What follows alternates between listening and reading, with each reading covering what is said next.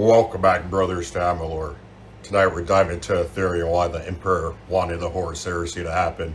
Before we get to the madness, be sure to like, comment any videos or topics you want to see in the future. Be sure to subscribe for the Emperor. I want to thank you guys for the support. You've been killing it. Now, let's get to the video. The palace was still burning, not with flame alone. Flame was a simple thing, an honest thing, a hunger that could be starved of air or smothered beneath ash.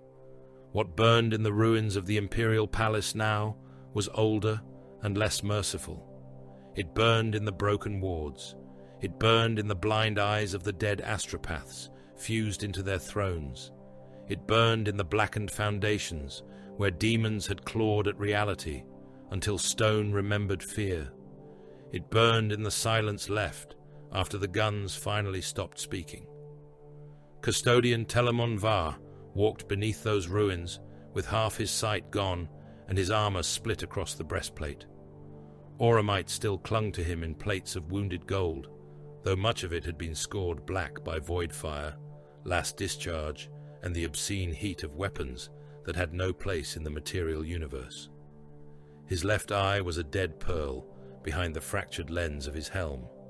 His right saw only in pulses, the world stuttering between loom and gloom and red tactical ghosts. His guardian spear remained in his hand, its blade notched, its bolter assembly dry, its machine spirit reduced to a faint, resentful clicking. He had not removed his armor since the Eternity Gate. There had been no order to stand down. The corridor before him descended in a long spiral of basalt and adamantium. Servo skulls drifted through the darkness, like carrion birds made from bone and brass. Some still bore the lacquered sigils of the sigillite. Others had cracked under psychic pressure, their craniums leaking blue sparks and sanctified oils. Frost clung to the walls in crawling veins, despite the heat still rising from the war above. Wards had been carved into every surface, not by mortal hands, but by thought and will and pain. They wept pale vapor as Telamon passed. A dead man had opened this path. Malcador's protocols had awakened after his body became ash upon the throne. They had stirred in vaults no scribe had catalogued, in engines no Magos had been permitted to bless, in locks that had waited through the Great Crusade and the Age of Darkness for the precise alignment of catastrophe. The sigillite had always enjoyed secrets.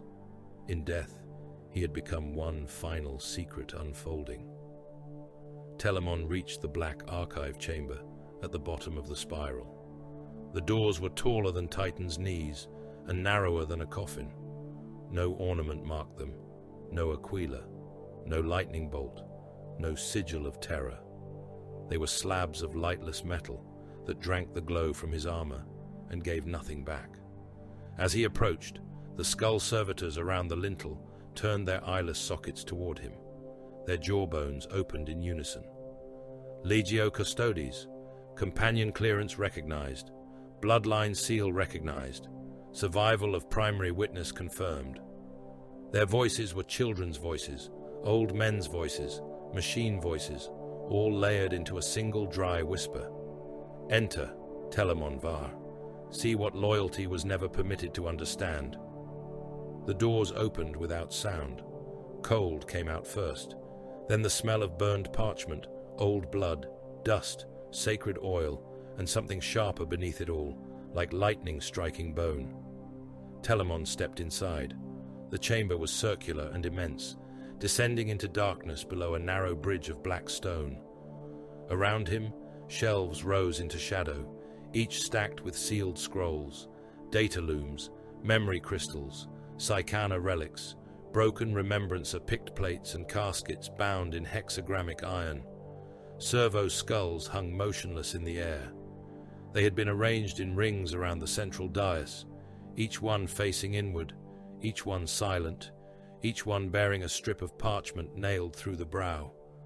On the dais waited a single data casket. It was small. That made it worse. The wars of the Emperor had taught Telamon that the size of a thing rarely matched its power to ruin.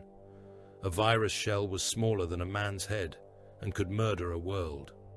A bolt round was no longer than a mortal hand and could turn a ribcage into red mist. A word whispered in the right ear could break a legion. The casket opened as he approached.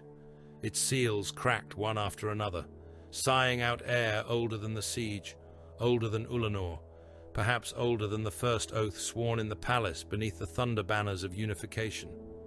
A strip of black vellum rose from within, held upright by invisible force. White letters burned across it. The heresy was not a failure. It was the cost. Telamon stared at the words, until his remaining eye ached. Above him, the servo skulls began to weep frost. Memory took him. Not gently. Never gently. It came like a teleport flare through a damaged field, stripping away the burned vault and the dead palace, hurling him backward through years of blood and triumph, until Terra's ashes became Ulanor's dust beneath an alien sun. He stood again on the conquered world of the Greenskin Empire, where the triumph of Ulanor had remade the shape of history before 1,000,000 watching eyes and uncounted lenses. Banners the size of Hab towers snapped in furnace winds. Legion standards rose like forests of silk and gold and iron. The lunar wolves stood in pale plate beneath their wolf moon heraldry. The imperial fists were ranked as if carved from the same wall. The ultramarines were ordered in cobalt blocks, each formation perfect to the pace. The white scars sat astride machines that growled and shivered, their helms turned toward the horizon as though already hearing some future road calling them away. The Mechanicum had sent red-robed priesthoods and war engines tall as fortress spires. Titans stood in the distance, god machines draped in oath banners, their plasma hearts growling beneath cathedral armor. Mortal armies filled the plains beyond counting. Solar auxiliar cohorts in void-hardened plate. Imperial army regiments with lasrafals polished for the ceremony. Tank divisions in endless rows, their battle cannons elevated in salute. Bonded void crews in dress uniforms. Forge World levies carrying the smell of oil and furnace smoke. Remembrancers, iterators, logisticians, cartographers, medici orders, artillery masters, ship captains, armor serfs, and the nameless human multitudes who had followed the legions from compliance to compliance, believing they had seen the birth of an empire that would never know defeat. They cheered until the air shook. The emperor did not smile. Telamon had stood close enough to see that, close enough to feel the pressure of the master of mankind like a second gravity. The emperor wore gold and light as lesser men wore cloth. His presence bent attention. Men did not look at him so much as surrender to the idea of him. Even the Primarchs became lesser shapes when he entered their vicinity, though lesser was a word that failed when speaking of beings who could break armored warriors with their hands and conquer worlds with a sentence. Horus Lupercal knelt before him.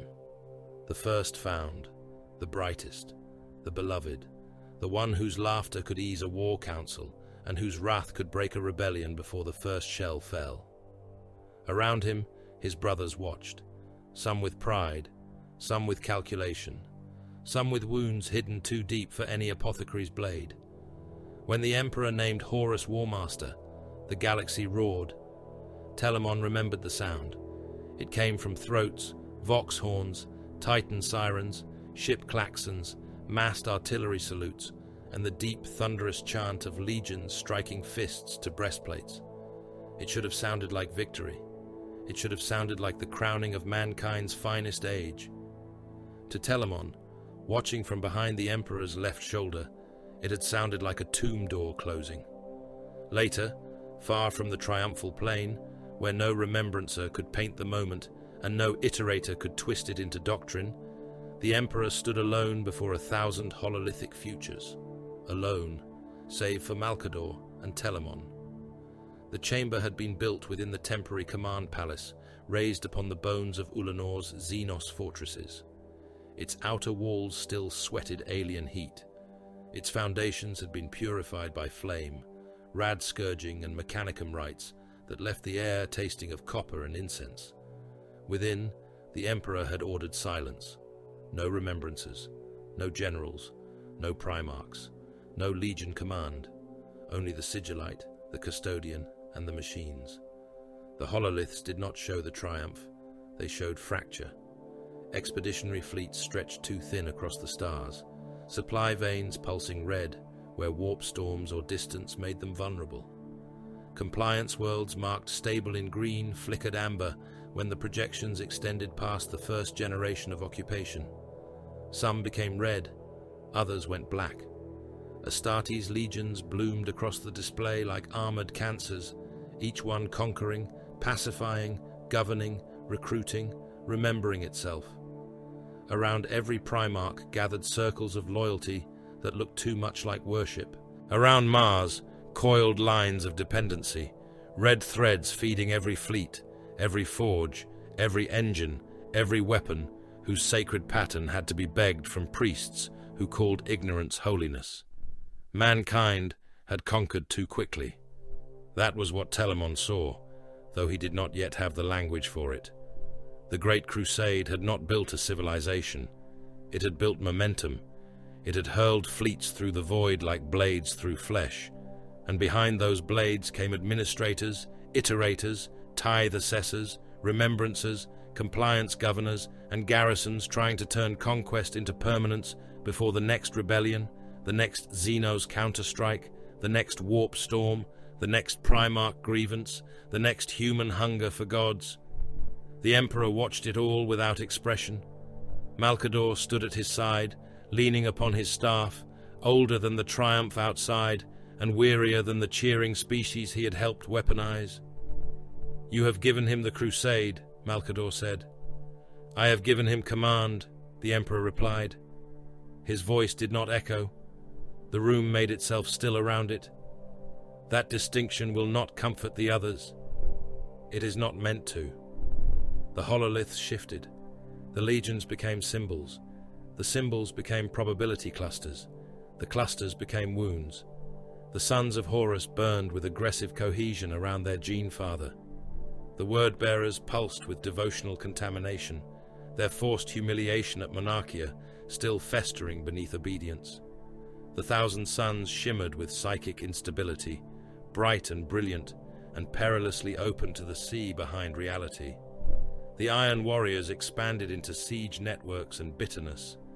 The World Eaters registered as a red storm of compliance efficiency and psychological collapse. The Night Lord's campaigns showed worlds pacified through fear, but every marker was surrounded by secondary projections of atrocity, reprisal, and future revolt. The Emperor's children gleamed with perfection, sharpened until it became a blade turned inward. The Emperor lifted one hand. The Hololiths obeyed. Another layer appeared.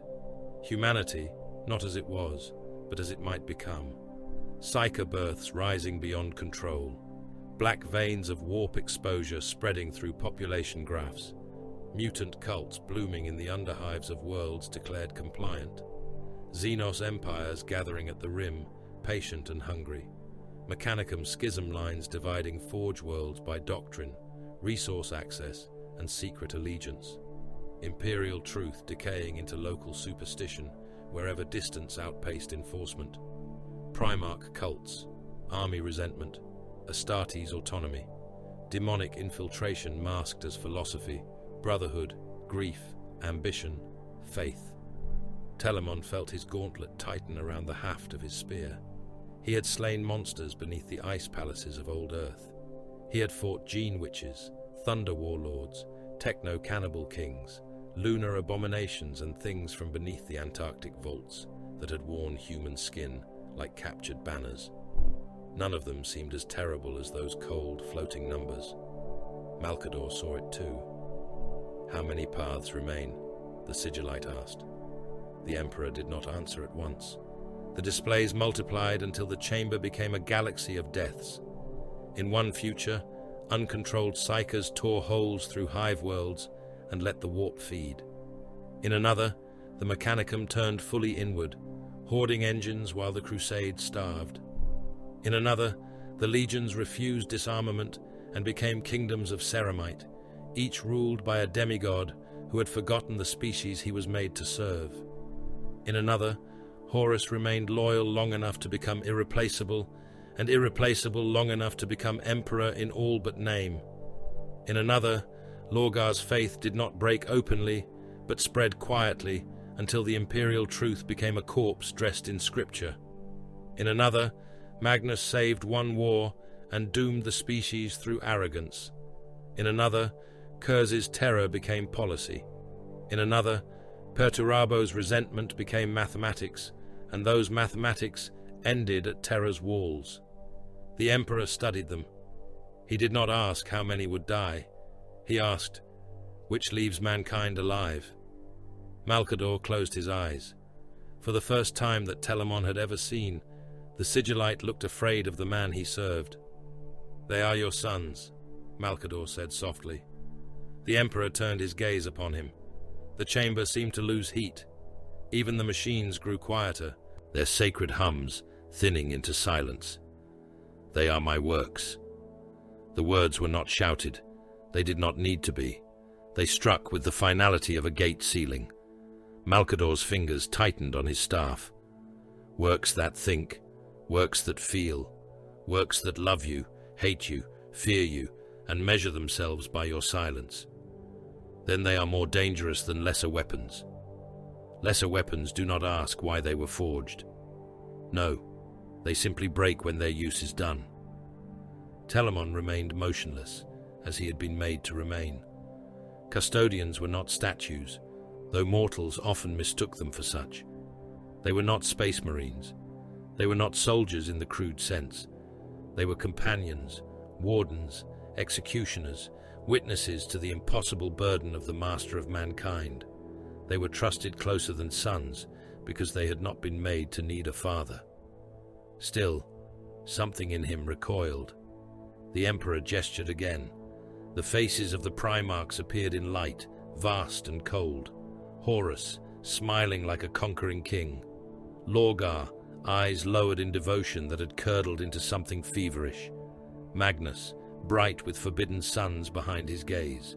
Perturabo, jaw clenched around old insult. Curz, pale as a corpse prince, justice and murder indistinguishable in his eyes. Angron, wrath chained to a butcher's engine. Fulgrim, beautiful and sharp and already too aware of beauty. Mortarion, endurance made bitterness. Alfarius, truth made labyrinth. Dawn, duty made stone. Russ, loyalty with fangs. Gilliman, empire as calculation. Sanguinius, hope doomed by its own radiance. Vulcan, mercy with fire in its hands. Corax, vengeance in shadow. Ferrus, iron certainty. The Khan, distance and laughter and the refusal of cages. The Lion, secrecy armored in nobility. Each virtue carries its own treason, Malcador said. You see that? I made them to be more than men. I did not make them to be free of consequence. Horus will feel abandoned. Horus will command. Lorgar has already been broken by Monarchia. Lorgar was corrected. Magnus will not obey ignorance. Magnus was warned. Perturabo will count every honor denied him. He has always counted. And Curze? The Emperor looked at the pale, murderous face among the lights. Curze is what justice becomes when it forgets mercy. Malcador's voice hardened. Then you know they are unstable. I know they are weapons. Weapons can turn in the hand. The Emperor's expression did not change. Weapons are not judged by whether they break, he said. They are judged by what they break before they fail. The hololiths became movement again. Fleets shifted. Expeditionary routes altered. Legion deployments realigned by increments small enough to be called necessity by any commander who did not see the whole board. The Iron Warriors were drawn toward wars of attrition that would deepen old grievances. The word-bearers were given time and distance enough for hidden rot to ripen. The World Eaters were cast into campaigns where slaughter solved every immediate equation and worsened every future one. The Night Lords were sent where fear would work too well. The Thousand Sons were left brilliant, isolated, and proud. The Imperial fists were drawn inward, toward terror, toward walls not yet built, but already imagined. Horus received the crusade, and with it the weight of a father's absence wrapped in the appearance of trust. Telamon watched the lines move. It was not chance. It was pressure, controlled pressure, applied to cracked stone until the fault lines revealed themselves. Outside, the triumph still thundered. Men chanted Horus's name. They chanted the Emperor's name louder. They believed they were witnessing unity. They believed the crusade had reached its apex. They believed the master of mankind was stepping back because his greatest son could carry the dream forward. Inside the chamber, the Emperor rearranged the stars as if placing blades around a sleeping throat. Malcador spoke after a long silence. What if he turns? Then he reveals the rot. And if half your sons follow him, then I will know which half must die. Telamon had heard orders that condemned cities. He had heard the Emperor sanction purges that erased bloodlines, cultures, and entire strains of corrupted humanity. He had watched armies burned because mercy would have carried infection into the next generation. He had never heard so much death compressed into so few words. The hololiths flickered. For an instant, they stopped being projections. Telamon saw fire. Not the ceremonial flame of Ulanor. Not the cleansing flame of compliance. This was a world dying beneath betrayal. He saw a sky turned black by virus clouds. He saw Astartes in sea-green armor clawing at their helm seals as their lungs filled with red foam. He saw warriors of the Emperor's children stumbling through streets where mortal flesh had become liquid filth running in gutters. He saw death guards standing like statues while the atmosphere itself tried to murder them. He saw world eaters laughing through cracked vox grills as their chain axes bit into brothers who still bore the same oaths in their blood. He saw the ground split by orbital firestorms, cities becoming furnaces, bones flashing white before becoming ash. He saw a space marine without a helm trying to scream allegiance with a throat already dissolved. He saw bolt shells punching into gene-bred bodies and detonating hearts that had been made to beat through centuries of war. He saw chain blades grind through ceramite, bite rib, chew lung, vomit strings of meat across armor painted in legion colors. He saw warriors dying with the Emperor's name in their mouths, while the Emperor watched from impossible distance. Telamon staggered half a pace, only half. A custodian did not fall unless killed. The vision vanished. Ulanor returned. The machines hummed. The Emperor remained still, his eyes fixed upon futures only he could bear to study without flinching. Malcador had seen enough to turn his face away. Telamon had not. His remaining obedience held his gaze forward. "What was that?" he asked, before discipline could kill the words. Malcador looked at him, and in the old man's eyes there was pity. Not for Telamon alone, for everyone, for the species, for the sons who were weapons, for the father who refused to be one, for the billions already reduced to arithmetic by a future that had not yet arrived. The Emperor answered, "A necessary field of revelation." Telamon's hand tightened again around his spear. The data casket in the ruined palace showed him what he had not seen then. The archive unfolded around the memory, layering dead Malcador's annotations over the hololithic chamber of Ulanor. Sigils appeared in the air, probability assessments, Legion instability indexes, fleet redeployment orders, Psychana threat curves, Mechanicum loyalty fractures, projected mortal losses, acceptable planetary sacrifices, names of worlds not yet burned, names of commanders not yet damned, names of loyal men who would be permitted to die because their deaths would make treachery undeniable, not rebellion, not treachery, not disaster. A sealed notation burned at the heart of the archive, stark and white against the dark. Heresy protocol, acceptable pathway. Back in the black vault beneath the dead palace, Telamon Var stood alone among skulls and frost, and the afterbirth of mankind's greatest war. Above him, terror groaned beneath its dead. Below him, the truth waited for the next seal to open. The next seal broke inside the casket, with the soft sound of a tooth splitting.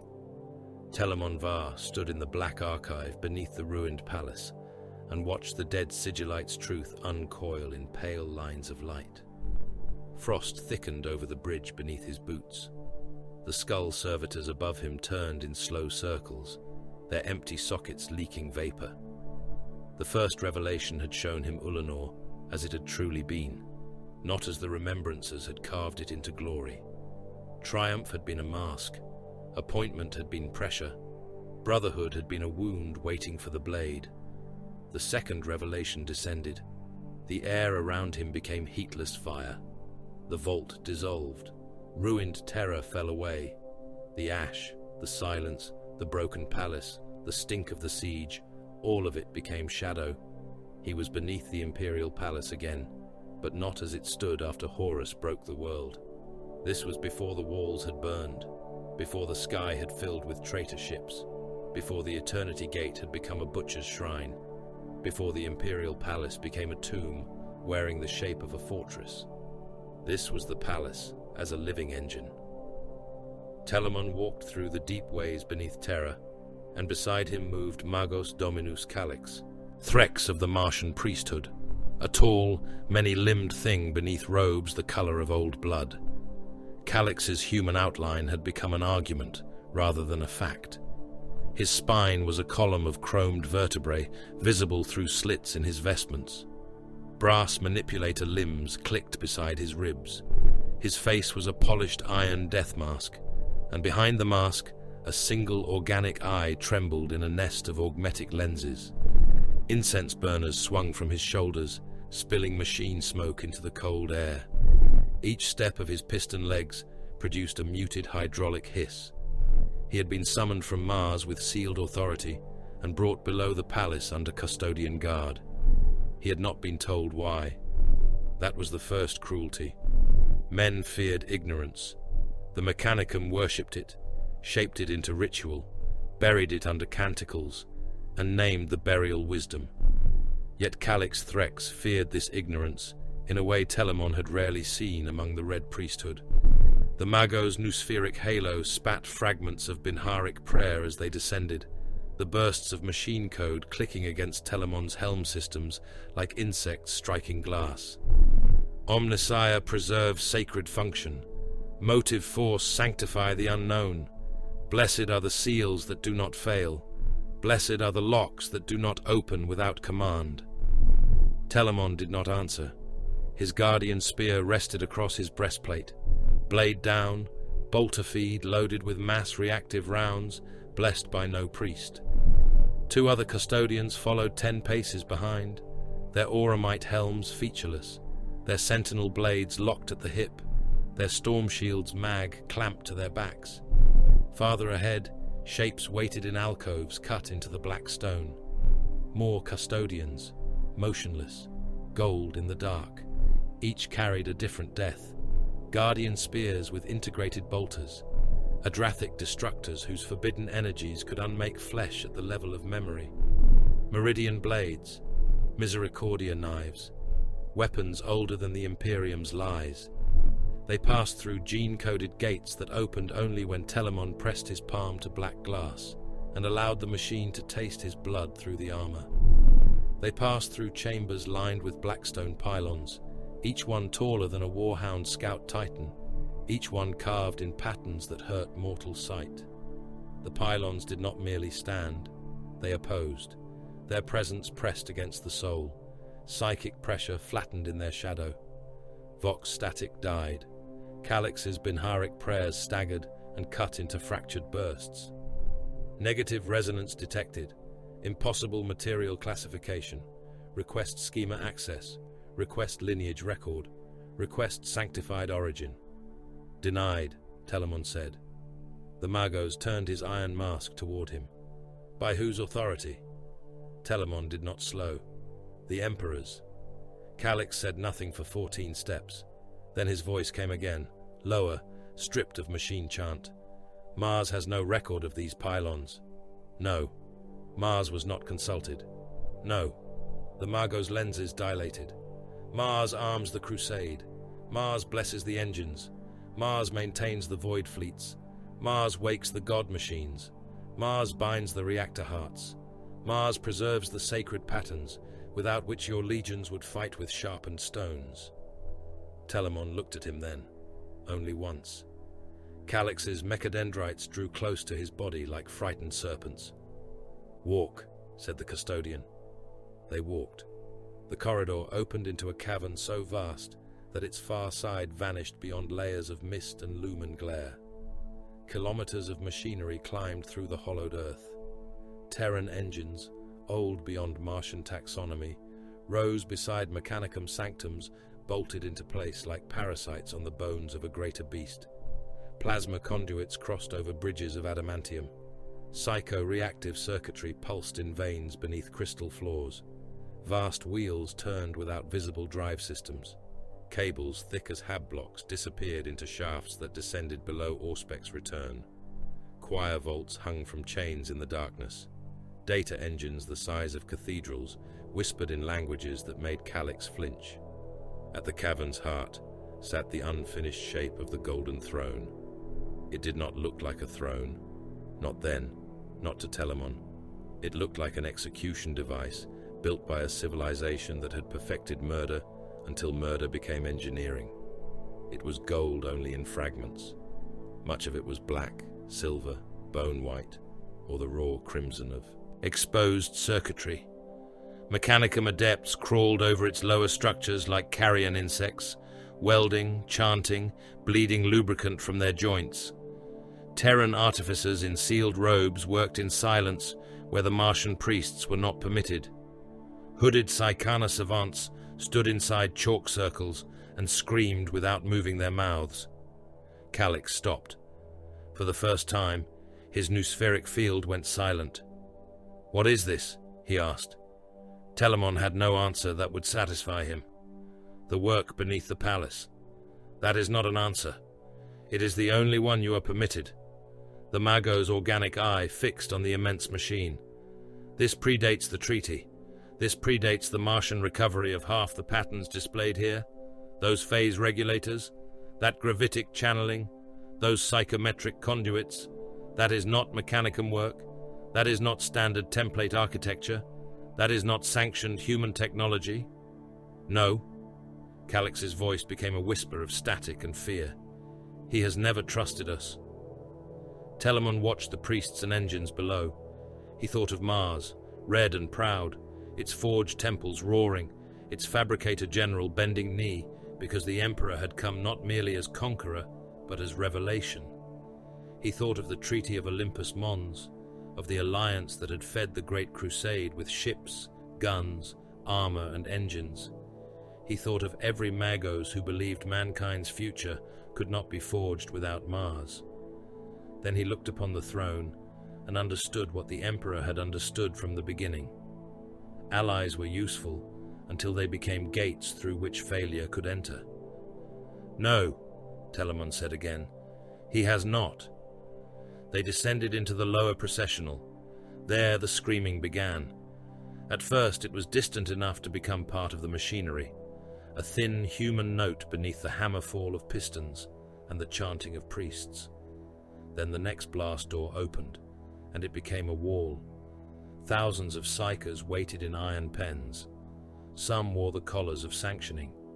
Others bore no mark except bruises, shackles, and the white terror of men who had been dragged from hive sumps, shrine worlds, war zones, prison hulks, noble bloodlines, and feral tribes, because something inside their skulls had looked back when the warp looked in. Their heads had been shaved. Their mouths were gagged with hexagrammic iron. Their wrists were chained to rails. Their eyes were inked with warding sigils or covered by metal plates. Some trembled, some prayed, some bit through their own tongues and drowned in blood because their jaws had been locked shut by the gags. Some stared at nothing and smiled, already listening to voices no sane mind should hear. Servo-scribes moved among them with ink needles and branding irons. Each psyker was catalogued: birth world, age, manifestation class, soul pressure index, warp resonance, stability rating, use designation, Men became numbers without numerals. Men became fuel without flame. A young psyker was dragged from a pen by two blank-faced servitors. He tried to dig his heels into the floor, but the stone was slick with piss, blood, and disinfectant runoff. The servitors did not hurry. That made it worse. They moved with industrial calm, hauling him toward a circular hatch rimmed with silver wards. He shook his head so violently that skin split at his scalp and blood ran down his neck. His gag muffled his plea into wet animal sounds. A priest pressed a heated brand to the side of his skull. The man convulsed. The hatch opened. Heatless blue light washed over him. He vanished inside, and the hatch sealed. A moment later, the psychic load gauges above the vault flared. The machinery drank. The scream that followed did not come through the door. It came through the teeth, through the bones, through the old animal part of the mind that knew when another soul was being scraped raw. Calix's mechadendrites spasmed. "Testing?" he asked. "Load calibration," Telemon said. "How many?" Telemon looked over the pens. More psychers were being unloaded through the far gates. Lines of them, hundreds in sight, thousands beyond. Their chains clinked together in a sound like rain made from manacles. As many as required. The Magos stared at the sealed hatch. "They are dying." "Yes. For data. For humanity." Calix laughed once. It was not amusement. It was corrupted breath dragged through a vox. Grill. The next batch was moved forward. Some of the psychers were sanctioned and went with the stunned obedience of men who had already surrendered the right to ask questions. Others fought. One broke his own thumb to slip a restraint and hurled himself at a robed adept. The nearest custodian moved before the man had taken 3 full steps. The guardian spear's haft struck once. The psyker's sternum collapsed inward. His body hit the floor hard enough to splash blood across the boots of the next chained line. No one stopped the processing. The corpse was dragged aside. The line moved. Telemon watched without moving. He had seen battlefields where men died by the hundreds of thousands under artillery fire. He had seen cities purged, gene cults burned out, Xenos nests cracked open with phosphex and rad weapons. He had seen thunder warriors butchered beneath Terra's old banners when their usefulness ended. Violence did not trouble him. This did. Not because it was cruel. Cruelty had been the first language of the species, long before Old Night taught it new dialects. It troubled him because it was clean. No rage, no hatred, no enemy, no victory cry, no battlefield, no banner, no blade against blade, only intake, classification, expenditure, ash. Here, mankind was not a people. It was a resource stream. Soldiers for the crusade, serfs for the fleets, gene stock for the legions, labor for the forges, psychers for the engines, minds for the astropathic choirs, flesh for the walls, souls for the light, not citizens, not children, not worshippers, fuel. The truth settled in him with the weight of an executioner's hand. At the end of the processional waited the armory galleries. Custodians stood in ranks before sealed weapon shrines, their auramite polished, their plumes crimson, their faces hidden behind helms that had watched the unification of Terra and would watch worlds die without blinking. Servitors moved between them, bearing ammunition caskets, power cells, disruption coils, and Adrathic charge modules under triple seal. The weapons here were beautiful in the way a perfect predator was beautiful. Guardian spears rested in cradles of black velvet. Sentinel blades gleamed beside storm shields engraved with lightning and the names of dead kings. Adrathic destructors sat locked in stasis clamps, each one a forbidden sun caged in gold. Beyond them waited Mechanicum guardians, Thalax cohorts with lightning guns, Castellax automata under Cortex control, their brass bodies hulking and inhuman. Myrmidon secutors bearing Volkite culverins, graviton imploders and conversion beamers, rad cleanser units sealed behind hazard sigils. Battle automata stood dormant in rows, each one capable of walking through mortal infantry as a butcher walked through hanging meat. The contrast was obscene. Perfection of arms on one side, human terror on the other. The Emperor had built a cathedral of mathematics, murder and salvation beneath the palace, and all of it worked. Telamon led Calix into the webway gate chamber. The doors opened slowly, not because the mechanism was weak, but because so much power resisted the act of opening.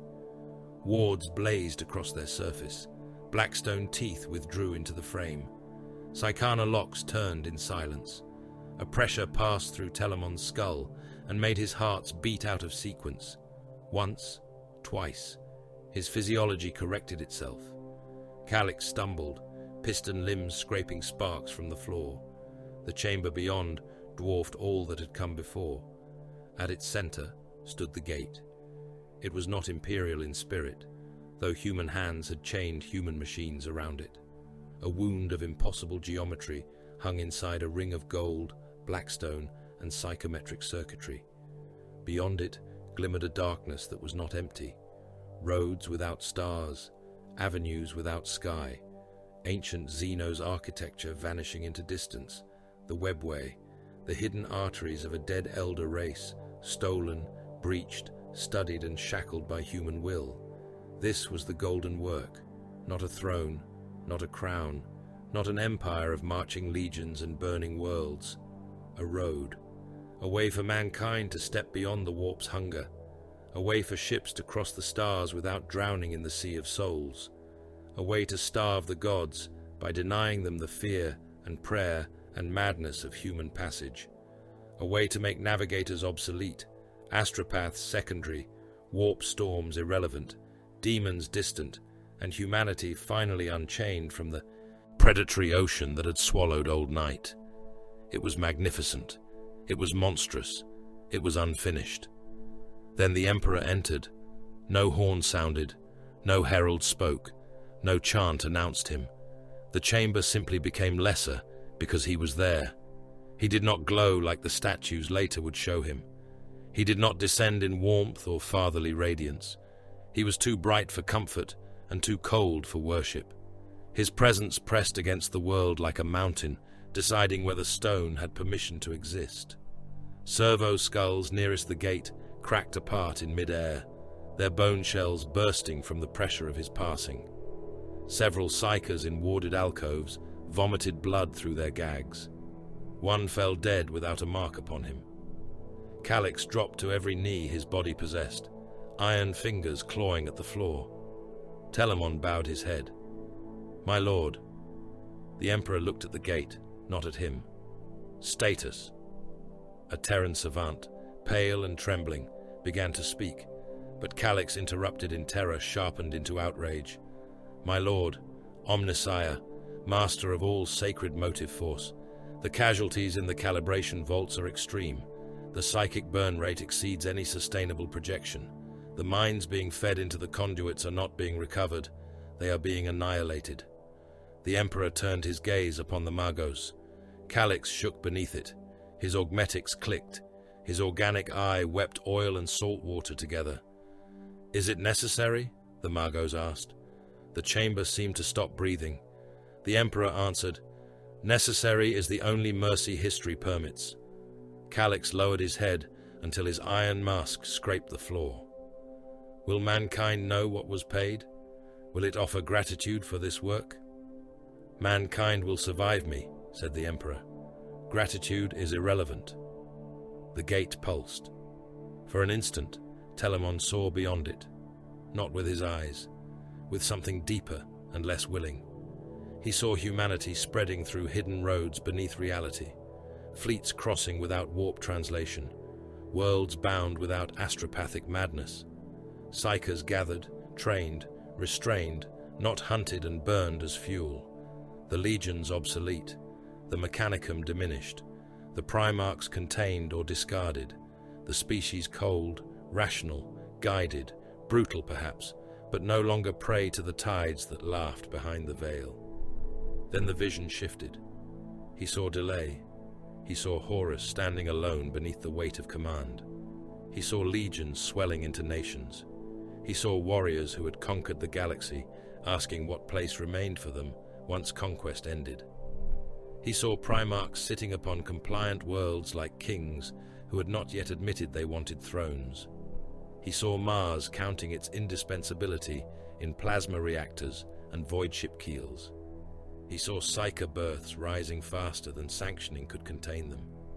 He saw the Webway project needing secrecy in years, perhaps decades, perhaps more. He saw the Imperium needing peace long enough to become something other than an army. Peace would not come, not from Xenos, not from men, not from sons made as weapons and told they were heirs. Malkador waited in the shadows beyond the gate machinery, as though he had always been there. Perhaps he had. The Sigillite's face looked carved from old sorrow. When the Emperor moved toward the central dais, Malkador approached Telamon and placed a thin black folio into his gauntleted hand. "Carry this no farther than memory," the old man said. Telamon opened it. Names burned across the inner surface, not in ink, in cold light. The names of Primarchs.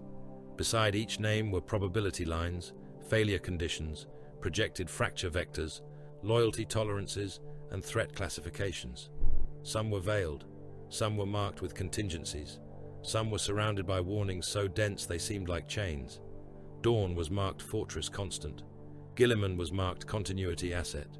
Russ was marked Sanction Vector. Lorgar was marked Devotional Instability. Magnus was marked Psychic Breach Risk. Perturabo was marked Attritional Resentment. Kurz was marked Terror Doctrine Failure. Angron was marked Uncontrolled Weapon Degradation. Horus was not marked Loyal. Telamon read the designation beside the Warmaster's name and felt the deep vaults of terror grow colder around him. Central Fracture Point. Malkador watched him understand. The Emperor stood before the gate, his back to them, a golden shape before the stolen road that might have saved mankind from hell. Behind him, the machinery drank another screaming soul. The work continued. Horus Lupercal walked among his sons as though he had been born from the same darkness as they had, not shaped in the hidden laboratories of terror and cast across the stars by forces that still stank of old lies. The strategium of the vengeful spirit had been opened to the warriors of the first companies. Not all of them. No chamber, not even aboard the Warmaster's flagship, could contain the full pride of the 16th Legion. But enough had gathered to make the hall feel less like a command deck and more like the court of a war king. Pale armor stood in ranks beneath lumen strips and hanging banners. Sea green plates gleamed where armor had already been repainted in the new colors of the Sons of Horus. Chthonian gang marks had been worked into the heraldry beside kill tallies, oath scrolls, campaign scars, and the black eye of their lord. The ship breathed around them. Every great vessel had a soul, whether the Martian priesthood named it machine spirit, or whether void-born crews whispered older truths between shifts.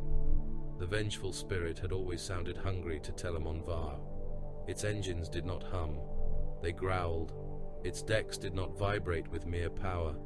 They trembled with restraint, as if the ship resented the time it spent outside battle. It was a spear of adamantium and void-hardened iron, large enough to murder cities from orbit, swift enough to bring a legion to war, ancient enough to have seen more blood than most worlds would ever spill. Horus stood beneath the primary hololith, one hand resting upon the pommel of his weapon, his face uncovered, his smile easy and lethal and warm. That was the danger of him, not his strength, not the breadth of his shoulders, nor the impossible grace with which he carried a body built to dominate battlefields, not the genius that allowed him to read a war from a single distortion in an enemy line, not even the command authority the Emperor had placed upon him before the cheering multitudes of Ulanor. The danger of Horus was that men loved him. "My sons," he said, and the words moved through the hall like a hand placed upon every breastplate. "Kibre, I see that gouge is still there. You swore you would have it repaired after Melchior. Abaddon's Justaeran captain touched the scar across his Terminator plate, where an alien siege blade had once failed to kill him. I swore I would consider it, Lord. Horus laughed, and the warriors around him laughed with him. Even those too disciplined to show more than a faint turn of the helm lenses carried the sound in their posture. And Mar, Horus continued, pointing across the chamber. You still owe me a tally from the Goro assault. You claimed 40 kills and brought me 37 helms. A line captain with a face like cut stone bowed his head. The other 3 were reduced beyond counting, Warmaster. Convenient, efficient, more laughter, low, armored, dangerous. Horus moved among them, not above them, among them. He clasped wrists, he spoke names, he remembered wounds, victories, dead squad mates, old jokes from Chthonia's murder pits. Compliance worlds burned so thoroughly that only those who had been there could recall their names without data slate assistance. He spoke to veterans as brothers, and to young captains as if they already mattered. He did not need remembrances to make him glorious. He made memory itself bend toward him. Telamon watched from the edge of the strategium, golden armor still as judgment among the pale and sea-green suns of the Warmaster. Horus noticed him, of course. Horus noticed everything. Telamon Var, the Warmaster said, turning that sun-bright attention upon him. The Emperor sends me one of his own eyes. Should I be honored or concerned? Both, Lord Warmaster, Telamon said. Horus smiled wider. A custodian with humor. Terror changes in my father's absence. The warriors laughed again, though not as freely. They did not hate the custodes. That would have been too simple. They distrusted them. A space marine could understand another space marine, even one from a rival legion. He knew the shape of the thing. He knew the purpose of the weapon. Custodians were different, too close to the source, too silent, too untouched by the brotherhood and rivalries that ruled the legions like blood. Beneath skin, Horus stepped closer, his voice lowered, no longer for the hall. How fares my father's work? Telamon held his gaze. It continues. That is the answer I expected. It is the answer I am permitted. For the first time, the warmth in Horus's eyes thinned, not vanished. Horus was too skilled for that, but thinned. He always did enjoy permission, said the Warmaster. A captain approached from Horus's left, sea-green plate newly marked with the eye, his bare head shaved close in the Chthonian manner. His name was Garan Val, Telamon's archive supplied, a line captain of the 72nd Company, veteran of the Rangdan Shadow Wars and the compliance of a dozen murder moons. His jaw bore the pale lines of old induction scars. One eye had been replaced by an augmetic that glowed amber in the half-light. Lord, Val said, the fleet is prepared for translation upon your order. The remembrancer vessels have been assigned outer formation, as commanded. As protected, I hope, Horus said. As protected as civilians can be in a war fleet. That is not the same thing, Garan. No, Lord, it is the truth. Horus's smile returned, softer this time. Good.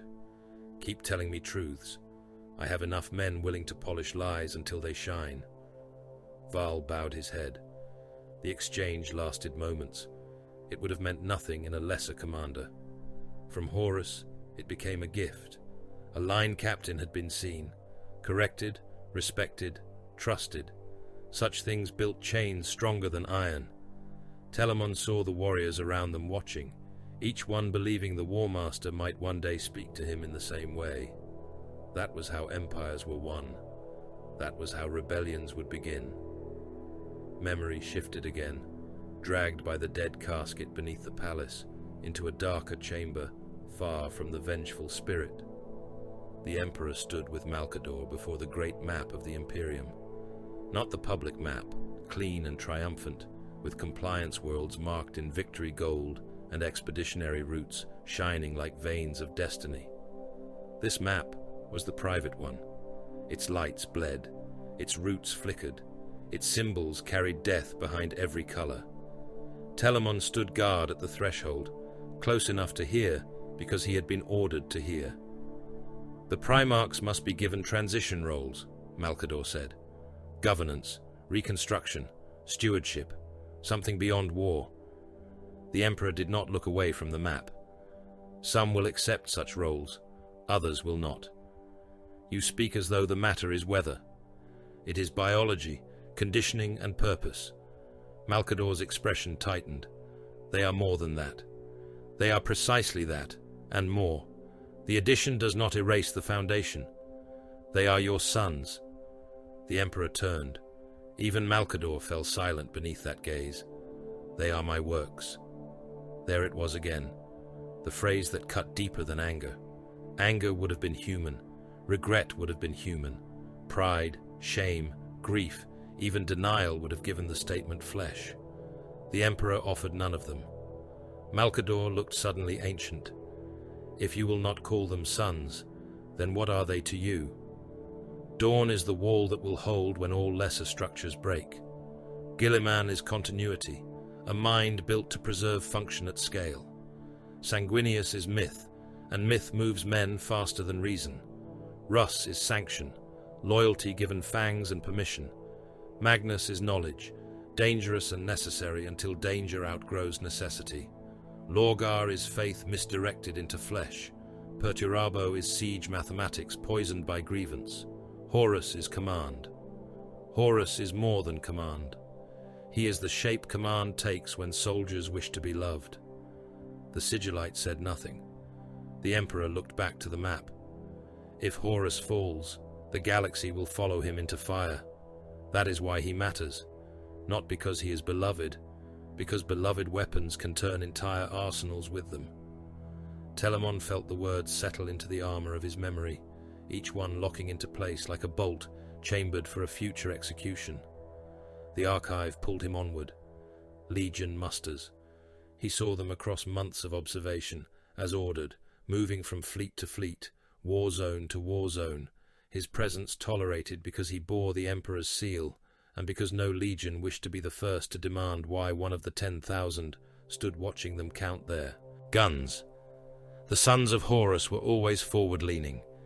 Even at rest they seemed moments from assault. Their officers spoke in clipped aggression, every discussion turning toward decapitation strikes, spear thrusts, shock landings, command seizure. They wanted the throat. They wanted the bridge, the bunker, the throne room, the enemy lord's head still warm in one gauntlet, while resistance realized it had become leaderless meat. The imperial fists mustered differently.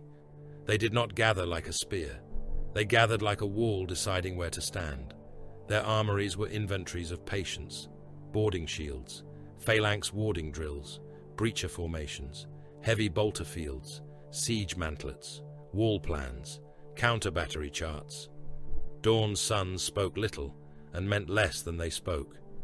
A captain once told Telamon, "A position held is a truth proven." Telamon believed that was as near poetry as the 7th Legion allowed itself. The word-bearers unsettled him most. They had been corrected, publicly, brutally. The ash of monarchia had been ground into their souls, yet still they bowed too deeply and spoke too softly. Their chaplains used the language of compliance, illumination, unity, and truth, but their eyes held embers. They obeyed the imperial truth as a prisoner obeyed the shape of his cell. Telamon saw warriors touch hidden marks beneath their armor plates before deployment. He reported it. The report vanished into sealed channels and returned with no order attached. The Iron Warriors were industry-given hatred and set marching. Their musters were not ceremonies. They were calculations, ammunition expenditure, tunnel depth, breach probability, acceptable attrition. The 4th Legion looked at fortresses the way starving men looked at meat. They would break them, not for glory, not for beauty, because walls existed, and the Iron Warriors had been made to prove walls temporary. The World Eaters did not muster. They contained themselves until containment failed. Chain axes rested in their hands like beloved animals. Their armor was scarred from impacts that should have been repaired, but were instead left as witness. Their officers spoke in snarls. Their warriors twitched beneath the bite of their implants. The air around them tasted of coming murder. The Emperor's children were immaculate. That was the first sign of rot, though Telamon did not understand it then. Their armor shone too brightly. Their blades were too lovingly maintained. Their formations carried perfection, not as discipline, but as hunger. A warrior of the 3rd Legion once paused after a compliance strike, staring at the pattern of blood across his gauntlet, as though considering whether slaughter might be improved by angle, force, and rhythm. Telamon had remembered that. Then came the world of Varax Secundus. It had been human once. That mattered to the iterators. It mattered to the compliance courts. It mattered to the remembrancers, who preferred tragedy when tragedy wore a familiar face. Varax had survived Old Night behind void-shielded city-states and orbital defense rings.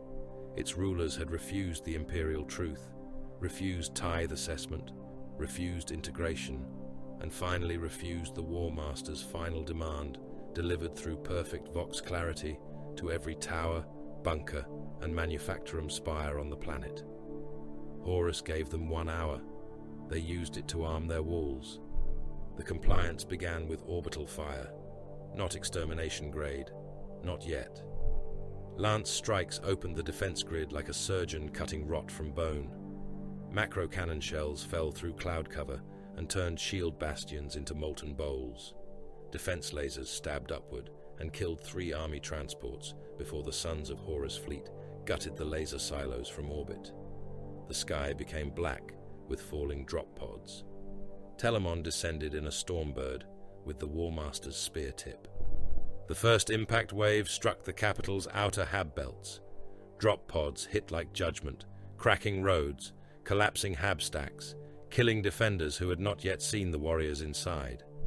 The petals opened. Astartes emerged into dust, smoke, and screaming. Bolters roared. Mass reactive shells punched into mortal infantry and detonated torsos into wet vapor. Men came apart in halves. Heads burst inside helmets. Rib cages opened outward like red flowers under fire. The solar auxilia advanced behind them in disciplined waves, void armor sealed, lasrifles firing in measured volleys. Rotor cannons chewed windows into meat and masonry alike. Malcador pattern heavy tanks rolled through the breach lines, battle cannons lowering to erase intersections choked with resistance. Land raiders followed, their tracks grinding rubble, weapons, corpses, and the wounded into a dark paste that clung to their treads. The defenders fought hard. That made their end uglier. They had Volkite relics of their own, old pattern beam weapons from some half-remembered cache of the age of technology. When they fired, solar auxilia troopers cooked inside their armor, flesh turning black and steaming through the seals. One squad collapsed without screaming because their lungs had boiled too quickly to make sound.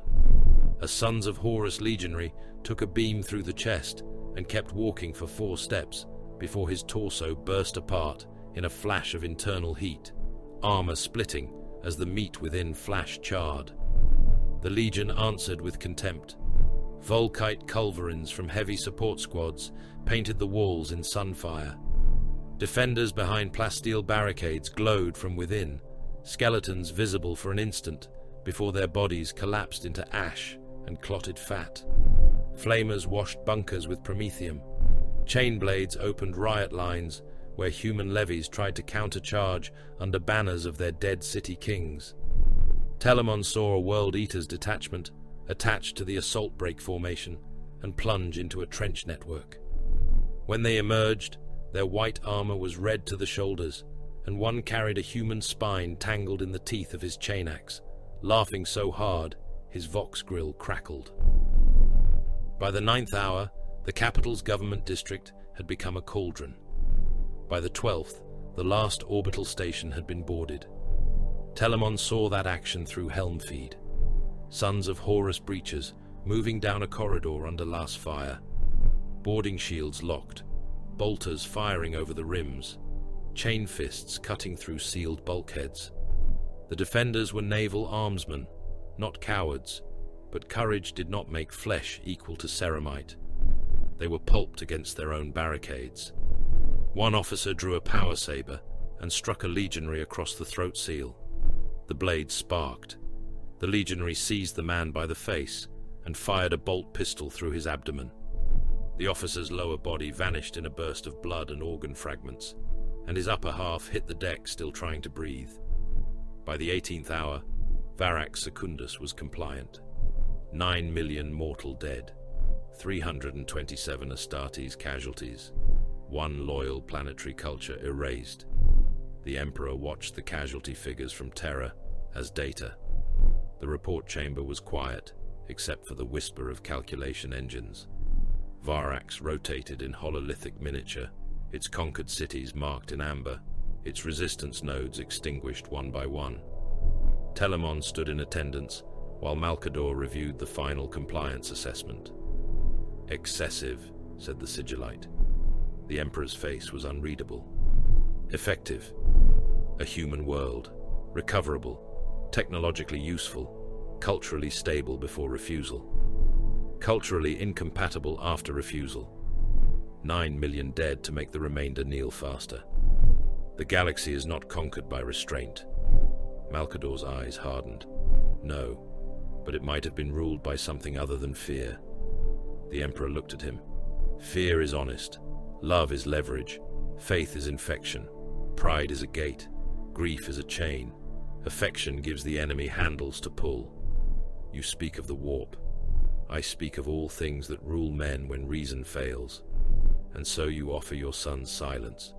I offer them purpose. You offer them absence." The Emperor did not deny it. That was worse. Telamon understood then, or thought he did. The Emperor withheld tenderness as a fortress withholds gates. To love openly was to create a route inward. To explain too much was to arm resentment with context. To apologize was to admit the possibility of appeal. Silence to the Emperor was cleaner than deception. But silence was not clean to those left inside it. It curdled. It became exile. It became humiliation. It became the whisper that a father had never seen sons, only tools. On the vengeful spirit, after Varax burned and the compliance banners rose over the broken capital, Horus stood alone in an observation gallery with Garan Val. Below them, through armored glass, the planet turned. Beneath clouds of smoke, firestorms still crawled along the night side, like wounds refusing to close. "You fought well," Horus said. Val kept his hands clasped behind his back. "We are your sons. You are more than that." The captain said nothing, but pride warmed his features. Horus watched the burning world. His reflection in the glass looked darker than the man himself. "My father has withdrawn behind Terra's walls and given me the galaxy." "The Emperor has entrusted you with the Great Crusade," Val said. "You are War Master. His trust is absolute." Horus smiled without humor. "Trust does not feel like exile." Val turned slightly. "Lord?" "Nothing." Horus placed one hand against the glass, as though he could feel the heat of the world below through void shields and distance. Nothing worth speaking aloud. But it had been spoken. Telamon saw how the words entered the captain, not as doubt, not yet, as injury shared, as intimacy. The War Master had allowed one of his sons to stand near a hidden wound, and that wound became another chain. In the black archive beneath the ruined palace, Telamon watched the dead memory darken. Malkador's annotations flared beside the scene. If the legions remain united beyond the crusade, no mortal governance structure can endure them. The words reformed. Astartes' loyalty follows gene lineage before civic authority. Then again, Primarch authority supersedes imperial administrative continuity in most projected post-conquest models. Then the final line. A united Legiones Astartes, under beloved transhuman kings, presents species-level autocracy risk beyond acceptable thresholds. The meaning was clear enough that it did not need translation. If the Great Crusade ended with the legions intact, Mankind would not inherit the stars. The Primarchs would. The Imperium would become a map of warrior realms, each wrapped around a demigod and his sons, each too powerful for mortal law, each too beloved by his own armies to be commanded by clerks, councils, or distant thrones. The Heresy would prevent that, by butchering the legions against one another, until no united transhuman empire could rise from the Crusade's ashes. The vault frost thickened around Telamon's boots. The archive showed one last image. A shuttle translated from the outer dark into Horus's war, its hull bearing the script and sigils of the 17th Legion. Word-bearers, the old wound of Monarchia given armor, ships, and time enough to learn patience. A robed warrior stood upon the embarkation ramp when it opened, his face severe, his eyes bright with a devotion that had gone far past obedience and come out the other side as poison. Erebus smiled. At the edge of Horus's war, a disease arrived wearing priestly skin, and from the sealed vox logs of the War Master's fleet, soft as a blade drawn in darkness, came the first whisper of Davin. The whisper became a moon. Davin hung in the void beneath a veil of diseased cloud, a swollen and feverish pearl circling its parent world like a boil around a dying eye. From orbit, its swamps looked black and green and yellow, vast bruises of marshland broken by fungal forests, corpse lakes, rusted shrine towers, and the jagged bones of old fortifications. Lightning crawled inside the clouds without thunder. Atmospheric augers returned corrupted readings. Moisture density was high. Organic particulate saturation was extreme. Spore clouds moved against prevailing wind patterns. Heat signatures gathered and dispersed in clusters too deliberate to be mere wildlife, too erratic to be disciplined soldiery. A moon in rebellion, the fleet logs named it. A moon in rot, Telamon Var thought, watching the memory unfold from the dead archive beneath Terra.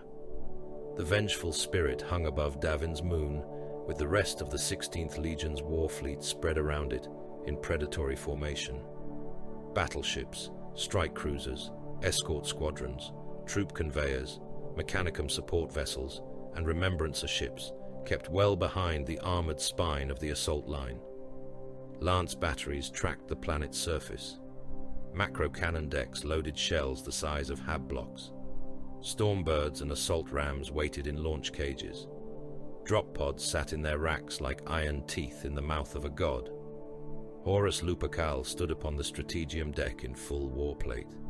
He should have looked diminished by the scale of the fleet around him, by the hololithic moon turning beneath his gaze, by the thousands of souls awaiting his word. He did not. The chamber seemed built to frame him.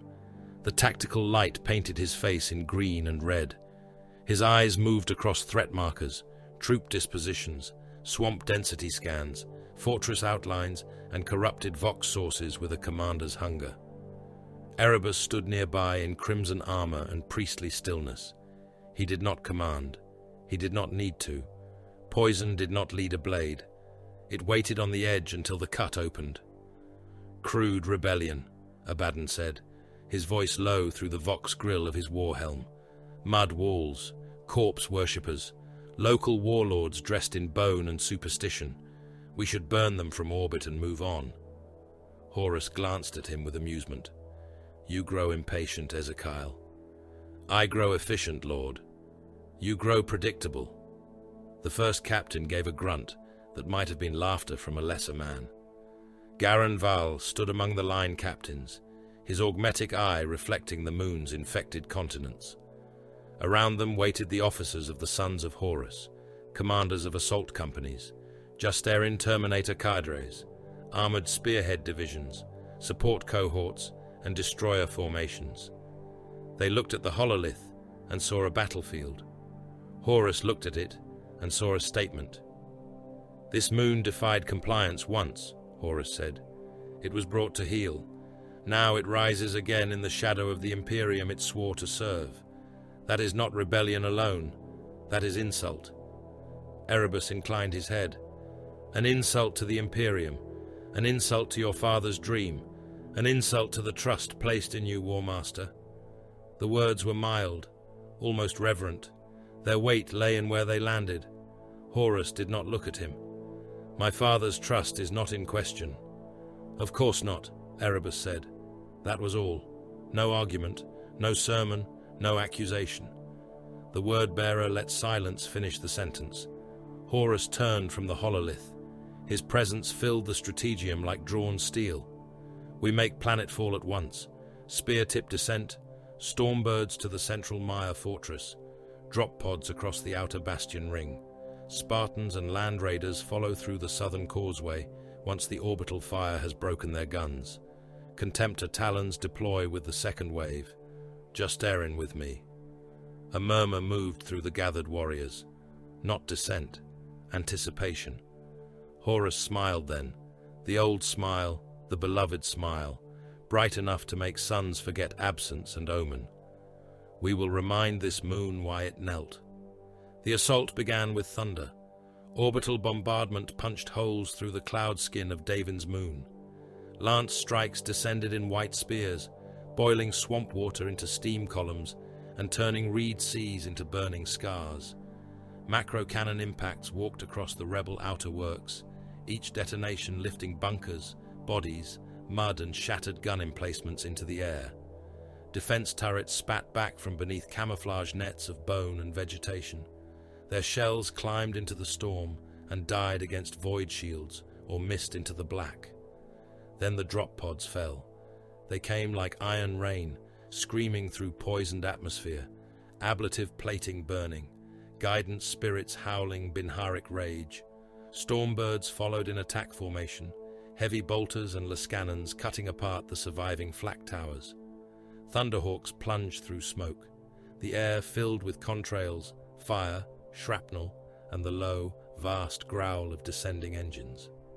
Telemon was not physically there. In the archive memory, he watched through fleet recordings, helm feeds, strategic fragments, astropathic residue, and Malkador's later reconstruction. It should have made the vision incomplete. It made it worse. He saw too many angles at once. A drop pod slammed into a causeway built from stone blocks and packed skulls. Its doors blew outward, and sons of Horus emerged firing. Bolters roared in disciplined volleys. The first line of Davenite defenders came apart under mass reactive shells, torsos bursting into wet ropes, limbs spinning away, heads vanishing inside helmets of hammered bronze. They were human, or had been. Their bodies were swollen by disease. Their skin was marked with ash spirals and cuts packed with swamp filth. Some wore armor made from scrap plate, hide and bone. Others came naked but for charms, knives and old imperial tags nailed into their flesh. They did not run. That was the first wrongness. A bolt round punched through a plague thrall's chest and detonated inside him, blowing his back open in a fan of meat.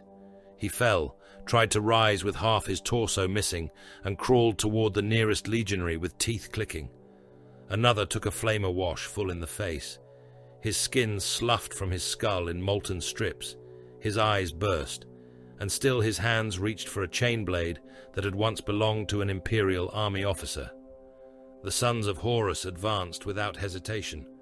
They were the Emperor's finest weapon in that age, though they no longer bore the Lunar Wolf's name. Sea-green plate moved through flame and vapor. Legionaries fired from the shoulder, reloaded without pause, stepped over twitching bodies, and cut down everything that rose again. Chain blades snarled, combat knives punched under jaws and up through skulls. Power fists cracked rib cages and shattered spines. The swamp received the dead and gave them back in pieces. The mire fought them too. Astartes' boots sank into corpse mud. The ground was not earth so much as a paste of rot, stagnant water, bone fragments, drowned vegetation, and the half-dissolved remains of those sacrificed before the assault began. Each step released bubbles that stank of opened bowels and old graves. Plague flies swarmed in black sheets, hammering against helm lenses, clogging vents, smearing armor in yellow fat when crushed. Reed beds rose higher than a mortal man, and hid trenches full of chanting rebels until bolter fire shredded the stalks and made red mist of those beneath. A Spartan assault tank broke through the southern causeway with its quadless cannons firing. Rebel guns struck its frontal plate and did nothing. It advanced over the barricade, tracks climbing bodies, grinding the living and dead together until the causeway behind it shone black and red. Behind it came more armor, land raiders, Sicarans, rhinos bearing tactical squads into the outer kill zones.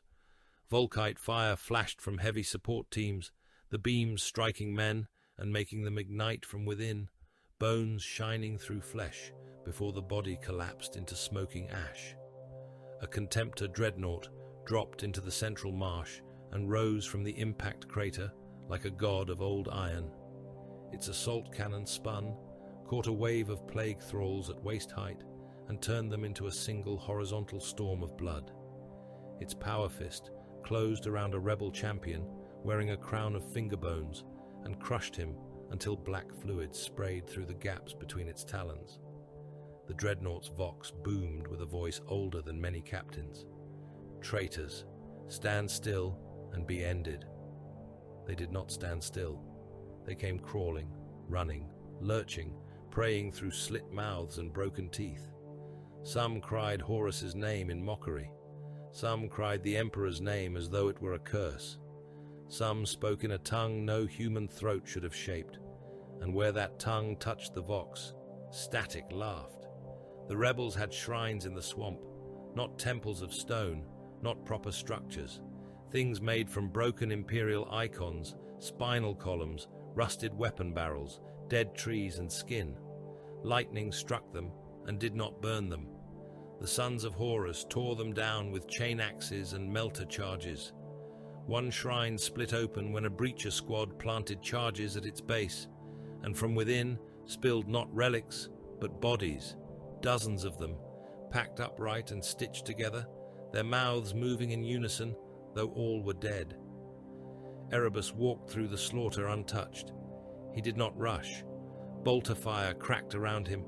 Mud splashed his greaves. Plague flies died on the warded surfaces of his armor. His crozius hung at his side. His helm was mag-locked to his belt, leaving his severe face exposed to the swamp's stink. He watched Horus more than the enemy. Horus led from the front because he could not do otherwise. The Warmaster was war made magnificent. Worldbreaker crushed barricades and bodies with equal ease. His talon ripped through armored rebels, lifting men in sprays of blood and bone. Bolter fire struck his plate and flared away. He moved with the terrible grace of a Primarch, every motion decisive, every kill almost incidental to the greater rhythm of command. Around him fought the Justarin, black-armored giants in Terminator plate, their combi bolters barking, their power fists pulverizing anything that came too close. Left flank Mar, Horus voxed, killing. A rebel officer with a backhand that removed the man's head and half his chest. Your line is drifting. Tighten it before the marsh swallows your heavy weapons. Complying, Lord. Kibre, take the bastion entrance. No delay. By your will. Val, with me. Garan Val answered at once. Always, Warmaster. Always. The word should have been oath. On Davin's moon it sounded like a chain being drawn through filth. At Terra, the first warnings arrived as numbers that refused to behave. In the hidden chambers beneath the Imperial Palace, astropathic choirs began to bleed from the eyes. Warp pressure rose along routes that should have been stable. Predictive matrices in the black vaults of the sigillite shifted from amber to crimson. New spheric alerts flickered through sealed channels. The webway machinery pulsed in protest. Caged psychers screamed in languages they had never learned.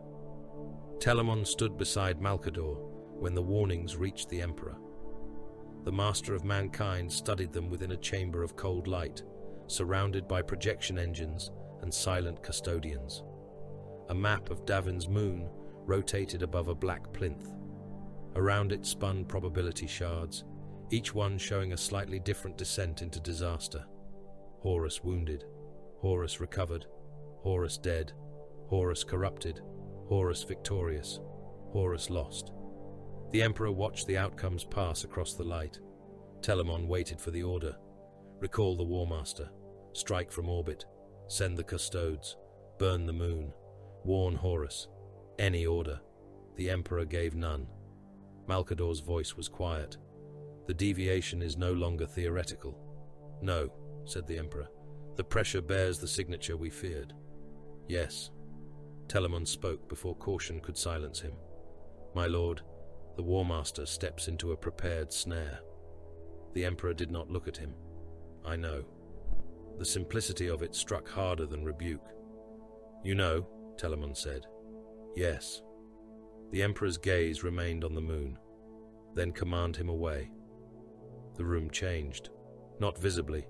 The air did not move. No weapon was raised. Yet every custodian present became a little more still, because one of their number had approached the border between loyalty and judgment. The Emperor turned his head. Telamon felt that gaze pass through auramite, flesh, bone, genecraft, and pride. No. One word. Enough to kill hope. Malcador looked older than the stones.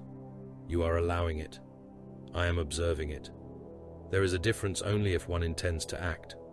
The gods have pressed too hard. Now they reveal the shape of their hand. At the cost of Horus. The Emperor said nothing. On Davin's moon, the trap closed. The central Maya fortress had been built around a broken shrine complex, half sunken into the swamp. Its walls were formed from black stone, rusted plating, and the petrified remains of ancient trees. Bodies hung from chains across the entrance, swollen in the heat, their tongues nailed to their chests. The air was thick enough to chew. Auspec's ghosts drifted through the fog. Vox contact fractured. Squads reported enemies in sectors already cleared. Others reported the voices of dead brothers speaking beneath the command channel.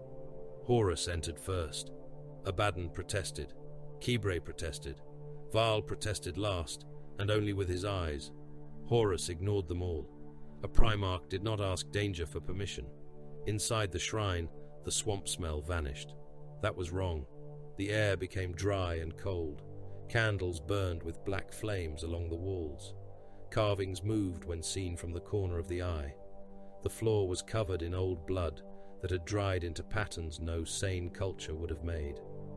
At the chamber's heart stood the rebel warlord, swollen, masked, holding a blade that drank the lumen glow, the anatheme. Telamon saw it through fractured pict feed and psychic afterimage. The blade was not large. It was not magnificent. It did not burn with obvious power or sing with theatrical malice. It looked almost simple, a shard of murder given an edge. That made it worse. Horus advanced. The warlord came at him with impossible speed for a diseased mortal body. Horus smashed him aside, breaking ribs, shattering the mask, driving him to the floor. The Justaerin opened fire on shapes emerging from alcoves, bolt shells detonating cult bodies in the dark. Vaal killed 2 with his power sword. Abaddon roared for a clean line of fire. Erebus watched. The warlord should have been dead. He rose anyway. Horus turned too late. The knife entered him below the breastplate. It did not slide into Primarch flesh like metal into meat. It entered like a bad future finding its door. Armor parted around it. Gene-wrought muscle blackened at the wound. Horus froze, not from pain alone, but from violation. His blood struck the shrine floor and steamed. For a heartbeat, the war stopped. The War Master looked down. The blade came free. Black blood followed. Then the sons of Horus remembered how to panic. Abaddon killed the warlord with such violence that nothing recognizable remained above the waist. Kibre seized Horus as the Primarch staggered. Vaal shouted for apothecaries. Justaerin formed a wall, firing into shadows, their discipline cracking at the edges. Legionaries outside heard the change in the Vox and surged toward the shrine. The swamp erupted as squads abandoned careful sweep patterns to protect their father. Medicae to the War Master, Vaal voxed, voice raw. All channels, all companies, apothecarian priority absolute. The War Master is wounded. Wounded. The word did not belong to Horus. Apothecaries came in white plates streaked with swamp blood. Their narthesia unfolded. Needles punched into Primarch veins. Scanners screamed contradictory readings. Clotting agents failed. Coagulant foamed black. Surgical clamps melted. One apothecary tried to cut away the corrupted tissue and vomited blood inside his helm when his blade touched the wound. Horus's eyes rolled white. His heart thundered out of rhythm. His breath came like a reactor dying. "My lord," Val said, kneeling beside him, "stay with us. Stay with your sons." Horus's lips moved. No sound came at first. Then, so faint the vox barely caught it. "Father." Erebus stood behind the apothecaries. His face held grief shaped to perfection. "We must take him to the lodge," he said. Abaddon rounded on him. "We take him to the apothecarian. The apothecarian fails before your eyes. I will rip your tongue out before I hear counsel from you." Erebus lowered his head. "Then rip it out after he dies, First Captain." The words should have earned death. They earned silence instead. Because Horus was dying on the floor. The Serpent Lodge received him beneath the swamp. The fever dream opened like a wound in reality. Horus stood in a temple that was not a temple, beneath a sky that was not sky, while the shapes of men he trusted wore faces that were not theirs. He saw the future as a procession of knives. He saw terror, dark beneath 10,000 years of smoke. He saw statues of the Emperor taller than mountains, worshipped by crowds that would have been executed for superstition in the age of the imperial truth. He saw a throne of gold become a corpse engine. He saw priests in black and crimson chanting litanies over worlds that starved. He saw black ships moving through the void, gathering psychers in chains. He saw children born into Manufactorum dark and dying without ever seeing a true sky. He saw Astartes as warrior monks, as relics, as butcher saints with oaths nailed to their armor. He saw the Mechanicum become church and furnace both. He saw billions die with the Emperor's name on their lips, while the thing on terror drank souls and answered nothing. He saw his own statues torn down. He saw his name cursed. He saw Lupercal become the first damnation taught to frighten children. The lie worked because parts of it were true. That was the cruelty of it, not falsehood alone. Falsehood was brittle. It could be broken by proof. The gods did not offer Horus a simple lie. They offered him a truth stripped of context, sharpened by injury, dipped in the venom of abandonment. Erebus walked beside him in the fever temple, though the face he wore shifted at the edges. "He did not make you to inherit," Erebus said. "He made you to spend." Horus stared at the vision of the future Imperium, at the corpse throne, at the kneeling multitudes, at the endless war beneath icons of a father who had denied godhood while building the machinery that would make men worship him forever. "He gave me the crusade," Horus said. "He gave you the burden while he kept the purpose. He trusted me. He used you. He named me War Master. He named a weapon before casting it into the air. War." The temple walls breathed. Voices whispered from beyond them, vast and eager, not speaking words so much as shaping desire. Pride, hurt, love curdled into accusation, loyalty made conditional. Every wound Horus had buried rose and opened. "He would discard us," Horus whispered. Erebus leaned close. "He has already begun." Horus's eyes burned. "Then I will spend myself upon him." On Terra, Malkador confronted the Emperor beneath the palace, while the webway machines sang their terrible song. "You saw this," the Sigillite said. The Emperor stood before the hidden gate, hands clasped behind his back, face turned toward alien darkness and human ambition. "I saw pathways. This pathway has a name. All of them do. Horus lies on the knife edge. The gods have shown their hand. At the cost of your favored son." The Emperor's jaw tightened. It was a small thing, almost nothing. Telamon saw it because he had been made to see the smallest threats in the motion of kings and assassins. For a fraction of a moment, something moved beneath the Emperor's expression, buried too deep for mercy and too controlled to become grief. Then it was gone. At the cost of one future among many, the Emperor said. Malcador's voice became iron. Do not pretend that is all he is. The Emperor turned from the gate. What would you have me do? Save him. And if the act preserves the deeper infection? If warning him drives the knife elsewhere? If intervention teaches the gods to hide better? If the legions remain whole, beloved and blind, until the webway opens and treachery enters through the road meant to save us? If I save one son and lose the species? Malcador did not answer. The Emperor stepped closer, and the chamber's shadows retreated from him. I am not omniscient, old friend. I see storms before they break. I see currents. I see reefs beneath black water. I do not see every drop of rain. And still you choose who drowns.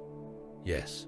No triumph, no apology, only the truth, and the truth was colder than cruelty. On Davin's moon, Horus awakened. The apothecaries called it survival. The sons of Horus called it miracle. The lodge priests bowed until their foreheads touched the wet stone. Abaddon gripped the haft of his weapon so tightly, the ceramite of his gauntlet creaked. Garan Val stood at the edge of the chamber, face pale beneath old scars, watching his gene father breathe. Horus opened his eyes. He did not look monstrous. There were no horns, no demonic light, no twisting of flesh, no obvious mark for loyal sons to fear and strike down. He was still beautiful in the way of Primarchs, still vast, still warm with that old terrible charisma. He looked wounded, yes, wearied, changed only in the depth behind his gaze, where something had closed and something else had opened. That was worse. He smiled. My sons, Horus said. The chamber exhaled. Warriors fell to their knees. Some wept behind their helms. Others struck fists to breastplates. Abaddon bowed his head, as though ashamed of fear itself. Val stepped forward, unable to stop himself. Lord, we thought you lost. Horus reached out and placed one hand upon the captain's shoulder. I was shown the truth, he said gently, and now I know what must be done. Erebus stood behind the kneeling warriors, eyes lowered, smile hidden. Horus embraced his sons. Above the moon, the fleet held formation. Below, in the swamp, the dead rotted where they had fallen. And in the first private councils after Davin, before the galaxy knew the word heresy as anything more than theological ash from an age the Emperor had tried to murder, Horus Lupercal began to ask which of his warriors would follow him against their father, and which would have to die before the war could truly begin. Istvan III received the loyal dead beneath a sky the color of old iron. The first waves descended in good order. That was the part Telemon Var would remember most clearly when the archive forced the massacre into his mind. Not the screaming, though there would be enough of that to make a world seem too small to contain it. Not the firestorms, nor the virus clouds, nor the cities boiling in their own skins. It was the order, the calm, the ritual of war performed by warriors who did not yet know they had been selected for murder by their own fathers. Drop. Harnesses locked. Armor seals hissed. Bolters were checked by hands that had cleaned them across 100 campaigns. Chain blades were run for a breath, teeth purring, then stilled. Auspex runes glowed across helm lenses. Apothecaries moved through the embarkation decks, confirming gene seed retrieval protocols without haste. Legion serfs, pale and silent, carried ammunition caskets to warriors who would never exhaust them. The loyalists believed they were going to war against rebels. They were wrong. They were the rebellion's first sacrifice. Aboard one of the Sons of Horus assault carriers, Captain Maron Voss of the 63rd Company sealed his helm and struck a fist against the breastplate of the warrior opposite him. The other legionary was called Halvek. They had fought together at Goro, at Varax, at the broken moons of Kestavax, and on half a dozen worlds whose names had already been swallowed by the triumphal ledgers of the Great Crusade. Their armor bore the same eye. Their blood carried the same gene inheritance. Their oaths had once been spoken beneath the same banners. "Try not to die before planetfall," Halvek voxed. Voss laughed through the squad channel. "Try not to embarrass me by counting the dead twice. Your tallies have always been generous. My kills require broader categories." Several warriors chuckled. It was low, restrained, familiar, the laughter of killers before work. Around them, the deck trembled as the first orbital batteries fired in support of the descent. No one flinched. The sound of capital ship weaponry was part of their lives, like heartbeat and prayer were to weaker men. Across the fleet, the same rituals unfolded beneath different colors. Emperor's children in purple and gold stood immaculate in their launch bays, speaking in polished voices as they checked blade edges and Volkite charge levels. Even the warriors selected for death carried themselves as if the war below had been arranged for their personal excellence. A captain of the 3rd Legion corrected a subordinate's pauldron alignment moments before boarding his drop pod because perfection did not pause for rebellion. World Eaters laughed louder than the others. Their chain axes growled in their hands. Some slammed helms against bulkheads to wake the nails before the doors opened. Their loyalists were no gentler than their doomed brothers in orbit, only clearer in the direction of their hatred. They had been told there were rebels below. That was enough. There would be blood, and for the 12th Legion, blood was always an answer before it became a question. The Death Guard was silent. White and green plate, chem-sealed helms, rebreathers tested and tested again. They trusted endurance more than speech. Their loyalist companies loaded into descent craft with the grim patience of grave diggers going to familiar ground. One Death Guard sergeant looked toward the sealed ramp and said only, "We finish what is placed before us."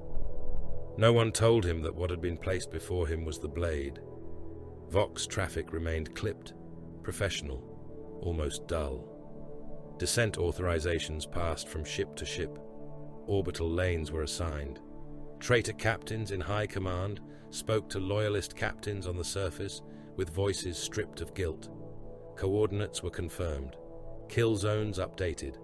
Enemy resistance projected as significant but manageable. The loyalist elements were to crush Istvan's planetary rebellion in the name of the War Master and the Emperor. The last part still mattered to them. The Emperor. Some said his name before the drop. Some did not need to. The drop pods fell through cloud and smoke.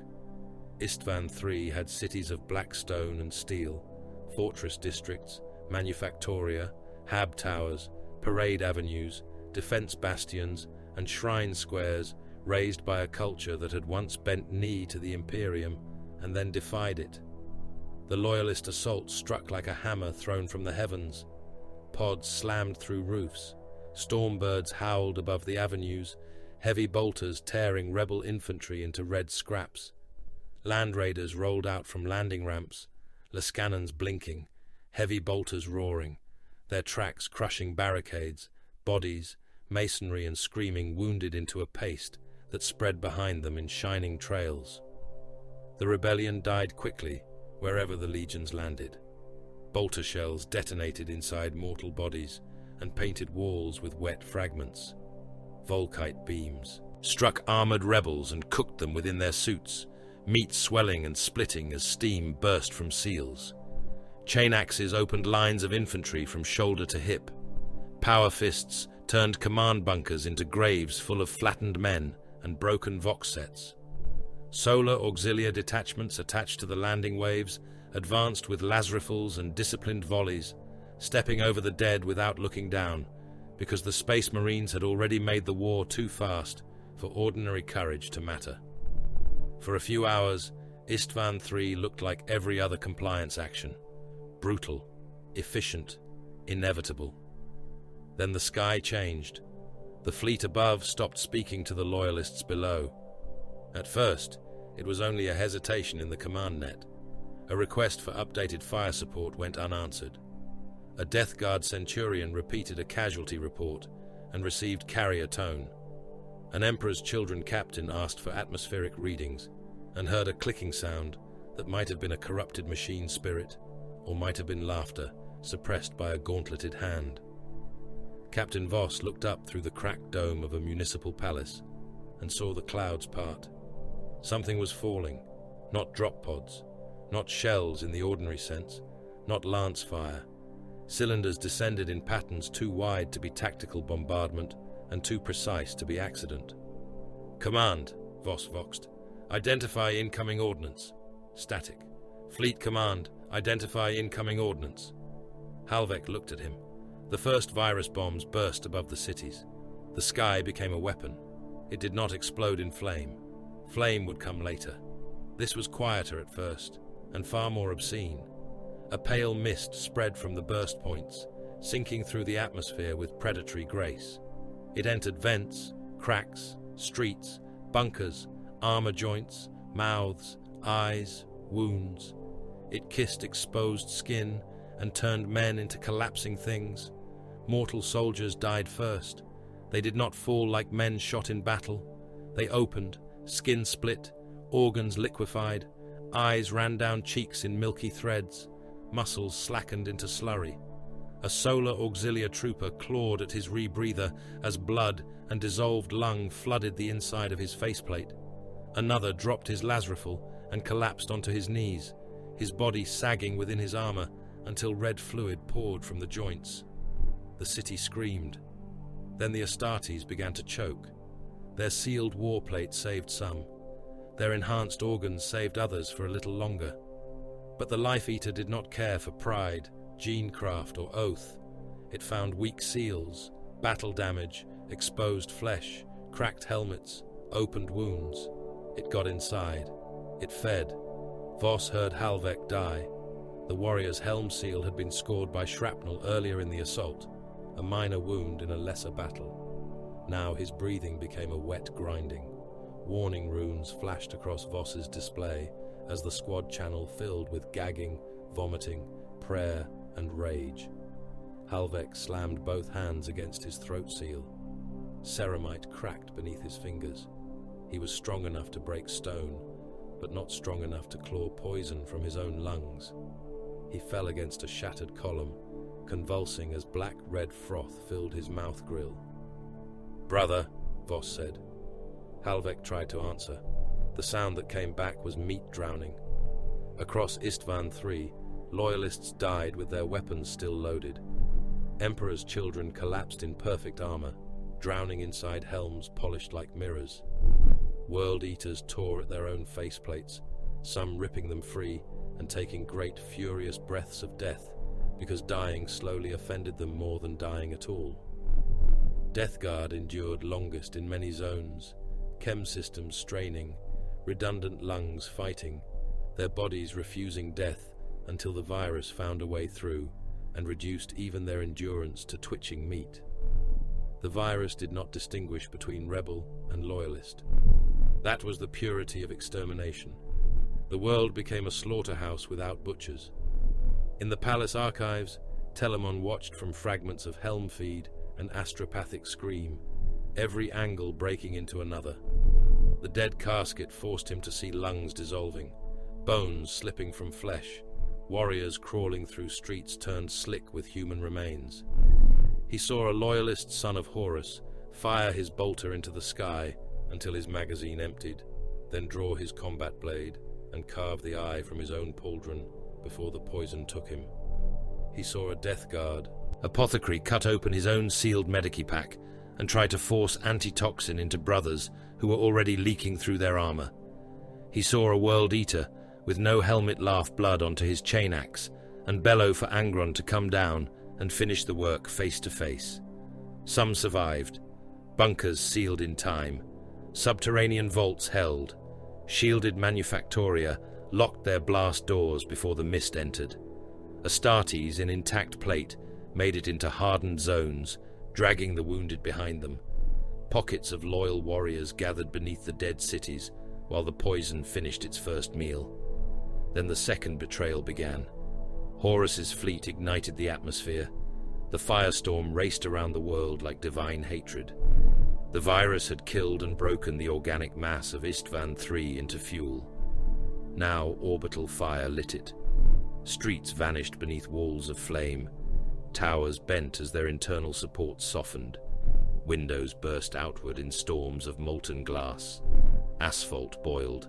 Water flashed to steam and flayed men alive in sealed corridors. Bunkers became ovens. The remains of millions were flash-burned into black residue that lifted in the thermal winds and smeared the sky. Cities did not burn. They became furnaces large enough to be seen from orbit. The traitors expected silence after that. They did not get it. The loyalist Vox channels came alive, not with pleas, with hatred. Remember, don't forget to like, comment, and subscribe. Support helps. 16th Legion loyal elements still operational. 3rd Legion loyal command alive in sub-level Bastion. Death Guard resistance node holds. World Eaters loyalists request coordinates of Betrayer landing sites. Repeat, we live. We live. We live. The words climbed from beneath the burned world and reached the ships above like hands from a grave. Horus heard them. So did every warrior who had stood aside while brothers died. That was why the ground war had to follow. The betrayers descended to finish what virus and flame had failed to erase. Drop pods bearing traitor markings slammed into streets carpeted with ash and blackened bone. Sons of Horus fought sons of Horus beneath a sky still burning. Emperor's children killed Emperor's children in halls where statues melted into featureless gold. World Eaters fell upon loyal World Eaters with chain axes screaming, and the battle became indistinguishable from madness, except for the oaths shouted between blows. Death Guard advanced through poison haze and fire, killing their own with grim determination, as if endurance itself had chosen a side. Close combat made the betrayal honest. A traitor legionary drove his chain axe into Voss's breastplate, teeth shrieking as they chewed ceramite, then bit into the rib armor beneath. Voss fired his bolt pistol point blank into the warrior's helm. The shell punched through the eye lens and detonated inside the skull. Bone, brain, and blackened blood blew out through the rear of the helmet in a hot spray. The dead traitor fell forward, axe still grinding, and Voss had to rip the weapon from his own chest with both hands. Halvek's body lay nearby, half dissolved and burned into the floor. Voss killed the next brother with his bare hands. He caught the man's bolter arm, broke it at the elbow, then slammed his helm into the traitor's faceplate until the lenses shattered. The traitor spat blood through the grill. Voss wrapped a snapped power cable around his throat and pulled until the armor seal gave way, and the neck beneath crushed with a wet crack. Everywhere, the loyal dead refused to die quietly. Power fists crushed helmets into skull pulp. Bolt pistols fired through eye lenses at kissing distance.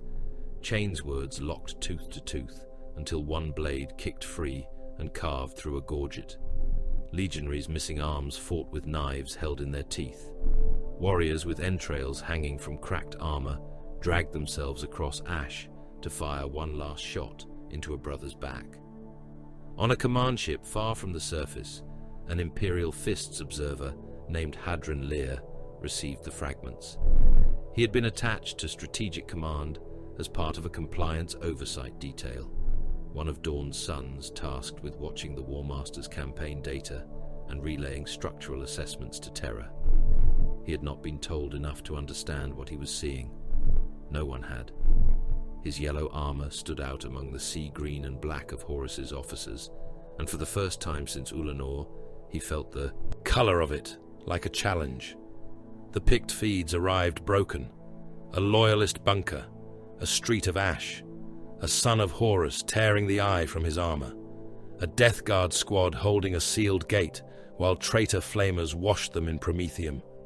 A World Eater with both legs gone dragging himself toward an enemy with a live grenade clutched to his chest. Hadron Lear sent the transmission to Terra on every encrypted channel his authority allowed. His message was simple. War Master, has committed treachery. Istvan III under fratricidal purge. Request immediate sanction. Request imperial response. Request extermination authority against rebel fleet. He expected the answer to be fire. The Emperor's wrath. Custodian sanction. Dawn unleashed. The phalanx called. The loyal legions recalled and hurled at Horus before the wound could widen. Terror was silent. Not unreachable. Not blind. Silent. That silence became larger than the massacre. Leah sent the message again. No answer. Again. No answer. Below, in a bunker whose walls glowed from the heat outside, Captain Voss found a working Vox unit beneath the corpse of a communication serf. Around him, the last of his surviving warriors held the entrance against a traitor assault. The air stank of cooked blood, melted plasteel, and the acidic sweetness of virus death. His armor was breached in 4 places. One of his hearts had stopped, the other hammered with stubborn fury. A traitor voice cut into the channel, laughing. "Still alive down there, brothers?" Voss lifted the Vox bead to his mouth. "Tell Terror we held." The reply was static, then laughter again. Voss looked at the dead around him. Sons of Horus, Emperor's children, world eaters, death guard, loyalists in the colors of legions that had already betrayed them. "Then tell the Emperor when you see him," Voss said, "that we were loyal longer than his sons." The bunker door blew inward. The last stand vanished into bolter flare and chainblade roar. In the black archive, Telamon Var felt the memory end and wished it had not, because what followed was worse than seeing, understanding. Horus had used Istvan III to cleanse his forces before open war. That was the simple strategy. Remove loyalist elements, bind the guilty through shared atrocity, make every betrayer complicit beyond return. Let no warrior claim confusion later. Let the legions be reborn through the murder of their own. The Emperor's counterstroke was colder. Let Horus commit. Let the treachery become undeniable. Let the loyal dead become witnesses. Mercy would have preserved ambiguity. Rescue might have saved warriors, but it might also have left room for denial, negotiation, hesitation, the poison of uncertain loyalty. Atrocity clarified. Atrocity forced allegiance into the open. Atrocity painted the War Master's hands so red that no proclamation could wash them clean. Telamon stood before Malcador in a chamber beneath Terror, while casualty projections crawled across the air between them. The numbers were not numbers in his memory. They were screams, given shape. Could they have been saved? Telamon asked. The Sigillite looked at the projections for a long time. Yes, he said. Then he said nothing else. There are silences that conceal ignorance. There are silences born from grief. There are silences that ask forgiveness without daring to use the word. This was none of them. This silence was an order already given. No save command had been issued. No fleet had been unleashed. No golden warriors had descended. The loyal dead had been permitted to die because their deaths made the truth impossible to deny. The archive shifted to the last fragment. A ship fleeing fire. The Eisenstein tore away from the massacre, wounded and hunted, carrying warning through the void. Its engines burned like a dying oath. Behind it, Istvan III glowed red and black, a world turned into evidence. The men aboard believed they carried revelation to Terror. They believed the Imperium did not know. In the black casket beneath the ruined palace, Malcador's final annotation burned into being. The Emperor did not need warning to know. He needed witnesses, so mankind would believe. The next memory did not begin with treachery. It began with certainty. Certainty had a sound. Telamon Var heard it in the impact clamps of trooplanders locking around their armored cargo. He heard it in the bark of Legion officers, moving companies toward assault bays. He heard it in the Binharic hymns of Mechanicum engineers blessing reactor housings and weapon spirits. He heard it in the thunder of boots across voidship decks, in the chained growl of tank engines waking in their cradles, in the pressurized hiss of Thunderhawk launch tunnels, in the low animal murmur of warriors who believed the worst crime of the age had already revealed itself and would now be punished. The Loyalists came to Istvan V to end Horus Lupercal, not to investigate, not to negotiate, not to mourn what the War Master had been. The massacre of Istvan III had burned away doubt. The Eisenstein had carried warning through the void. The loyal dead had spoken with their ashes. Now the Imperium answered with legions, tens of thousands of Astartes translated into the Istvan system beneath the banners of Wrath. Iron Hands, Salamanders, Raven Guard. Their fleets came in war order, escorted by Imperial Army mass conveyors, Solar Auxilia assault carriers, Mechanicum arc vessels, forge tenders, munition hulks, Titan landers, fuel ships, medici ships, coffin ships that did not yet know their purpose, and the endless mortal logistics chain without which even demigods starved in the void.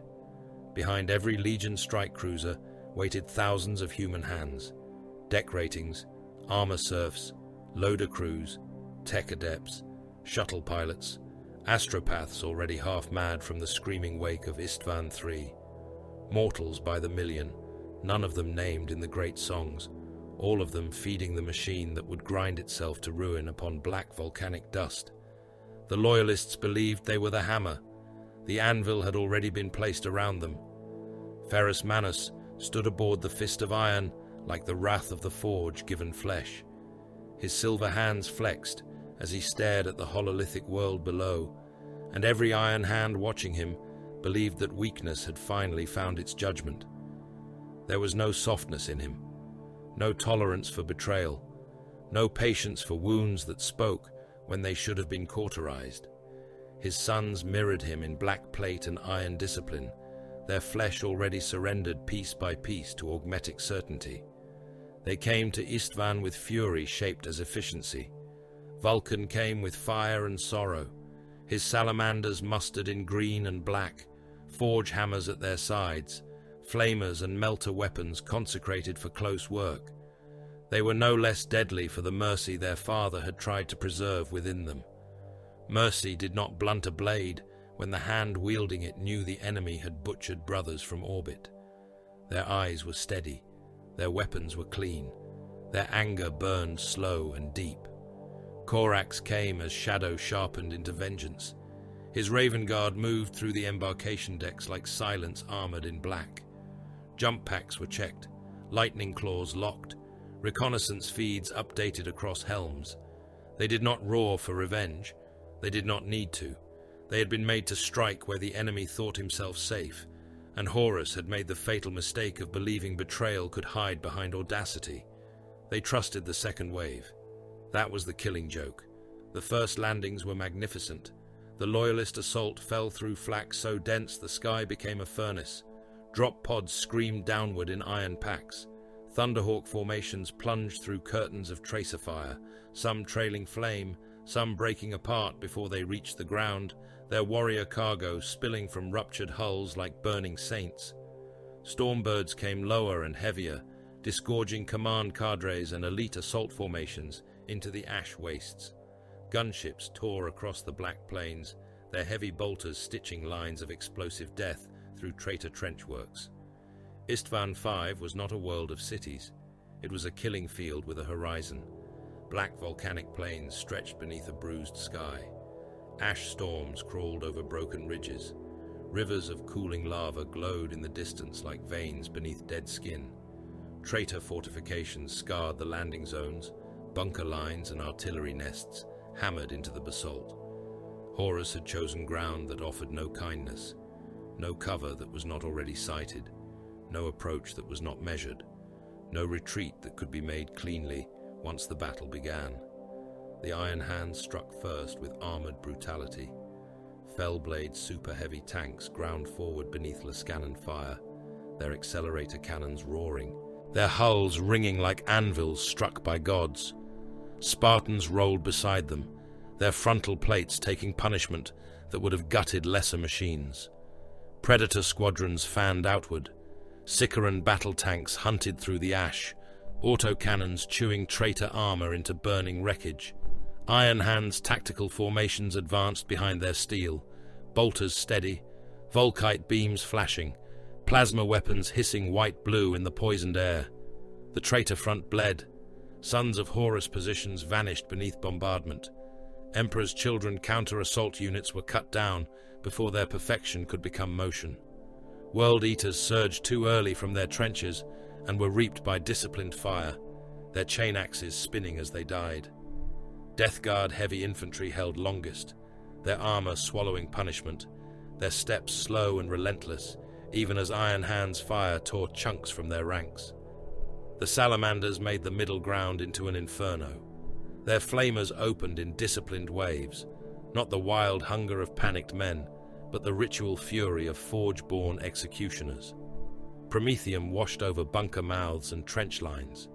Traitors staggered out burning, armor plates glowing red, flesh cooking inside sealed warplate. Melter beams punched through Spartan hulls and turned crew compartments into molten tombs. Vulcan's sons moved through heat and smoke like smiths walking through sparks, their hammers and blades finishing what flame did not. The Raven Guard struck from above and behind. They came in black arcs through the smoke, jump packs screaming, lightning claws opening throats and armor joints. Command Vox nodes died. Artillery officers vanished beneath blades. Traitor banners fell before those carrying them knew they had been reached. Korax moved among his sons as a nightmare given purpose, pale and black and lethal, cutting through the enemy command layer with surgical fury. For a time, the counterstrike seemed to work. Telamon watched through the dead archive and felt the scale of it pressing against him. The first phase of Istvan V was not a skirmish between heroes. It was grand warfare, vast and grinding. Medusa siege guns ripped open bunker lines with shells that turned ferrocrete into dust and the men inside into paste. Contemptor dreadnoughts dueled in volcanic ash, ancient sarcophagi warriors hammering each other with assault cannons, power fists and plasma blasters until one ruptured and cooked its pilot in amniotic fluid and boiling blood. Titans strode across the plains like walking cathedrals of hatred. Warlord engines traded volcano cannon fire, each discharge turning the horizon white. Void shields flared and collapsed. Warhounds darted between smoke banks, turbo lasers cutting armored columns in half. Reavers answered with apocalypse missile racks, and whole companies disappeared beneath impacts that left only craters full of burning ceramite. The ground became a paste of ash, blood, oil, and pulverized armor. Astartes did not die cleanly there. Nothing died cleanly there. Autocannon bursts dismembered legionaries in mid-stride, arms and helms spinning away through smoke. Melter beams burned warriors out of Terminator plate, reducing the men inside to black soup that poured from waist seals when the armor finally fell. Chain blades split breastplates and kept grinding until teeth caught on spine. Tank treads crushed the wounded who tried to crawl from under wreckage.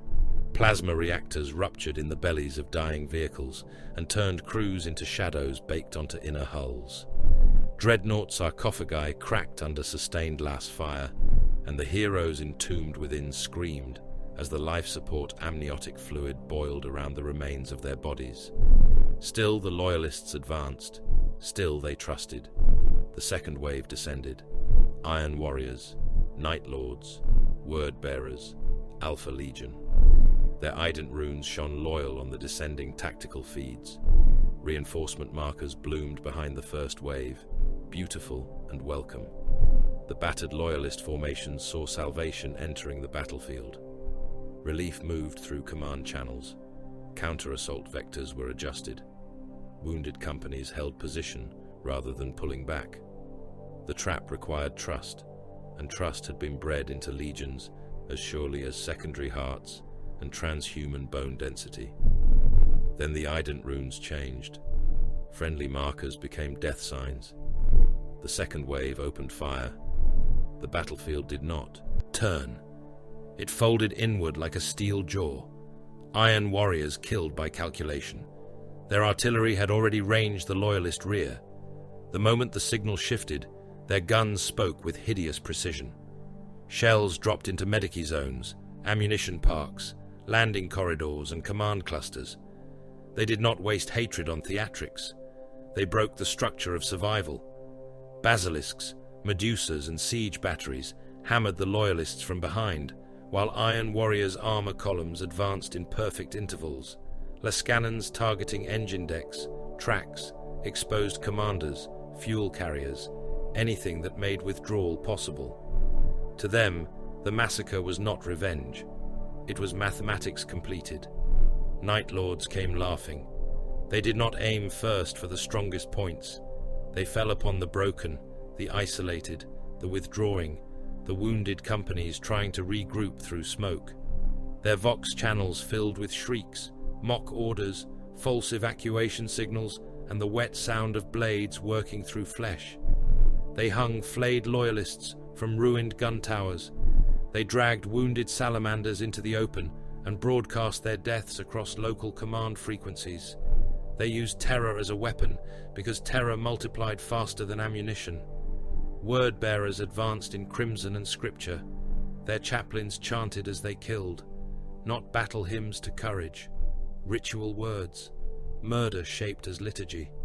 They butchered with bolter and blade, but every killing seemed offered to something waiting just out of sight. Their banners moved through smoke like wounds that had learned to walk. Some loyalists heard their own names spoken by word-bearer voices before the blades reached them. Others saw symbols carved into the ash with blood that steamed too long in the cold. Alpha Legion made certainty impossible.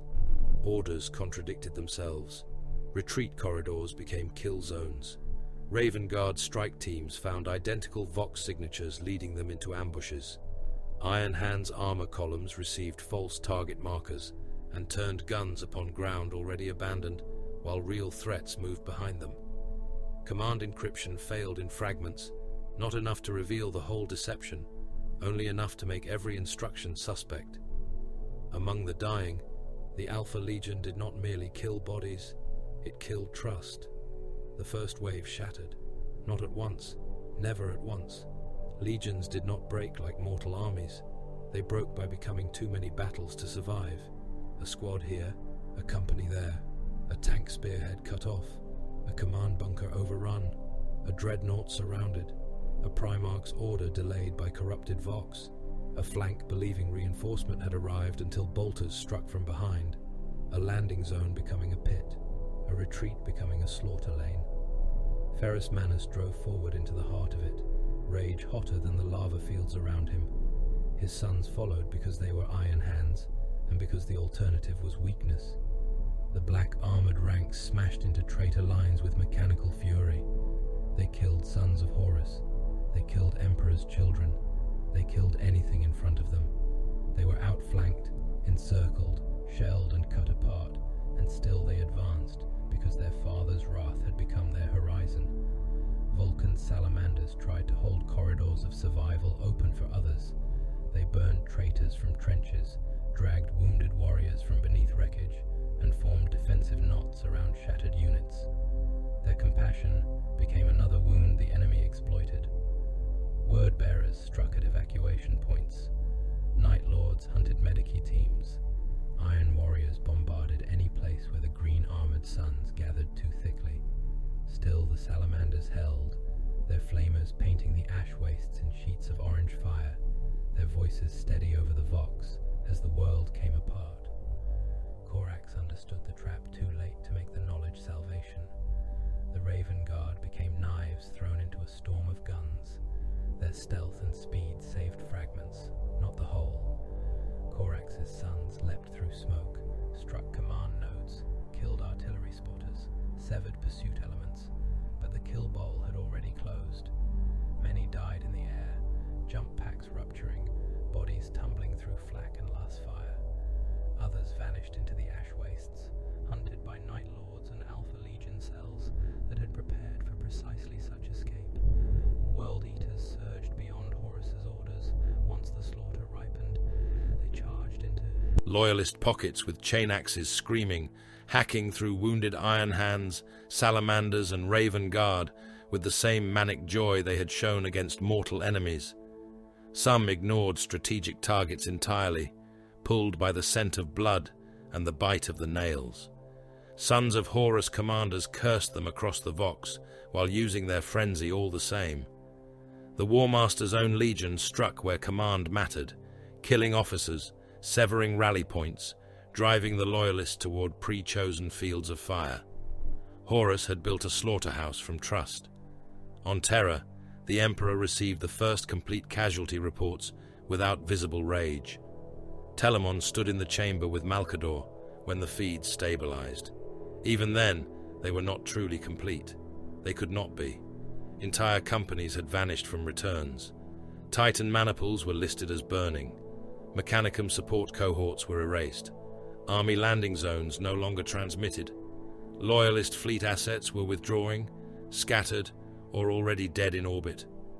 Istvan V rotated in hololithic silence, its surface marked by red zones that multiplied until the planet seemed to bleed. Malcador's face had gone ashen. Telamon expected thunder. He expected command fury. He expected the master of mankind to rise and speak orders that would set the galaxy aflame in response. He expected grief, perhaps. Not mortal grief, not human collapse, but some sign that the breaking of 3 loyal legions had reached whatever remained of the father behind the sovereign. The Emperor studied the map. "Inform Dawn," he said.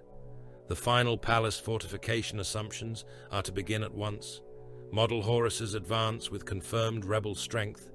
Adjust Sol defensive projections for full legionary assault and Mechanicum schism participation." That was all. Istvan V was not merely a disaster to him, it was confirmation. The list of lost legions was no longer theoretical. The speed of Horus's consolidation was no longer speculative. The depth of betrayal was no longer hidden behind probabilities. The second wave had named itself. The rot had stepped into the light with bolters raised. Telamon felt something inside his obedience crack. Later, in a corridor beneath the palace where the walls were lined with silent gold and blackstone, he confronted Malcador because he could not confront the Emperor and remain what he was. He knew this shape, Telamon said. Malcador did not pretend not to understand. He knew many shapes. "Do not answer me like a remembrancer avoiding treason." The Sigillite looked up at him. He seemed very small beside a custodian in full warplate, and yet there were depths in him that made size irrelevant. "You think knowledge is control," Malcador said. "It is not.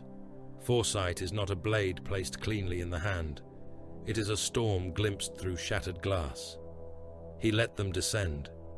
He let treachery reveal itself. 3 legions broken. More than 3 would have been lost had the blade remained hidden. Telamon's voice lowered. "That is the defense of a butcher."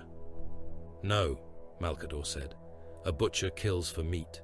The Emperor chooses the atrocity that leaves a species behind to hate him for it." The words struck hard because they carried no pride. Telamon leaned closer, Auramite creaking softly. "Then he is no father." Malcador's eyes were old wounds. "No," he said. "He is worse. He is necessary." In the archive beneath the ruined palace, Telamon watched the memory spiral outward into strategy. The horrifying reason sharpened, taking a shape too ugly to call wisdom and too effective to dismiss as madness. The Heresy forced hidden loyalties into the open before the golden work could be completed.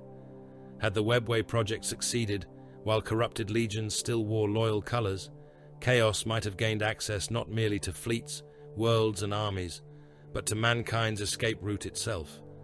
The road beneath reality.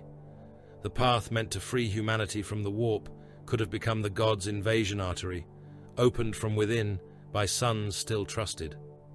So the Emperor had allowed the cancer to declare itself before the heart was exposed. He had chosen revelation through massacre. He had watched legions die because a dead legion was less dangerous than a loyal mask hiding damnation beside the gate.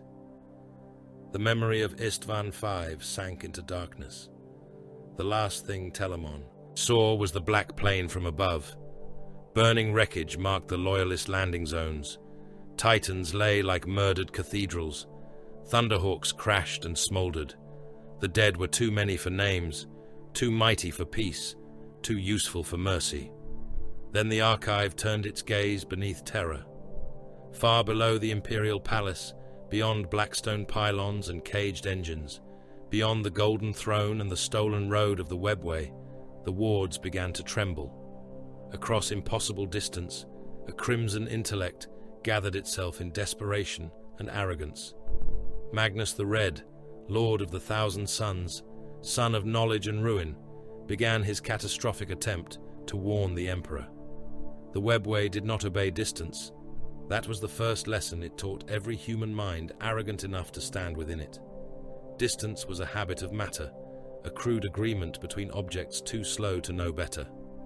In the webway, roads curved through meanings older than Terra's first language. A corridor might run straight for 100 paces and end beside a gate that opened upon a star 10,000 light-years away. A bridge might cross a gulf with no bottom, no sky, and no sense of beneath. Black avenues stretched into impossible angles, paved in material that drank lumen glow and reflected only the watcher's unease. Towers rose without foundations. Archways opened onto other archways. Shadows moved before the bodies that cast them. The dead Xeno's architecture endured in silence. It had been beautiful once, perhaps. Telemon Var did not know and did not care. Beauty was irrelevant in a place that hated human breath. Every surface carried the arrogance of an elder species that had believed itself eternal until its own hungers birthed damnation. The imperial works chained to those alien bones were ugly by comparison. Bastion plates bolted over graceful arches. Macro cables slung through psychoactive crystal ribs. Blackstone pylons hammered into processional roads. Defense lines cut across plazas where no human army should ever have marched. Void shield anchors, munitions shrines, kill corridors, vox repeaters, triplex ward circles daubed in silver, blood, and machine oil. The Emperor had not conquered the webway. He had invaded it. Around the human-made gate, the 10,000 stood ready in ordered shield hosts. Auramite ranks glowed beneath cold lumen strips, each custodian placed with deliberate precision. Guardian spears rested in both hands, integrated bolters loaded and sanctified by function rather than prayer. Sentinel blades hung at hips beside misericordia knives. Storm shields stood locked before narrow approaches, their surfaces etched with lightning marks and names from dead Terran kingdoms. Adrathic weapons waited in sealed hands, their forbidden cores humming with a sound like a star remembering how to die. Mechanicum automata held the second line. Castellac's cohorts stood in brass and black, shoulder plates scarred by previous actions against things that had tried to enter from the dark. Thalaxi waited with lightning guns raised, their organic remnants caged inside armored shells. Myrmidon secutors bore volkite culverins and conversion beamers, their red robes sealed beneath plated harnesses. Cortex controllers chanted binary warding cants, their mechadendrites plugged into command plinths. Behind them, servitor loaders moved ammunition belts, power cells, coolant feeds, and rad cleanser tanks, with the dead calm of lobotomized flesh. The Null warriors stood closest to the ward circles. They wore blank helms and carried execution blades. They did not speak. They did not need to. Around them, the air thinned. Thought lost color. The warp's pressure flattened beneath their presence. Even Telemon felt the discomfort of standing near them, though he had been wrought for proximity to powers that would pulp lesser men into trembling meat. The Nulls were not absence. Absence was too gentle a word. They were negation-wearing armor. The gate behind them pulsed. Beyond it lay the Emperor's stolen road, the dream beneath terror, the passage through which mankind might one day step away from the warp's hungry tides. The Imperial Webway project was not a fortress, not a weapon, not a throne, though it had become all three by necessity. It was escape. It was the clean blade meant to cut humanity free from the sea of souls. Telemon had believed that once. Then Magnus came, not in flesh, not as a ship translating from the warp, not as a message borne by astropaths, coded and sanctioned, bound in protocol and humility. Magnus came as impact. The first sign was silence. Every machine in the gate chamber lost its voice at once. Vox channels died. Auspex returns went blind. The prayer codes of the Mechanicum broke into meaningless bursts and stopped. The Null Warriors turned toward the gate as one, and for the first time, Telemon saw their stillness change into alarm. Then the wards screamed. Sound had no right to carry through psychic architecture in that way, but the rupture made laws into suggestions, and then murdered them. Silver sigils ignited along the pylons. Blackstone cracked.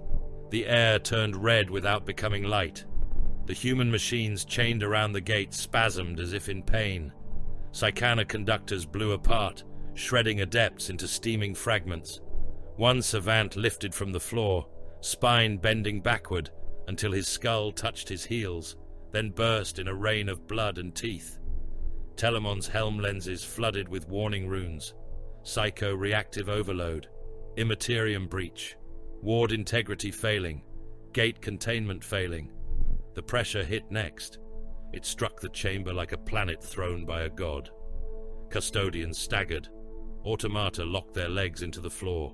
Servitors collapsed, ears and eyes bleeding. The null fields flared in pale halos, and then bent inward beneath a force too immense for any mortal mind to name. Telemon's heart slammed out of sequence. His teeth cracked together hard enough to chip enamel. Inside his skull, a voice like crimson thunder tried to speak a warning to the father it loved and had disobeyed. It was not words.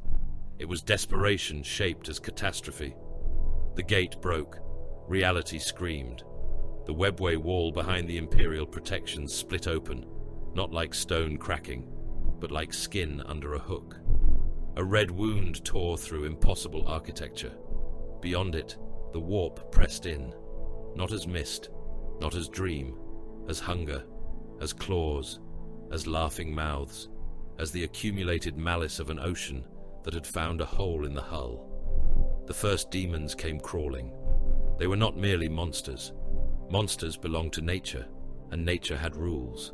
These things were rules mutilated into flesh.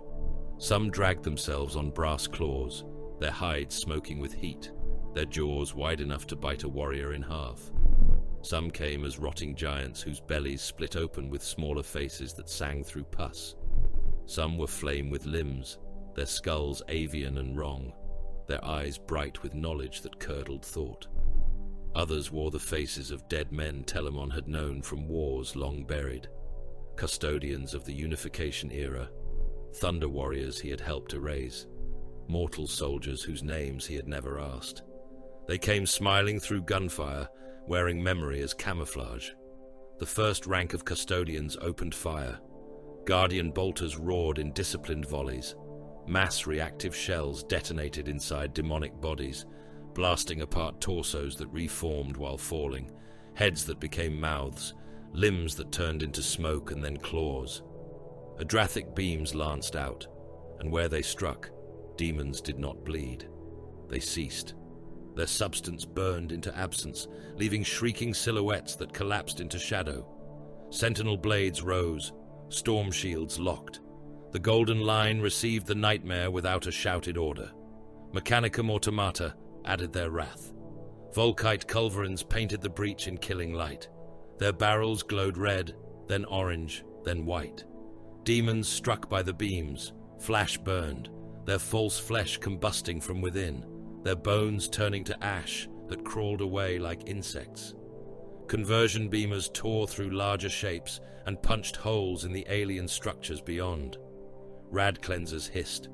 Graviton imploders folded lesser horrors into shrieking knots of meat and smoke. The Null Warriors advanced in silence. Demons flickered when they neared them. Some became translucent. Some recoiled, clawing at their own faces. One brass-horned thing tried to leap over the first ward circle and struck a null field mid-air. It convulsed, became a writhing smear of red light.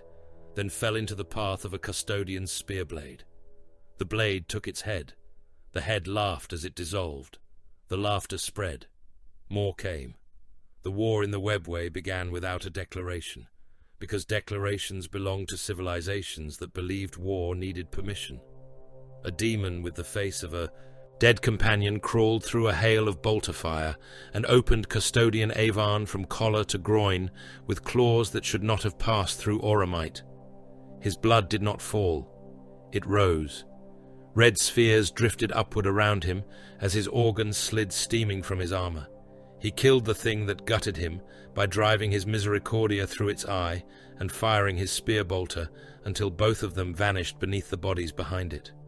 A Castellax automaton kept firing after its controller died.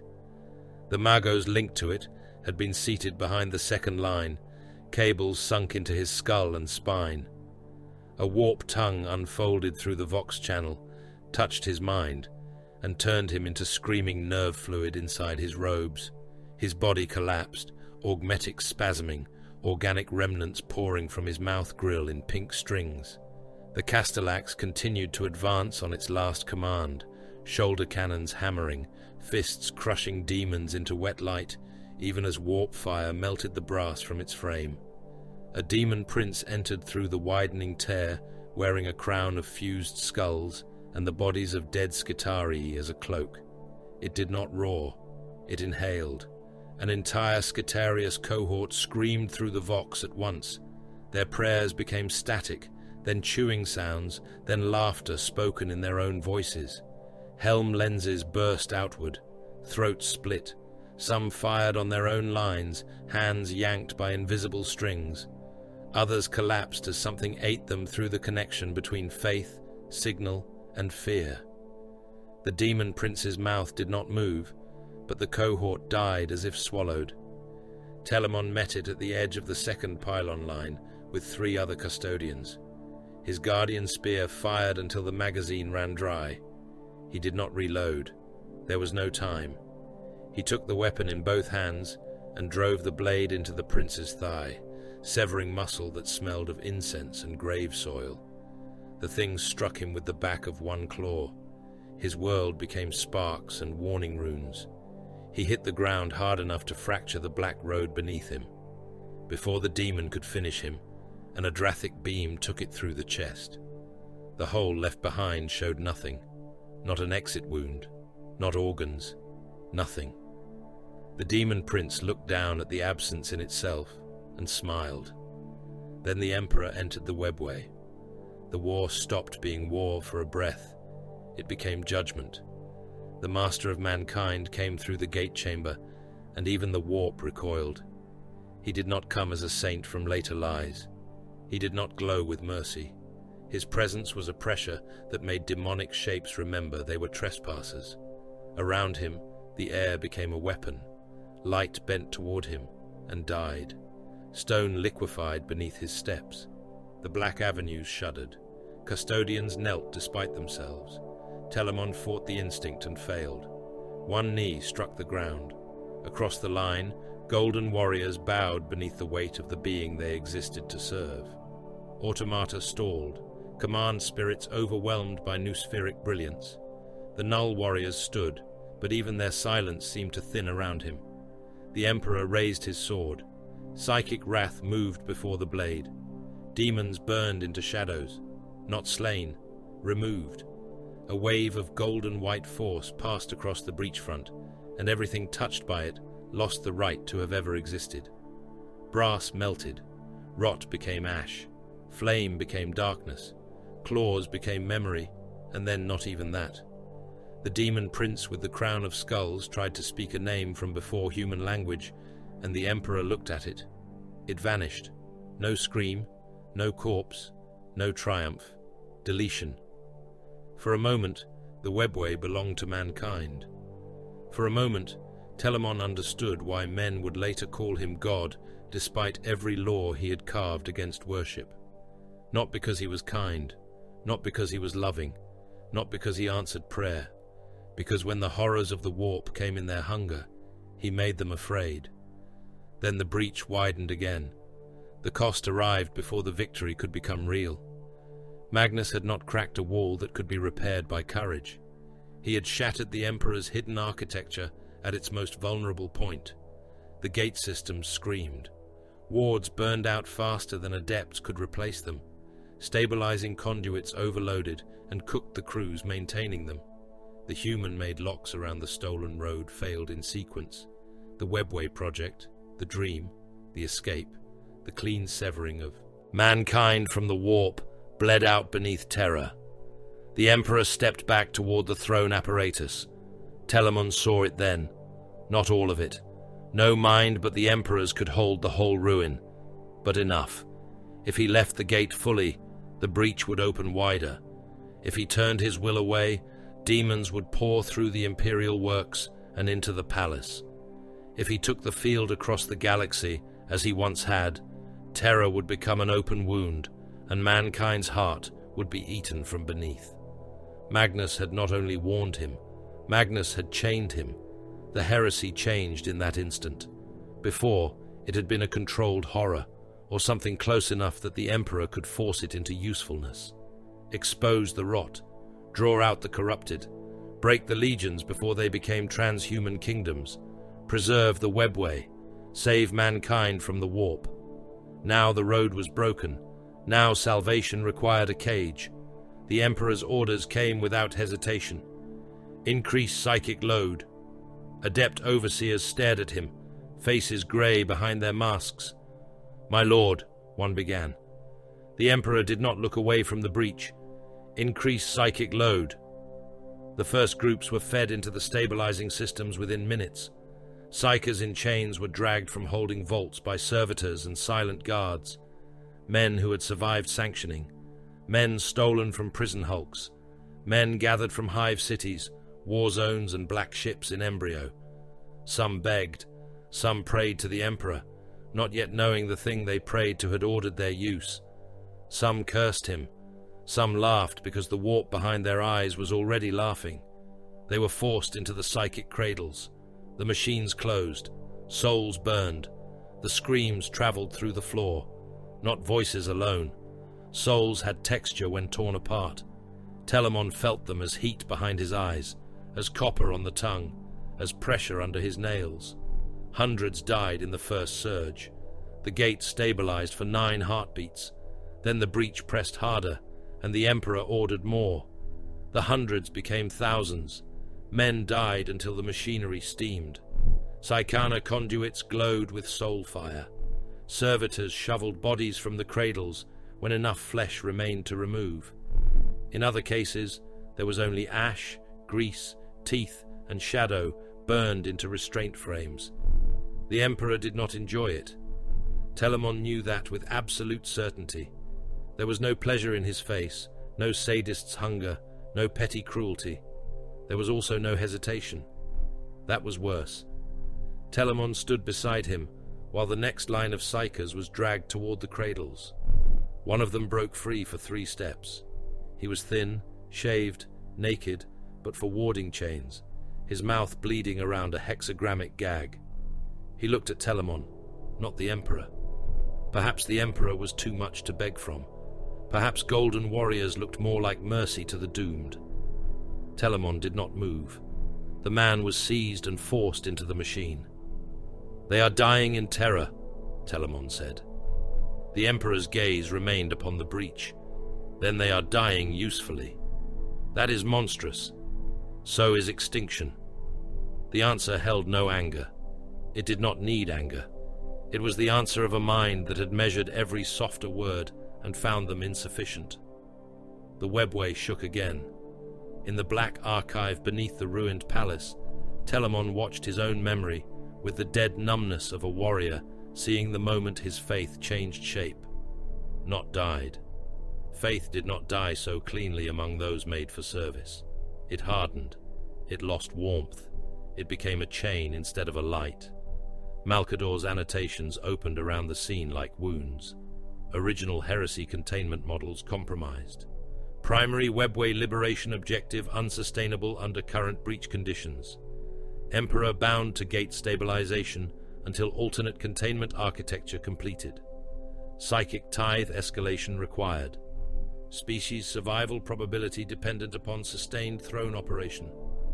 The words altered, each line becoming darker than the last.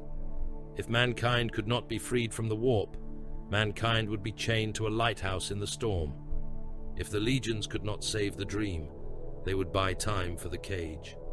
If reason could not hold the species together through endless sacrifice, then terror and faith would be allowed to do what truth could not. Far from the breach, in a chamber no mortal cartographer had mapped, Malcador stood alone before the black, Archive's earliest core. He looked smaller than the secret he was about to name.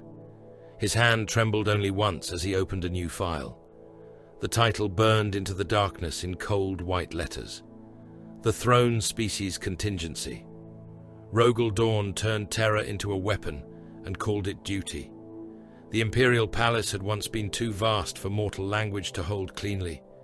Men called it a palace because the mind needed a smaller word than continent, fortress, city, shrine, archive, arsenal, and throne world, all chained together beneath one sky.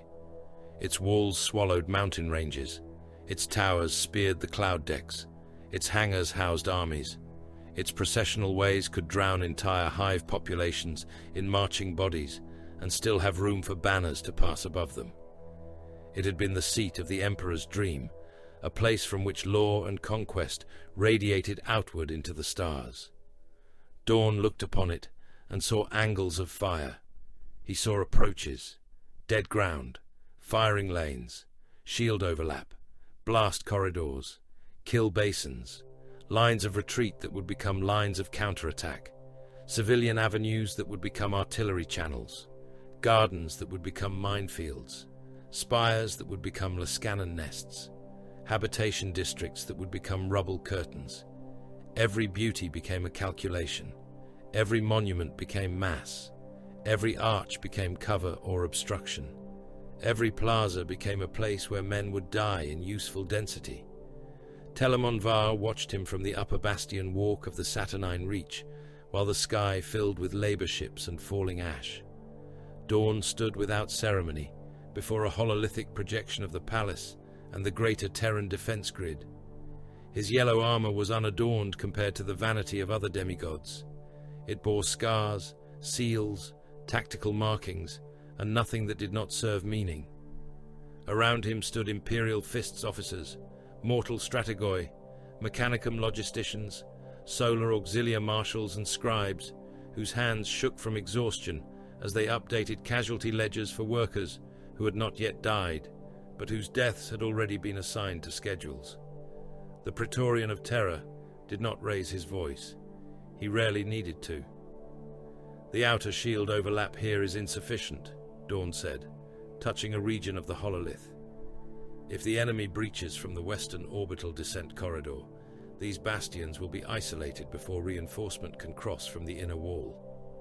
A mortal general in ash-grey uniform swallowed before answering. "Lord Praetorian, the district still contains civilian manufactoria, water reclamation stacks and hab towers. Demolition will disrupt supply to 3 labor cohorts and 2 army staging zones." Dawn looked at him. The general's spine straightened under that gaze. "Demolish it," Dawn said. "Move the water stores. Triple the ration convoy guard. Lay anti-armor mines beneath the main avenues before the rubble is settled." A mechanicum magos clicked in Binharic irritation. "Projected labor death rate will exceed current acceptable thresholds." "Revise the threshold." "My lord, the work crews are already operating past mortal endurance." "Then rotate them before failure." "There are no rested crews in that sector."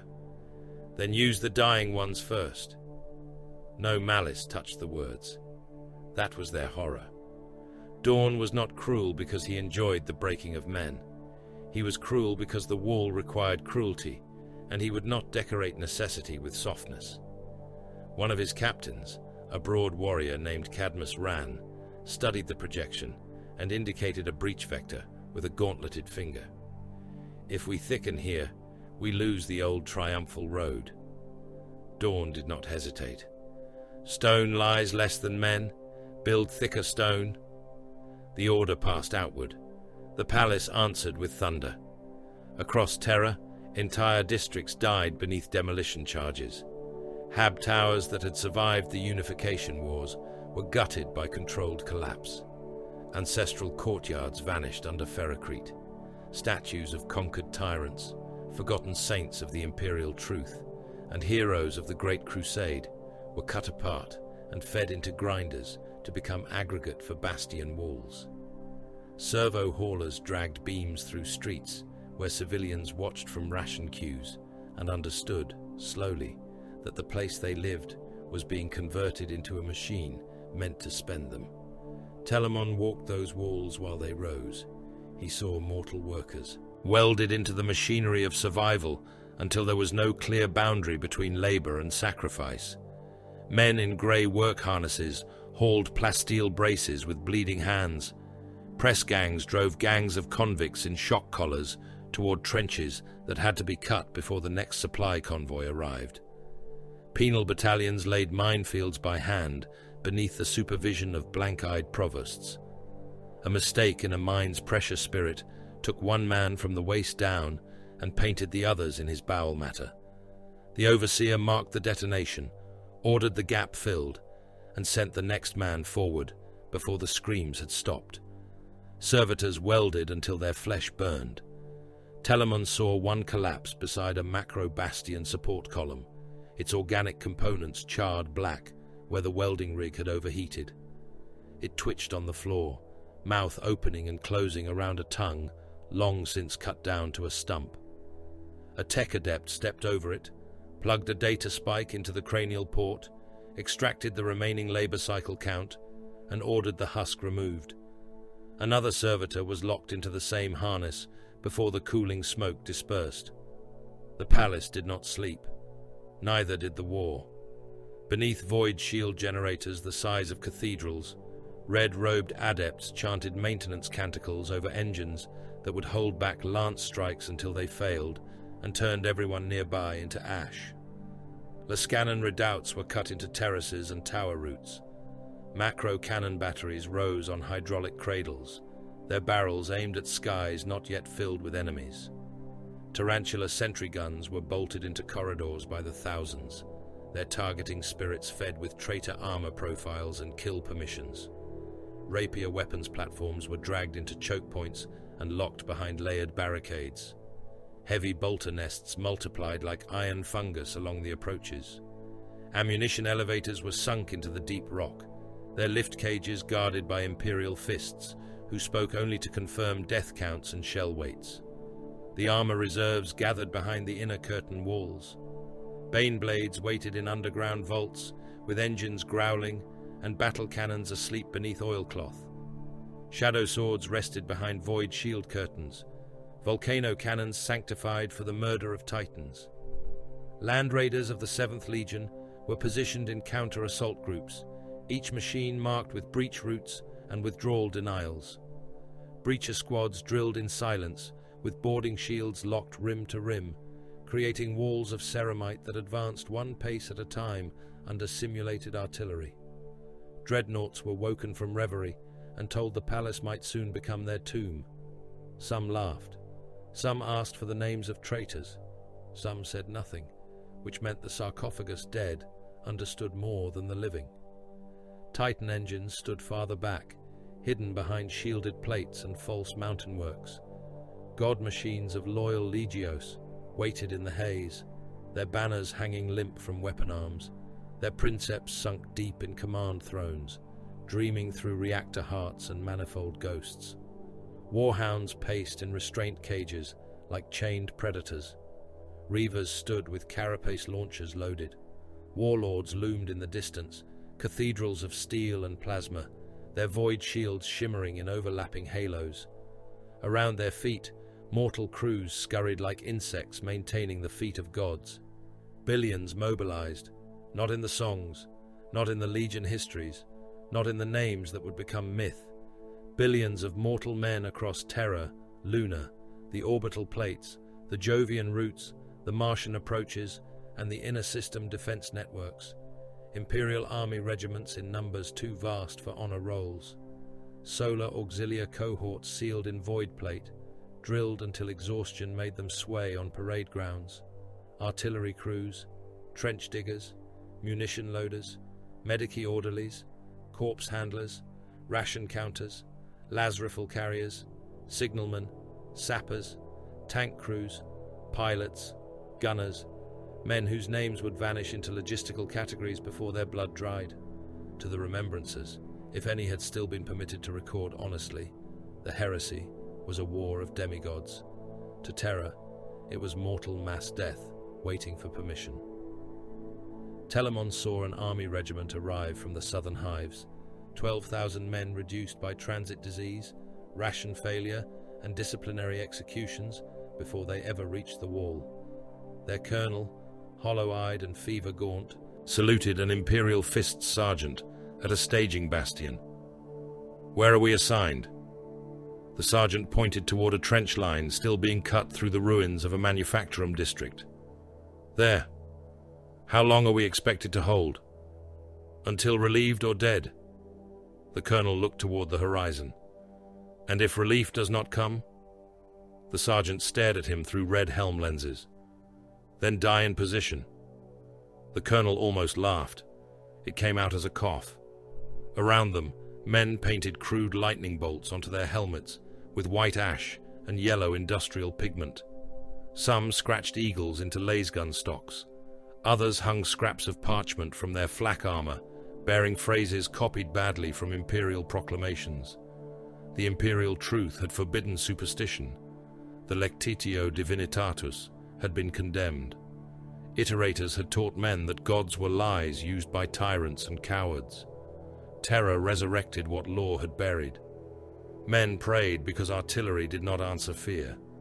They prayed because the emperor was silent, distant, sealed within mysteries beneath the palace, and silence made more room for worship than any sermon could have. Officers pretended not to hear. Commissariat adjutants looked away unless the prayers interfered with readiness. A few punished it. Most lacked the energy. A man who prayed before taking his place on the firing step still took his place on the firing step. Telamon paused near a sandbagged bastion where a mortal officer in tarnished carapace armor watched Imperial Fists adjusting a heavy bolter's field of fire. The officer's face was lined with dust and sleep deprivation. He had the look of a man who had already written letters that would never be delivered. "Sergeant," the officer said. The Imperial Fist did not turn from the weapon mount. "Speak. Does the Emperor protect?" The Space Marine finished tightening the feedlock. His gauntlets moved with methodical precision. "The Emperor commands. Protect yourself." The officer nodded, as if he had expected nothing kinder. The sergeant left with his squad a moment later, boots grinding dust into the floor. The officer waited until the yellow giants were gone. Then he bowed his head and whispered a prayer anyway. Telamon heard every word. He did not correct him. That troubled him more than he expected. In the old days, before the Heresy had made mockery of every certainty, he might have ordered the man silent. He might have reminded him that the Emperor was not a god, that mankind had bled through old night because it mistook ignorance for divinity. That reason was the weapon by which the species would escape its own grave. Now Telamon looked upon the officer, upon the trembling hands hidden behind his back, upon the men painting lightning bolts onto helmets they would soon lose with their heads inside, and he understood the shape of a future being born. The Emperor had tried to kill religion with truth. Horus had given it fear enough to live again. Later, beneath the western curtain wall, Telamon found the sealed directive. It was buried in a command stream marked for custodian confirmation, Dornic review, and throne authority. Its language was clean, administrative, merciless. Civilian evacuation denied for sectors marked amber and red along the projected western and northern advance corridors. Population density to remain above minimum obstruction value. Refugee movement to be controlled, not cleared. Non-combatant presence expected to slow enemy armor, complicate aerial bombardment patterns, consume traitor infantry time, and create predictable atrocity zones suitable for artillery response. Commanders were advised that unauthorized evacuation would reduce defensive delay projections and compromise inner wall timing. Telamon read it twice. Then he took it to Dawn. The Praetorian stood in a half-built command gallery overlooking a trench continent that had once been a district of homes, schools, manufactoria shrines, and transit markets. Now it was wire, mud, ferrocrete teeth, gun pits, mine belts, and corpse carts. The wind carried dust, and the stink of men worked past endurance. Dawn accepted the slate and read without changing expression. "You knew of this?" Telamon asked. "I knew the proposal existed. The order bears throne approval. I see that. You did not issue it. No. But you will obey it." Dawn looked out over the trenches. His face might have been carved from the same stone he commanded. "Yes." The answer angered Telamon, though he did not show it. "You find no fault in using civilians as obstruction mass?" "I find fault in all of this. Yet you will obey." Dawn turned then. His eyes were steady, and in them Telamon saw no evasion. That was what made Dawn different from so many of his brothers. He might be hard past mercy, but he did not lie to himself to make hardness taste better. "If those sectors are emptied, the enemy advances faster," Dawn said. "If the enemy advances faster, the inner works are unfinished when they arrive. If the inner works are unfinished, more die. If more die, the palace falls sooner. If the palace falls, mankind dies with its master." The Emperor approved atrocity before necessity was tested. The Emperor approved what I would have been forced to request later. You hate it. Yes. And still you build. Yes. Dawn handed the slate back. Telamon watched him for a long moment. "Is there nothing you would refuse?" The Primarch's silence lasted long enough for the machines below to sound louder. "When the wall stands," Dawn said, "ask me what it cost, not before." The day cycle dimmed beneath artificial dusk, though Terra's sky no longer knew honest day. Smoke from demolition zones smeared the horizon. Lumen towers flickered on across the works. Men kept building. A worker named Jalen, one among uncounted millions, stood on the outer scaffold of a new bastion and looked at the wall he had helped raise.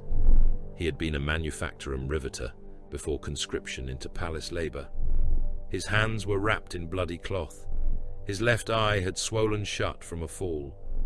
He had not slept more than a handful of hours in 3 days. Beside him, another worker hung dead in his safety chains, neck broken when fatigue stole his footing. No one had cut him down yet. Jalen placed his palm against the wet ferrocrete. It was warm. Beneath it ran cabling, ammunition lifts, coolant feeds, reinforcement lattice, and the bones of buildings ground down to feed the mix. He had thought, when the work began, that walls were built to save those behind them. Now he looked at the fire lanes, the mine belts, the blocked evacuation routes, the sealed civilian districts marked for delay, and understood with the slow horror of a tired man that the wall was not meant to save him. It was meant to make his death useful. He laughed once, then he began to cry without sound, because there was no time for anything louder. A work horn blared. Overseers shouted. The next reinforcement frame had to be lifted before the set window closed. Jalen wiped his face with the back of one bleeding hand and returned to the winch line. Above him, Telamon Var watched. He could have killed every overseer on the scaffold before any mortal eye tracked the movement. He could have lifted the dead worker from his chains. He could have told Jalen that the Emperor knew his sacrifice, that Dawn had calculated it, that mankind's survival had room for his death, but not his name. Instead, he walked on. That was how the palace was built, not by stone alone, not by Dawn's genius, not by the Emperor's will. It was built by men walking past things they could still have stopped, because stopping them would cost time the species no longer possessed. The first alarms came at the edge of the system. Not full invasion, not yet. The outer approaches were too vast, too layered, too heavily watched to collapse in a single breath. But the first confirmed breach flashed across the sole defense net in red. Picket stations silent, outer patrol groups lost, deep void mines detonated in patterns indicating fleet translation. Astropathic choirs reported pressure like teeth against the mind. Lunar batteries began loading. Void shield generators along Terra's high plates cycled upward with a roar that shook dust from the palace walls. Dawn received the report without blinking. Begin final readiness. Across the palace, horns sounded. Men who had prayed now checked Lazarifals with shaking hands. Imperial fists sealed helms and moved to assigned walls. Titans woke fully behind their curtains of force. Macro cannons elevated. Tarantula guns clicked through activation rites. Rapier crews took position. Baneblade engines turned over in the deep vaults. Medici stations opened there. Cutting tables. Corpse carts were brought closer to the firing lines. Telamon climbed to a high bastion and looked upward. Terra's sky had begun to fill with burning ships. The Sol system became a killing sphere. No poet of the Great Crusade could have held the sight in language without breaking it into lies. No remembrancer would have painted it truly, because truth at that scale ceased to resemble glory. It was not a battle line, not a fleet engagement, not even a war in the ancient mortal sense.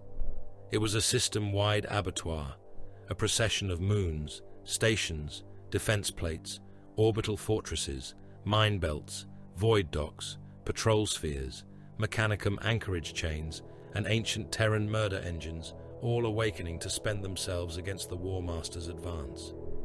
The outer dark burned first. Picket stations died without seeing the guns that killed them. Their last transmissions reached Terra as screams buried beneath static, then as mathematical ghosts, marking where living crews had been translated into expanding fields of debris. Defense moons opened their silos and vomited missile swarms into the void. Autonomous mine clusters bloomed along approach vectors, each detonation a brief white flower in the dark. Lance batteries on orbital citadels carved light across millions of kilometers, cutting into the armored hides of traitor cruisers and opening them from prow to spine. Grand cruisers answered with broadsides, their macro cannon decks roaring in chained salvos that turned void shields into auroras and hull plating into molten rain. Ships died like cities. A loyalist mass conveyor carrying army reinforcements took a lance strike through its midline. Telamon Var saw it through the archive as a flash of white, then a slow and silent birth of bodies into the void. Men, tanks, ammunition pallets, hab modules, mess decks, chapel spaces stripped of icons by the imperial truth and already filled with forbidden prayers, all of it spilled outward in glittering fragments. The crew froze before they finished screaming. Their blood became red crystals that drifted between fragments of plasteel and broken Lazarifals. A Mechanicum arc ship endured longer. Its void shields collapsed under repeated torpedo strikes, then rose again in flickering layers as red-robed adepts rerouted sacred motive force through dying systems. It fired conversion beams from spinal mounts and split a Sons of Horus escort in half. Then boarding torpedoes struck its flanks, and the war entered its ribs. Inside the arc ship, corridors became trenches. Solar auxilia breacher squads locked void shields across passageways and fired Lazarifals through murder slits, while tech thralls dragged ammunition forward over floors already slick with oil and blood.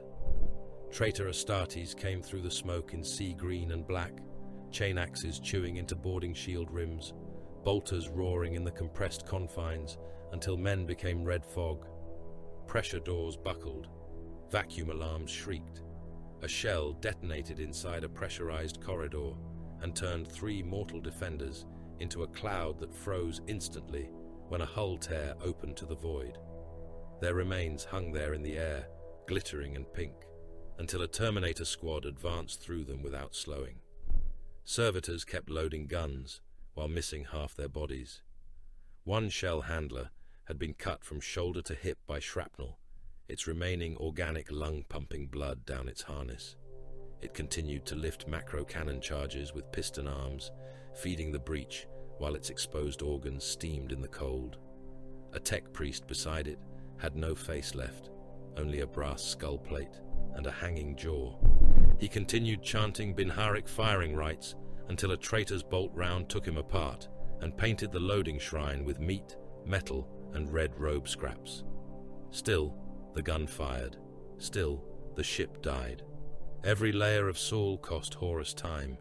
Every hour cost the Imperium oceans of blood. That was the road Dawn and the admirals had built.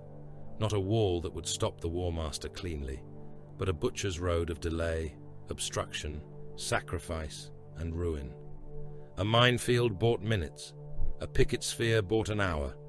A defense platform bought a turning of the enemy fleet's angle. A moon fort bought enough time for another shield layer to cycle over Terra. A shipyard bought time by dying in place, its workers firing defense lasers until lance strikes split the docks and cast burning manufactoria into the void. Horus understood this. That made him more dangerous than any berserker or demon prince crawling in his shadow. The War Master did not hurl his fleets forward in blind rage. He spent them with precision. Sacrificial cruiser squadrons struck false approach corridors to draw loyalist reserves. Alpha Legion assets transmitted counterfeit ident codes, turning defense augurs against themselves and creating gaps where none had existed. Warp disturbances rolled ahead of the main force like invisible artillery, sickening astropathic choirs and delaying command verification by heartbeats that became casualties.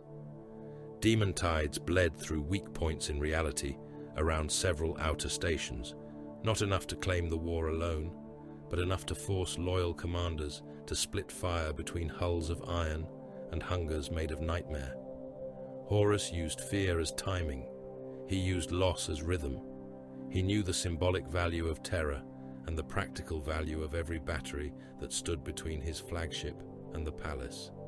He knew when to feint, when to press, when to let the World Eaters spend themselves against a station, because their bloodlust would break its defenders faster than disciplined assault, when to draw them back before the nails made them useless. He knew the sons of Horus must strike command nodes and not merely kill. He knew the Death Guard could endure through radiation belts that would ruin lesser forces. He knew the Iron Warriors could calculate the death of a moon as if it were a wall section.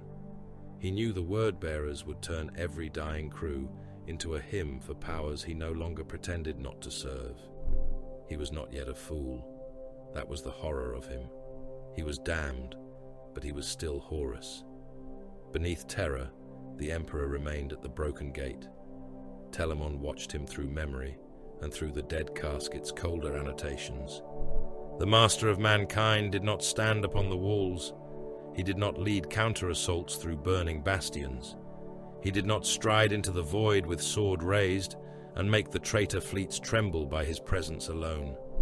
He sat bound to the machinery of the throne and the rupture Magnus had made, his will stretched between the palace, the webway, the Astronomicon, and the abyss clawing beneath reality. His absence was not weakness alone. It was worse. It was strategic silence. Because he could not be everywhere, others bled in his place. Dawn had to hold. Sanguinius had to inspire men who had no rational reason left to stand. The Khan had to strike where motion still mattered, harrying, cutting, bleeding the invaders' confidence in places no wall could reach.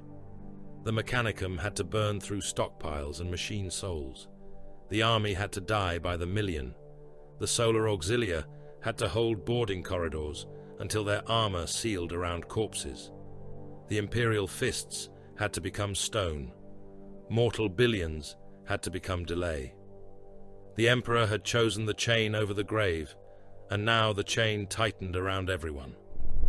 On the traitor flagship, Perturabo stood over a projection of the inner system and looked upon Sol as an equation that had dared to become cluttered.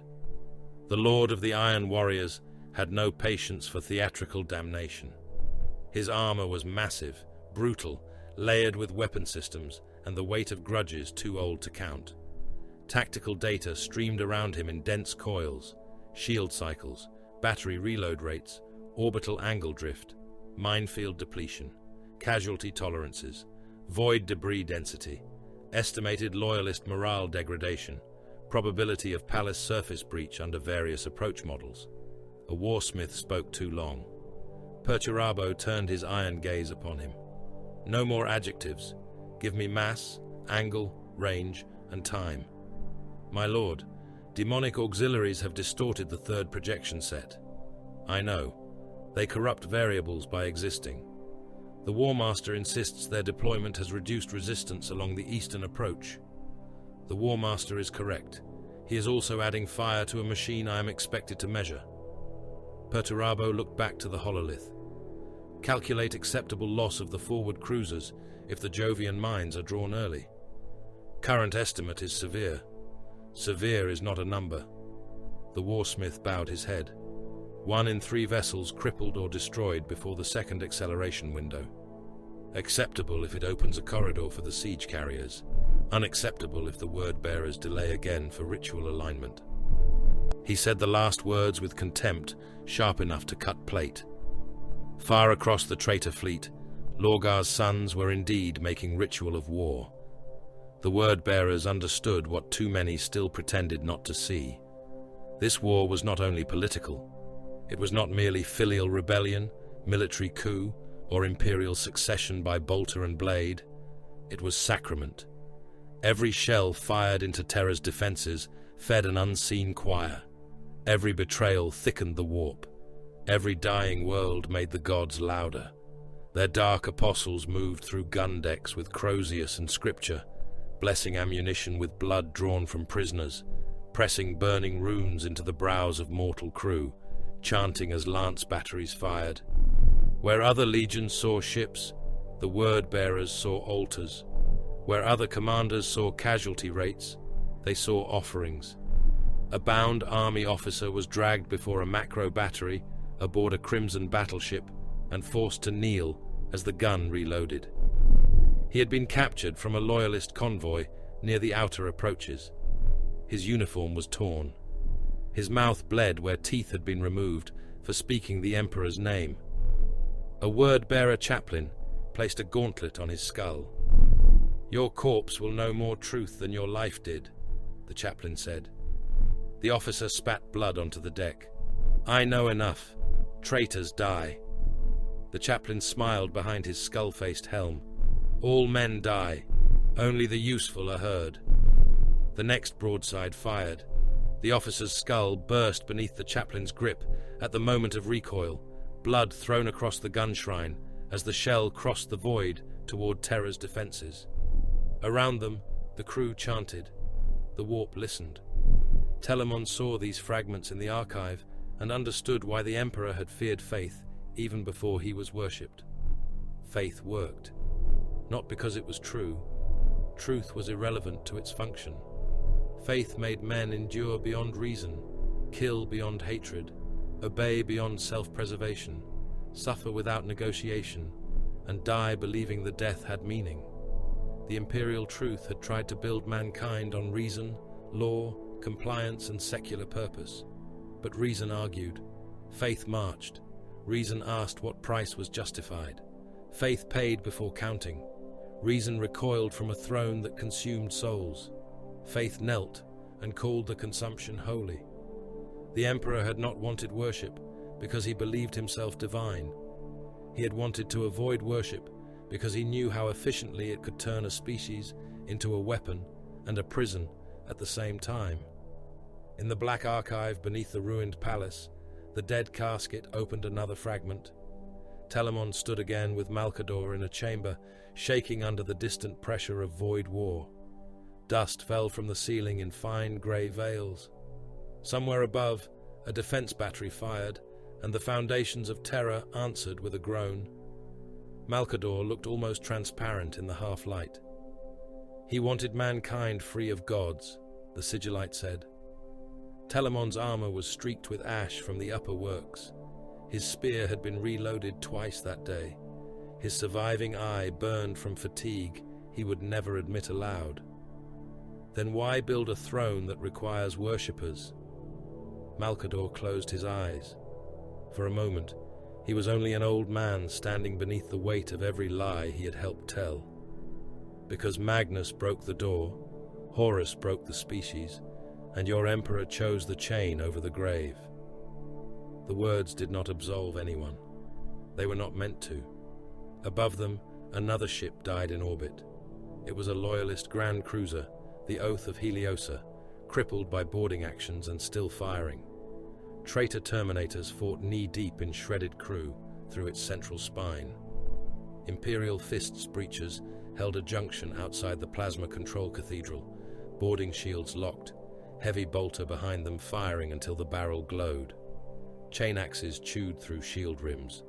Power fists struck with such force that shield-bearers' arms shattered inside their armor. Bolters fired at point-blank range, each detonation turning a corridor into a slaughter trough of broken ceramite and atomized flesh. A traitor in black Terminator plate broke the line.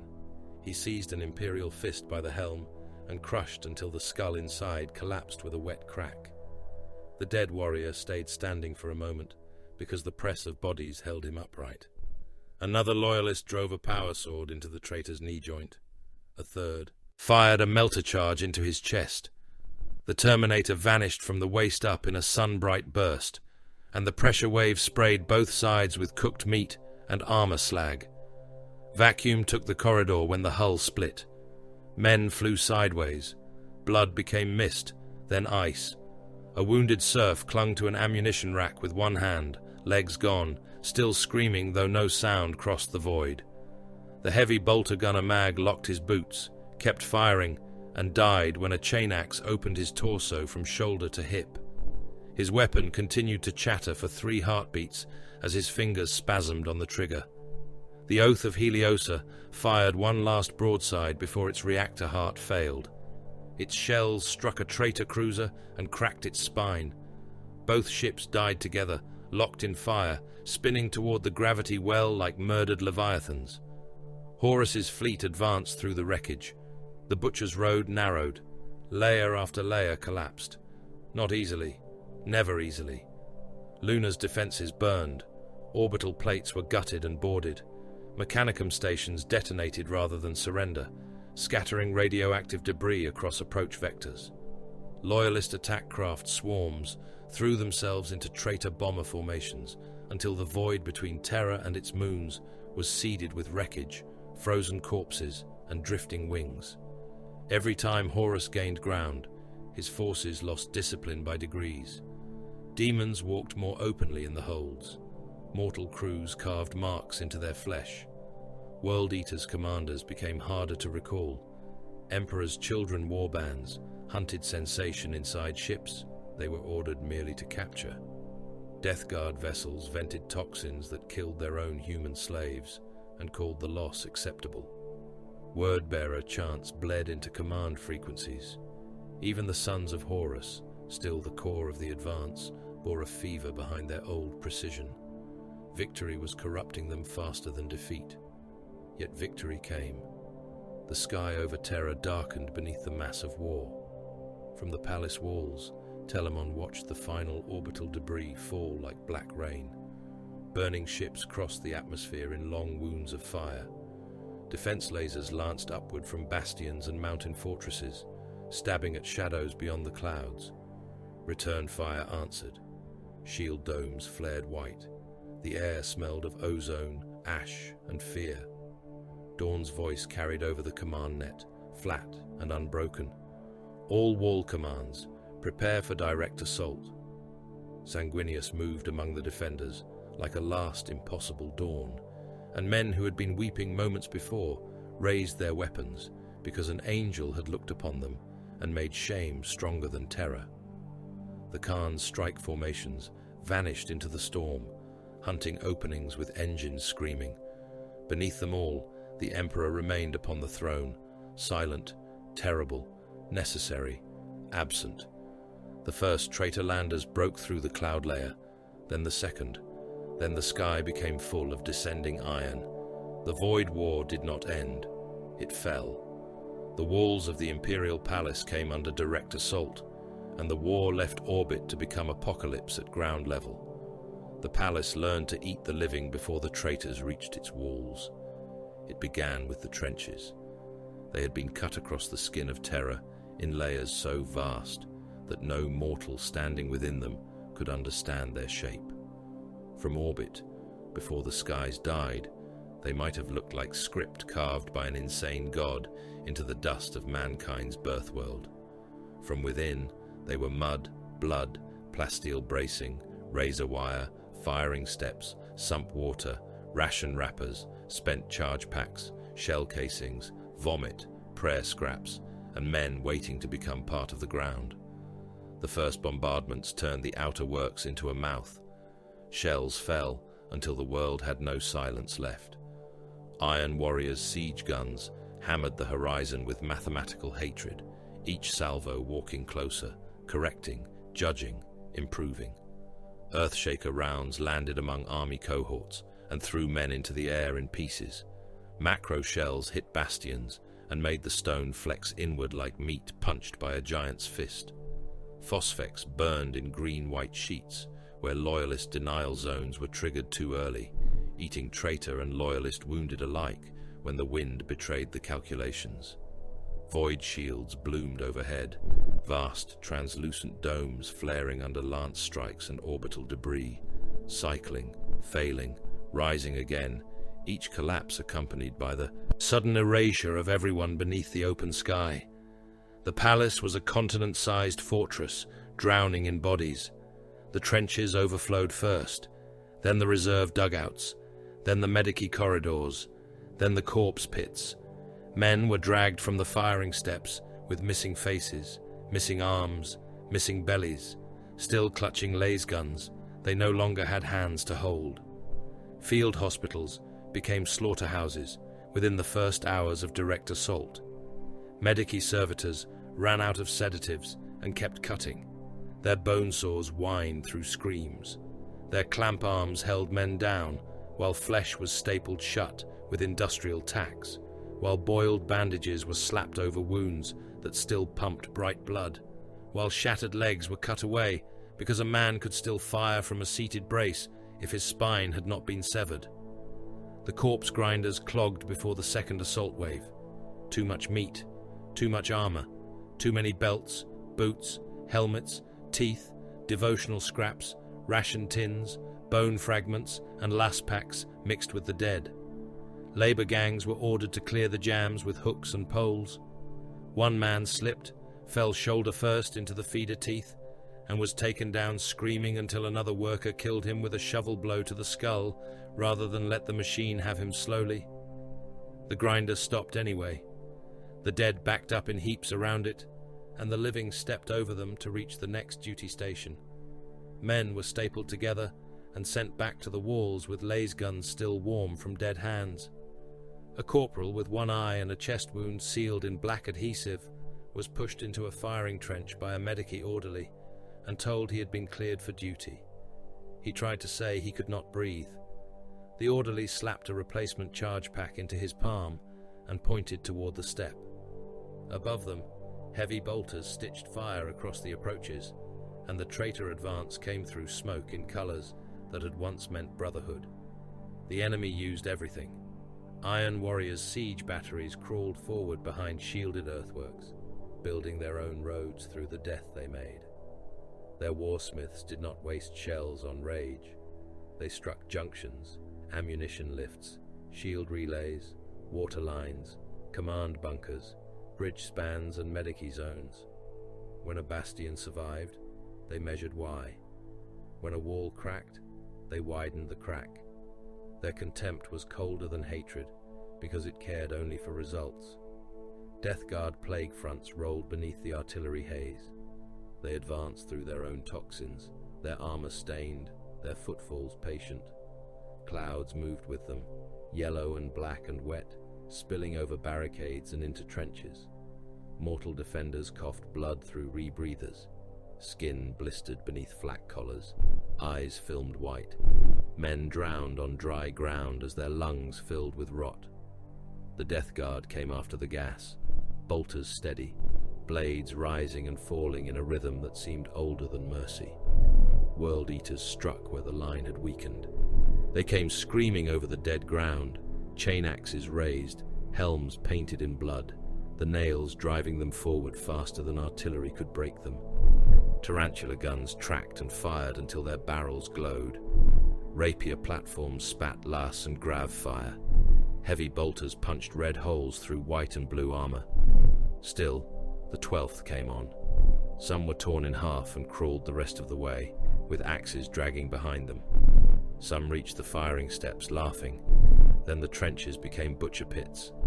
A World Eater landed among an army squad and killed 3 men before his boots fully settled in the mud.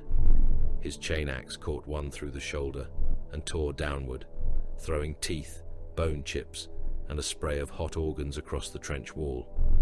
A laser gun volley hit his chest at point-blank range and scorched the paint from his armor. He laughed through his Vox grill, seized the nearest soldier by the belt, and smashed him against the parapet until the man's spine broke.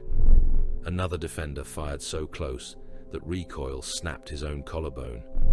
The shot burned through the World Eater's throat seal.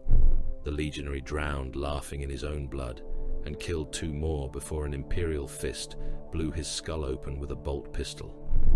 The Emperor's children brought horror of a different kind. They did not simply kill, they performed killing. Shock troops struck with sonic weapons that ruptured organs inside armor, burst eyes in skulls, and turned men's bones into tuning forks. Their blades flashed too beautifully in the smoke. Their laughter carried wrongness. One line of mortal defenders was found standing after an assault, every man dead, throats cut in identical arcs, faces arranged toward the palace as if listening for applause.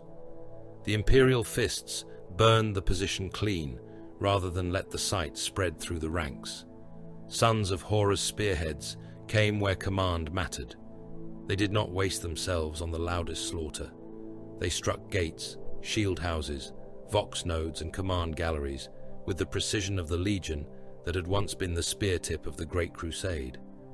Sea green warriors stormed through breaches behind breacher shields and melter charges. Their officers spoke in clipped orders, still professional, still deadly, still wearing the shape of the warriors who had conquered worlds in the Emperor's name. That made them worse than demons. A demon was honest in its hunger. A son of Horus still looked like a brother until he fired. Dark mechanicum engines followed them, shrieking on limbs of iron and meat. Battle automata with Cortex systems rewritten by scrap code crawled over the battlefield. Weapons fused to flesh components that howled through speaker grills. Brass Scorpion engines clattered through minefields, losing limbs and continuing forward. Demon packs poured between the machines, some bounding on too many legs, some slithering through shell holes, some wearing the faces of the newly dead and calling to men in voices that sounded like fathers, brothers, commanders. Mortal cult hordes came last and always. They were driven forward in tides, millions of bodies thrown against guns to empty magazines, clog trenches, reveal minefields, and cover the approach of greater horrors. They carried blades, stubbers, stolen lasrifles, mining charges, kitchen knives, flayed banners, broken icons, and their own severed fingers tied around their necks as offerings. They died so densely that the next wave climbed over them before they stopped moving. Loyalist artillery turned them into red weather. Volkite fire cooked them in rows. Phosphex ate them while they prayed to the powers in the smoke. Still, they came. The Loyalists answered with equal brutality. Imperial fists held the walls as if dawn had mortared them into the stone. Their bolter discipline did not waver when the first trench lines vanished. It did not waver when the wounded crawled back through the wire, begging for the gates to open. It did not waver when traitor shells landed among them and painted the inner parapets yellow with the blood of the 7th. They fired, reloaded, corrected aim, marked breach points, and sealed them with bodies when stone failed. Blood angels countercharged like the last memory of nobility in a world that had forgotten it. They fell upon traitor assaults in crimson and gold, jump packs burning, blades bright, wings on their helms catching firelight, until dying mortals mistook them for divine beings. Men who had pissed themselves in trenches stood up to watch them pass. Some reached out as if to touch salvation. Sanguinius's sons did not have time to bless them. They struck the enemy with angelic fury, tearing through Death Guard lines, cutting down sons of Horus officers, meeting world eaters in storms of blade work so fast mortal eyes saw only red arcs and severed limbs. The white scars hit and vanished, engines howling through corridors of fire, jet bikes and fast armor ripping along avenues that had once carried imperial processions. They struck artillery trains, exposed flanks, supply crawlers, ritual gatherings, and then were gone before the return barrage found anything but dust and corpses. Their laughter over the Vox was harsh and bright, not joy, but defiance with teeth. Custodes made precision actions where the line could not be trusted to lesser hands. Telamon fought among them in those days, before the memory became archive and ash. He remembered moving through shell fog with his shield host, guardian spear firing measured bursts, blade taking throats, joints, eyes, hearts. They did not hold ground by mass. They removed threats too dangerous to persist. A possessed champion at a gatehouse, a corrupted magos attempting to open a shield conduit, a demonic knot forming beneath an ammunition vault. They came, killed, and moved on, leaving others to wonder whether Golden Judgment had truly passed, or whether the smoke had birthed a hallucination. Mechanicum Kill Automata advanced without fear, because fear had never been installed in them. Castellax and Thanatar engines opened fire into cult tides and traitor infantry, plasma mortars turning packed bodies into steam, Mauler bolt cannons tearing trenches into ruin. Some were overwhelmed by demons that crawled into their joints and made their machine spirits scream. Others walked until their legs were gone, then continued firing from the mud. The palace ate all of it. It ate traitors, it ate loyalists, it ate mortals most of all. Dawn became the wall made flesh. He stood in command chambers where maps changed faster than men could die and knew every bastion lost, every gate buckling, every gun tower silenced, every reserve committed, every counterattack that would kill warriors he had ordered forward. He did not waste lives casually. That would have been weakness disguised as severity. He spent them because the arithmetic demanded expenditure, and because no one else could bear to count honestly. Barb Sector Breach, a commander voxed. Seal with 7th Reserve, Dawn answered. 7th Reserve is at half strength. Then it will die at half strength. Western Redoubt requests permission to withdraw. Denied. They will be encircled. They are already encircled. Tell them to buy time. Dawn's voice never shook, but when a feed showed an Imperial Fists company buried beneath a collapsing bastion after holding long enough for the inner shield cycle to complete, he closed his eyes for the length of one breath. That was the difference between Dawn and the Emperor. Dawn mourned the arithmetic. Above the walls, Sanguinius moved like a truth the Emperor had refused to use. Where the Emperor was cold necessity, Sanguinius was doomed nobility. He descended into breaches that should have broken mortal courage and made men stand. He spoke to exhausted soldiers, not as units, not as ration draws, not as delay time, but as men. He remembered faces after seeing them once. He laid a hand upon a dying officer's shoulder and gave that officer enough strength to order one final volley. He bled where they could see him. He smiled when hope was irrational and made irrational hope into a weapon sharper than discipline. Telamon saw him on the Delphic battlements, wings darkened by ash, sword burning, armor cracked by 100 blows. A mortal captain fell to his knees before him, face streaked with blood and soot. "My lord," the man whispered, "are we saved?" Sanguinius looked toward the horizon where titans walked and the sky rained fire. "No," he said gently, "but we are not yet dead." The captain rose. So did the men behind him. The Emperor could have ruled through that, Telamon thought. Through love, through presence, through the terrible generosity of being seen by the thing one served. Instead, he had chosen design, secrecy, control, terror, the hidden gate, the silent burden, the throne that would become a god engine against his will and by his necessity. Beneath the palace, the tunnels became their own war. Telamon fought there when the upper walls were still holding and when the lower vaults began to scream. The enemy came through service arteries, ventilation shafts, forgotten transit lines, collapsed reliquary passages, water channels, and places that had never been built by human hands. Demons squeezed through apertures too narrow for bodies, bones folding wetly, claws scraping sparks from plasteel. Traitor breaches cut into sealed vaults with chain fists and melter charges. Possessed Astartes crawled along ceilings, armor plates bending as the things inside them forgot the shape of men. Red emergency lumen painted everything in butcher color. A mortal defense squad held a junction beside Telamon's shield host. They were palace guards, not legionaries, not heroes sung by any future age.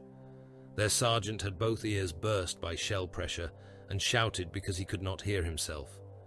When the first traitor breacher came through the smoke, they fired point blank.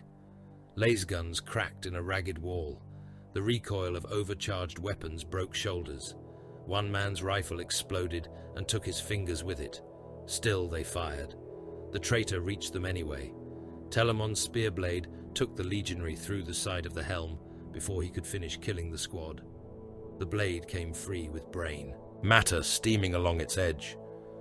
Another possessed warrior slammed into a custodian beside him, driving him through a bulkhead. The thing had once been an Astartes. Its armor still bore the marks of the sons of Horus.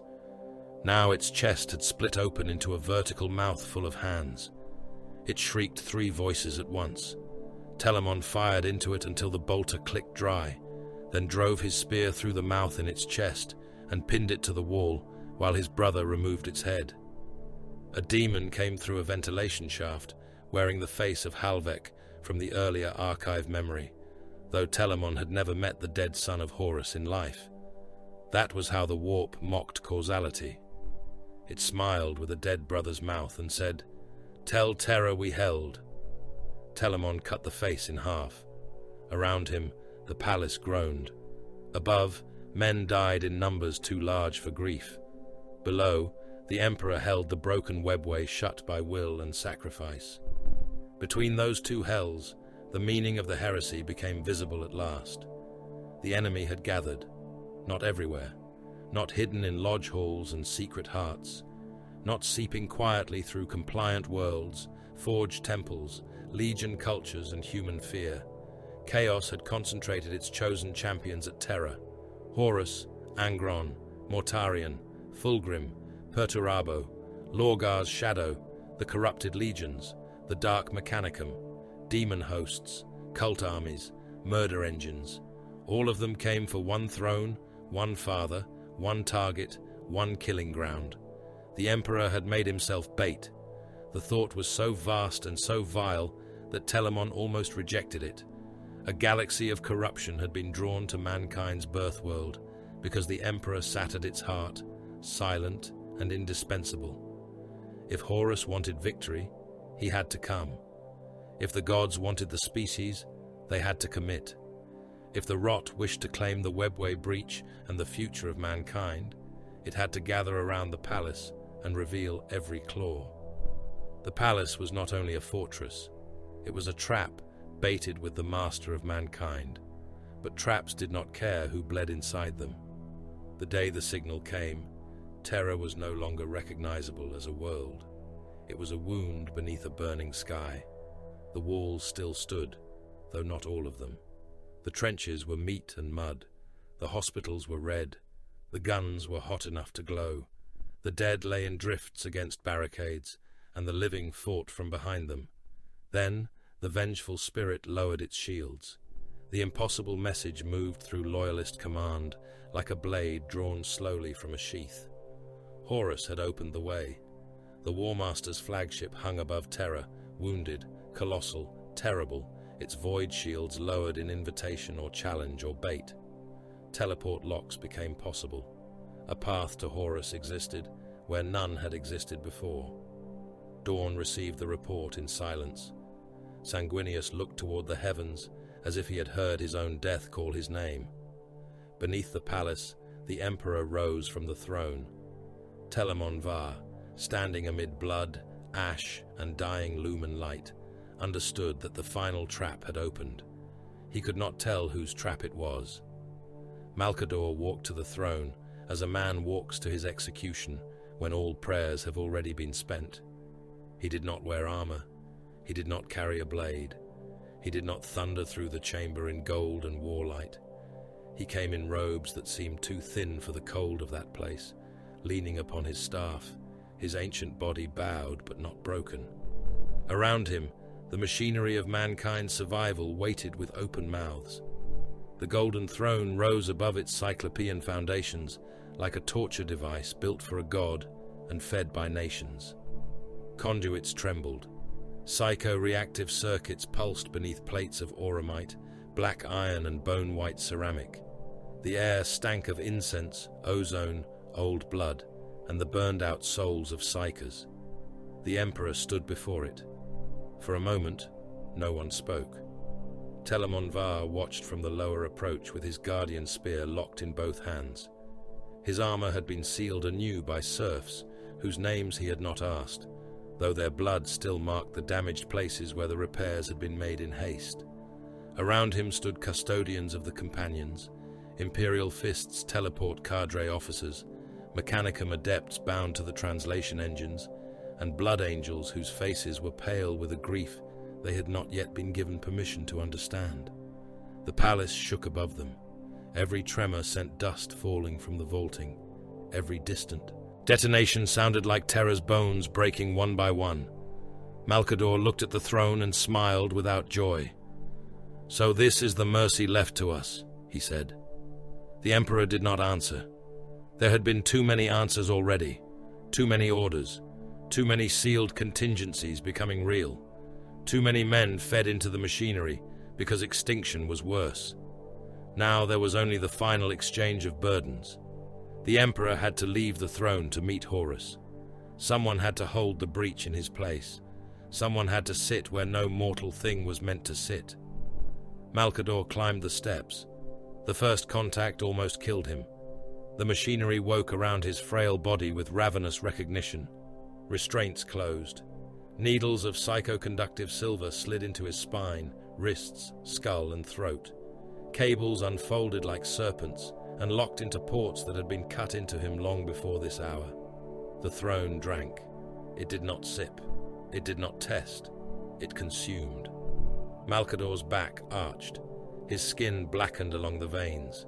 Light bloomed inside his flesh, shining through him until his bones became visible as white bars beneath parchment skin. His mouth opened, but the scream did not come out as sound. It came through the chamber's warding stones. It came through Telamon's teeth. It came through the helms of the custodians, as static shaped like agony. His mind stretched across the broken webway breach, like a man nailed over the mouth of hell. The demons beyond noticed him. The throne shuddered. Malcador lifted one hand from the arm of the device by a finger's width. A gesture, dismissal, command, defiance. His eyes had already begun to burn away. "Go," he whispered. The Emperor turned from him. That was all. No farewell. No gratitude spoken aloud. No touch upon the shoulder. No admission that the old man had been friend, conspirator, servant, necessary liar, and final sacrifice. The Emperor carried grief as he carried everything, buried beneath purpose, until it became indistinguishable from cruelty. The Chosen moved to the teleportarium. It felt less like a heroic charge than a ritual execution preparing itself. Imperial Fists locked the coordinates through layers of interference, curse static, and void distortion. Mechanicum adepts chanted over translation coils that screamed under the strain of reaching the vengeful spirit. Custodians checked weapons in silence. Guardian spears were loaded. Adrathic charge cells were sealed. Misericordia blades were drawn and locked back. Armor runes flickered green, amber, red, and were ignored where repair was impossible. The Blood Angels did not speak much. They watched Sanguinius. The angel stood apart, wings shadowed by smoke, armor damaged and still luminous beneath its wounds. His face was calm in the way a blade is calm before it falls. His sons could feel what moved around him, though not all had names for it. Doom, foreknowledge, love, the terrible patience of a being walking toward the death he had always seen waiting. Dawn was there too, stone-faced, hollowed by siege and command. He looked at the Emperor and then at Sanguinius, and perhaps in that moment understood that walls could not keep out destiny. Not all of it. The Emperor said almost nothing. Prepare. That was the last word before translation. Light took them. Telamon had endured teleportation before. Every warrior of his order had. This was different. The vengeful spirit did not welcome arrival. Its shields were lowered, but its soul resisted. Translation tore through warp, taint, and ship wards, and the psychic pressure of the four powers gathered around Horus, like carrion gods around a battlefield king. For an instant, Telamon was a shape without flesh, a thought inside a storm of teeth. He heard Malkador screaming across infinity. He heard terror burning. He heard something laughing with the voices of murdered legions. Then he struck the deck of the War Master's flagship. The vengeful spirit had become a nightmare cathedral. Its corridors shifted when no one watched them. Gravity lied. Blood ran upward along bulkheads. Doors opened onto chambers that should have been on the far side of the ship. Deck plates breathed beneath boots with a slow, diseased patience. Crewmen were fused into walls, their torsos swallowed by metal, faces stretched thin across cables, mouths opening and closing around prayers to gods they had never known before terror taught them. Demons whispered, through vox grills. Sometimes they used the voices of loyal dead. Sometimes they used the voices of men still alive elsewhere on the ship. Sometimes they used the Emperor's voice and spoke only one word: obey. The sons of Horus defended their father's court like damned kings. They came in sea green and black, in Terminator plate and line armor, with bolters raised and blades hungry. They did not fight as rabble. Damnation had not taken their skill. The first exchange filled the corridor with mass reactive thunder. A custodian beside Telamon took a bolt through a weakened gorget seal and kept walking for 2 steps before the second shell detonated inside his throat. His head vanished in a red burst that painted the ceiling. Telamon fired back, his spear bolter punching through a traitor's breastplate and detonating the hearts within. The son of Horus fell to one knee, tried to raise his weapon, and died when Telamon's blade cut through helm, skull, and spine in a single stroke. Imperial fists advanced behind locked shields, methodical even in hell. Blood angels surged past them where the corridor opened, their blades singing, their grief already sharpening into wrath. Demons crawled between the gunfire, smaller things made of claws and laughter, dying under Adrathic light and returning as smoke with teeth. Somewhere deeper in the ship, something vast roared with Horus's anger, and the god's hunger braided through it. The party split because the ship made splitting inevitable. A corridor turned into a chasm, a blast door sealed where no door had been. Teleport ghosts flickered through walls and vanished. Orders became broken fragments. Telamon fought beside custodians through a gallery of fused crew, each step taking them closer and farther at once. Time lost meaning. Ammunition counts mattered. Breath mattered. The pulse of the ship's corruption mattered more. Sanguinius reached Horus first, so the archive showed it. Not in full, not as a clean scene for poets. It came to Telamon in broken myth, psychic residue, blood memory, and the later silence of those who survived to speak around the wound, but never into it. The angel before the War Master, brother before brother, hope before ambition, love before ruin. Horus was no longer merely Horus. He wore the shape, but the shape had become a throne for greater hungers.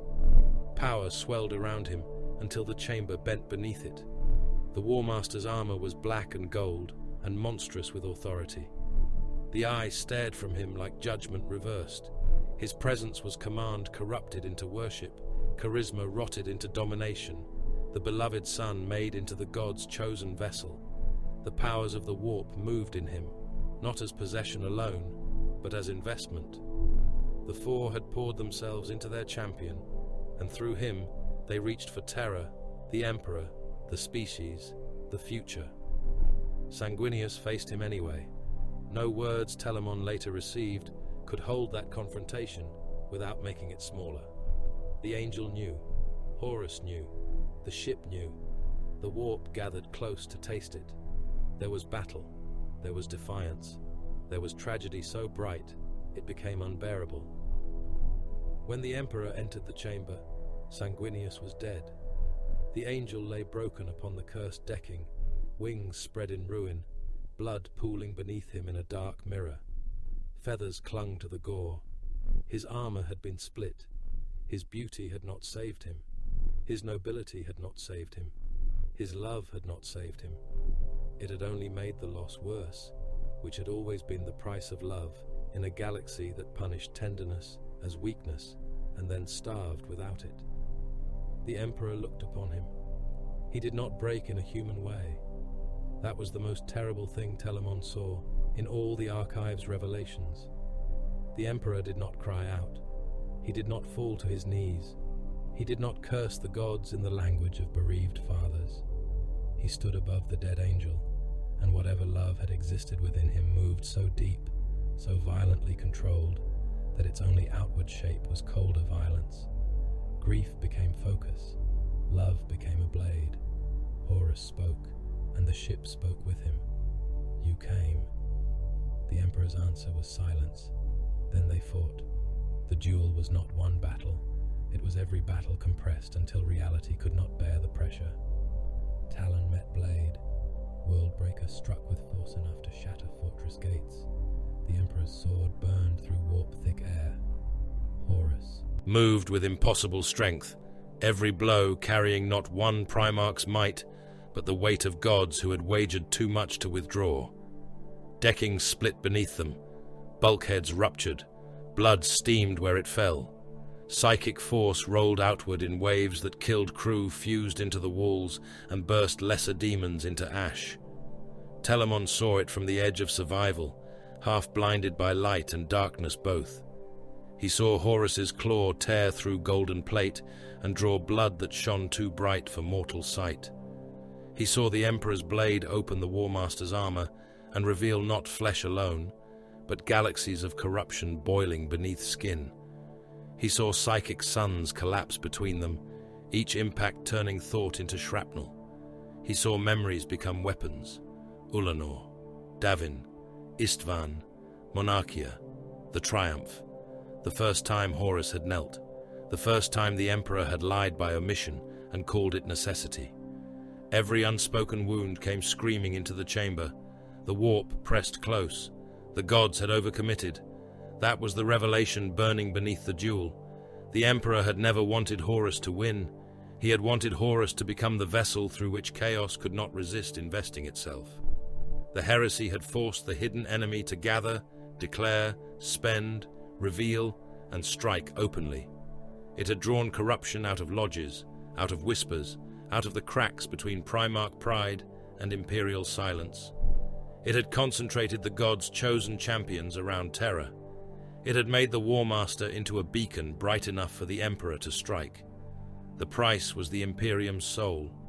The price was the webway ruined, the legions broken, faith reborn, billions dead, Terra turned altar, and mankind's future bent around a throne that would drink forever. The horrifying reason stood naked at last. The Emperor had chosen a future where humanity survived as a brutalized, sacrificial empire over futures where humanity died free, enlightened, uncontrolled, or unprepared. He had not saved mankind from hell. He had selected the hell in which mankind would last longest. Horus staggered beneath a blow that would have erased a lesser being from existence. He bled black fire. His face shifted for a heartbeat, and the beloved son looked out through the god-fed monster. The words that passed between them were not spoken by mouths. They moved through psychic memory, through Telemon's bones, through the archive that had waited 10,000 years to confess. You made me to fall. The Emperor's answer carried no comfort. I made you to choose. I prepared for what you were. Horus's grief and rage filled the chamber like a dying star. Then this is your sin. The Emperor stood amid the ruin of his son, his dream, his species, his own humanity. All of it. The final strike came with no glory. It was not a hymn, not salvation, not justice made clean. It was execution after every better possibility had been murdered by pride, foresight, secrecy, arrogance, love withheld, faith corrupted, and gods laughing behind the veil. Horus died. For an instant, the ship screamed with the voices of the powers abandoning their vessel. The War Master's presence collapsed inward. The monster vanished. The sun vanished. The weapon broke. What remained was absence in the shape of a giant. The Emperor stood over him, ruined, not victorious, ruined. His armor was split. His blood smoked on the deck. His body had been broken beyond any art of war or science to restore. The light around him guttered. The demons drew back, not in defeat alone, but in satisfaction. They had lost their champion. They had not lost the future they had helped create. Telamon crawled through blood and splintered deck plating, one arm numb, his spear lost somewhere in the smoke. He saw the Emperor turn his head toward dead Sanguinius, toward dead Horus, toward terror burning below. Victory did not feel like salvation. It felt like a door slamming shut for 10,000 years. Horus was dead, and terror did not rejoice. The world of mankind's birth had become a charnel sphere wrapped in smoke, ash, wreckage, and prayer that no law yet permitted, and no terror could prevent. The imperial palace still stood, but only because ruin had failed to find a word large enough for it. Its walls were split.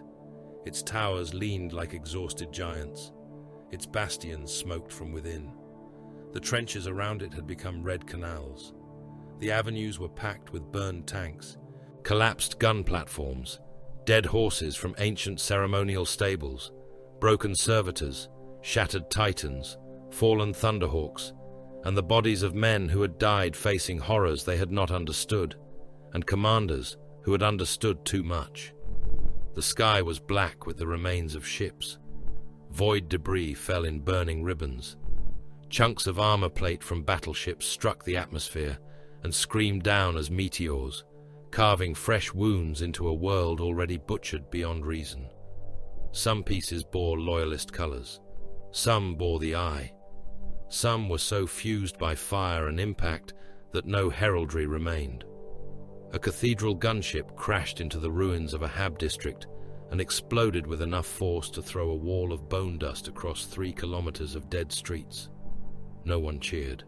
No one had the strength.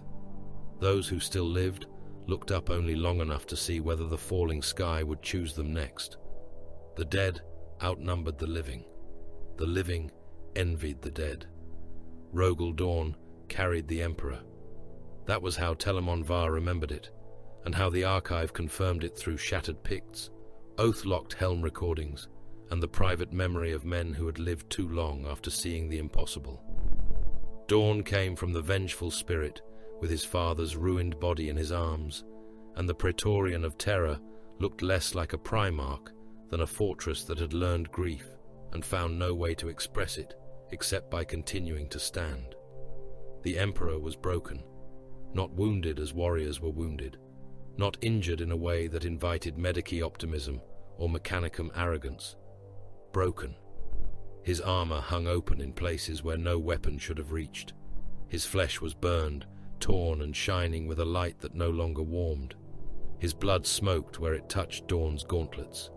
His face remained terrible even in ruin, not peaceful, not dead, not alive in any way mortals would have recognized. The master of mankind had slain Horus Lupercal, and the cost had been the last living shape of the dream he had claimed to serve. Dawn did not weep. A lesser man would have screamed.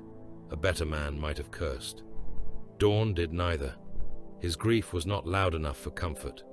It was a fortress collapsing inward, each falling chamber sealed before the next could hear it. He moved through the shattered passageways of the palace with the Emperor in his arms, and every warrior who saw him stepped aside.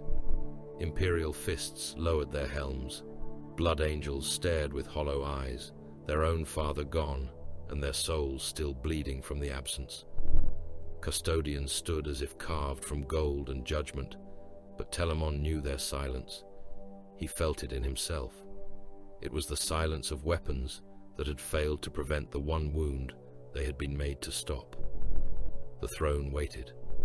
Malcador was ash by then, not merely dead, consumed, spent so completely that only residue, memory and horror remained where the sigillite had held the breach.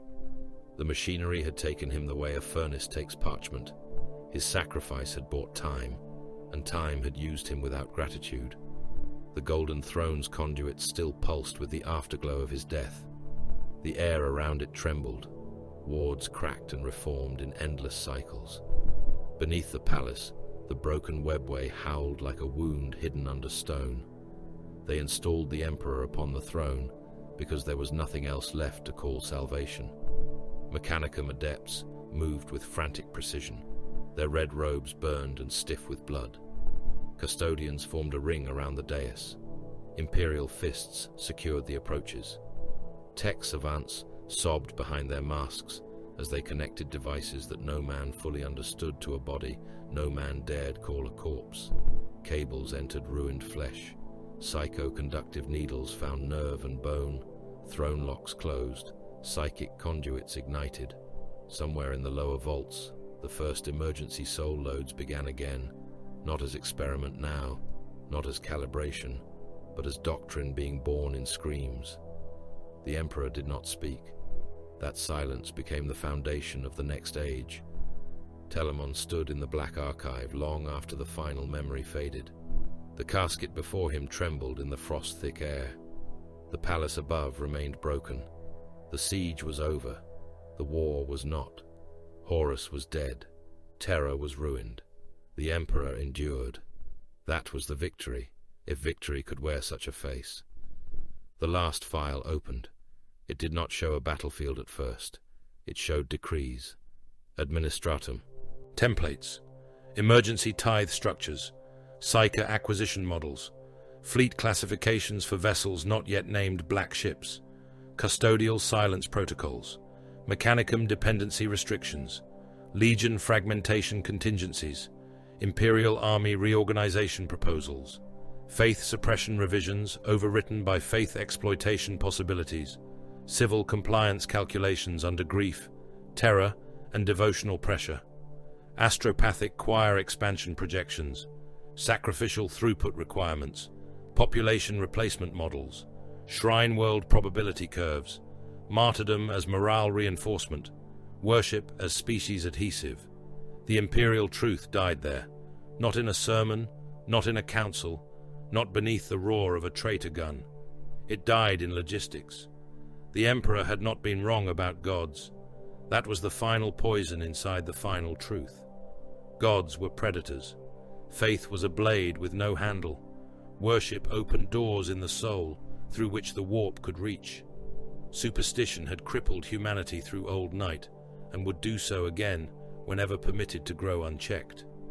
But reason could not mobilize a species for eternal agony as efficiently as faith.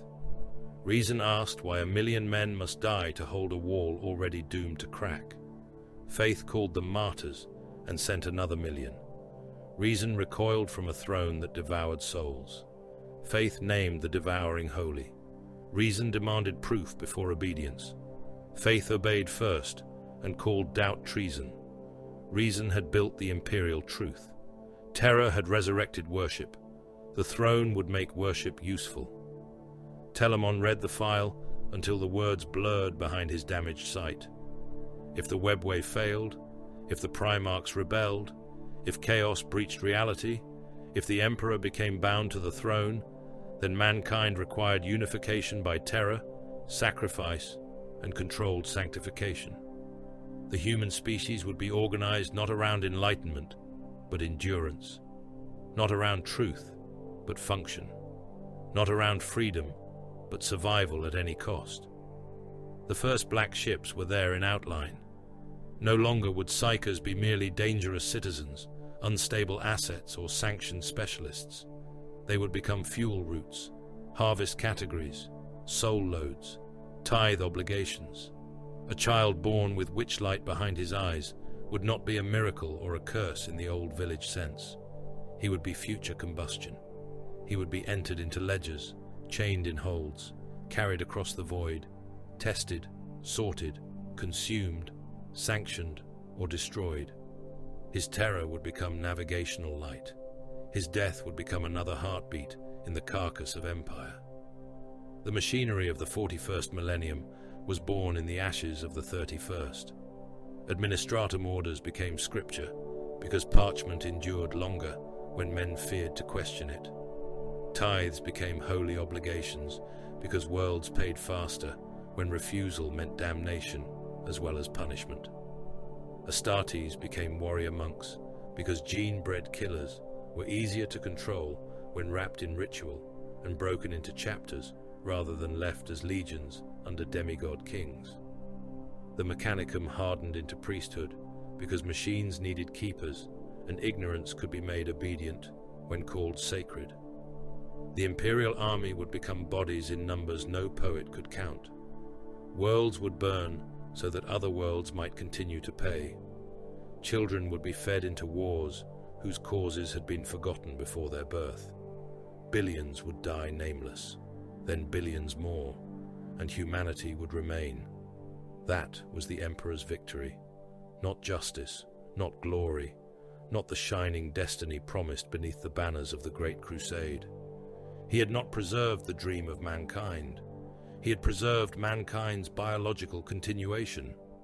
The species would crawl through 10,000 years of slaughter, with its spine broken and its eyes fixed on a throne that gave no answer.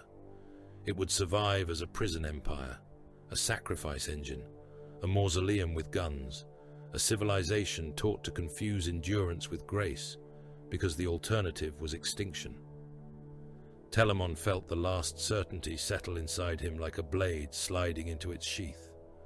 The Emperor was mankind's savior. The Emperor was mankind's greatest tyrant. Both truths stood. Neither excused the other. The galaxy had become too cruel for clean judgment, or perhaps it had always been cruel, and mankind had only now lost the luxury of pretending otherwise. The question was not whether the Emperor had been right. Right belonged to gentler ages, to scholars with full bellies and cities not yet on fire. The true question was whether anything in the galaxy still allowed right to survive unchanged. The casket whispered. Malcador's final confession emerged not as text, but as voice. Old, tired, burned down to honesty. We did not defeat chaos. We denied it completion. There is a difference, and the difference is 10,000 years of screaming. The archive fell silent. For a long while, Telamon did not move. A mortal scribe stood behind him on the bridge of black stone. The man had helped open the chamber under dead-hand authorization, his thin face wet with sweat despite the frost, his fingers stained with ink and dried blood from the gene seal that had demanded his pain before permitting entry. His name was Orin Cade. Telamon had not asked it, but the archive had supplied it. Male, Terran-born, administratum cryptographer, loyal, frightened, alive in the presence of a truth that could not be allowed to live in him. The scribe's voice shook. My lord, what are we to do with this? Telamon looked down at the casket. He thought of the loyal dead on Istvan III. He thought of the shattered legions on Istvan V. He thought of Magnus breaking the door, Malcador burning on the throne, Dawn carrying the Emperor, Sanguinius dead in beauty, Horus erased in damnation. He thought of workers building walls that were not meant to save them, of psychers screaming as their souls became fuel, of mortal soldiers praying to a man who had hated gods and would become one because terror demanded it. He thought of truth. Then he understood why the Emperor had feared it almost as much as lies. Truth was too dangerous for the species he had chosen to preserve. Telamon reached out and closed the data casket. Its seals returned one by one. Cold iron, hexagrammic ward, bloodlock, custodian cipher, sigillite dead hand closure. The frost retreated from the bridge as if the chamber itself exhaled. "My lord," the scribe whispered. Telamon turned. Orincade saw the answer in the custodian's remaining eye and tried to step back. He did not run. There was nowhere to run from one of the 10,000. His mouth opened, perhaps to plead, perhaps to recite an oath, perhaps to say that he would never speak of what he had seen. Telamon killed him before the first word formed. The Misericordia entered beneath the sternum and angled upward through the heart. A quick death. More mercy than the age deserved. The scribe's eyes widened. Blood filled his mouth. Telamon held him as he sagged, because letting the body strike the archive floor would have been noise without purpose. When the man was dead, the custodian lowered him onto the black stone and withdrew the blade. He did not apologize. Apology was for choices that could have been otherwise. Telamon resumed his post. Above him, Terra turned beneath a shroud of corpse smoke. From orbit, it no longer looked like the throne world of a rational empire. It looked like an altar world wrapped in void debris, ash clouds, burning ship hulks, and the first murmurs of prayer rising from those too afraid to sleep. The palace glowed at its heart, wounded and immense. Beneath it, the throne endured. Upon it, the emperor endured. Around him, mankind began the long work of mistaking survival for salvation. The heresy had not ended the nightmare. It had chosen its shape. The emperor had not wanted the heresy because he loved war. He had wanted the only future cruel enough to survive it.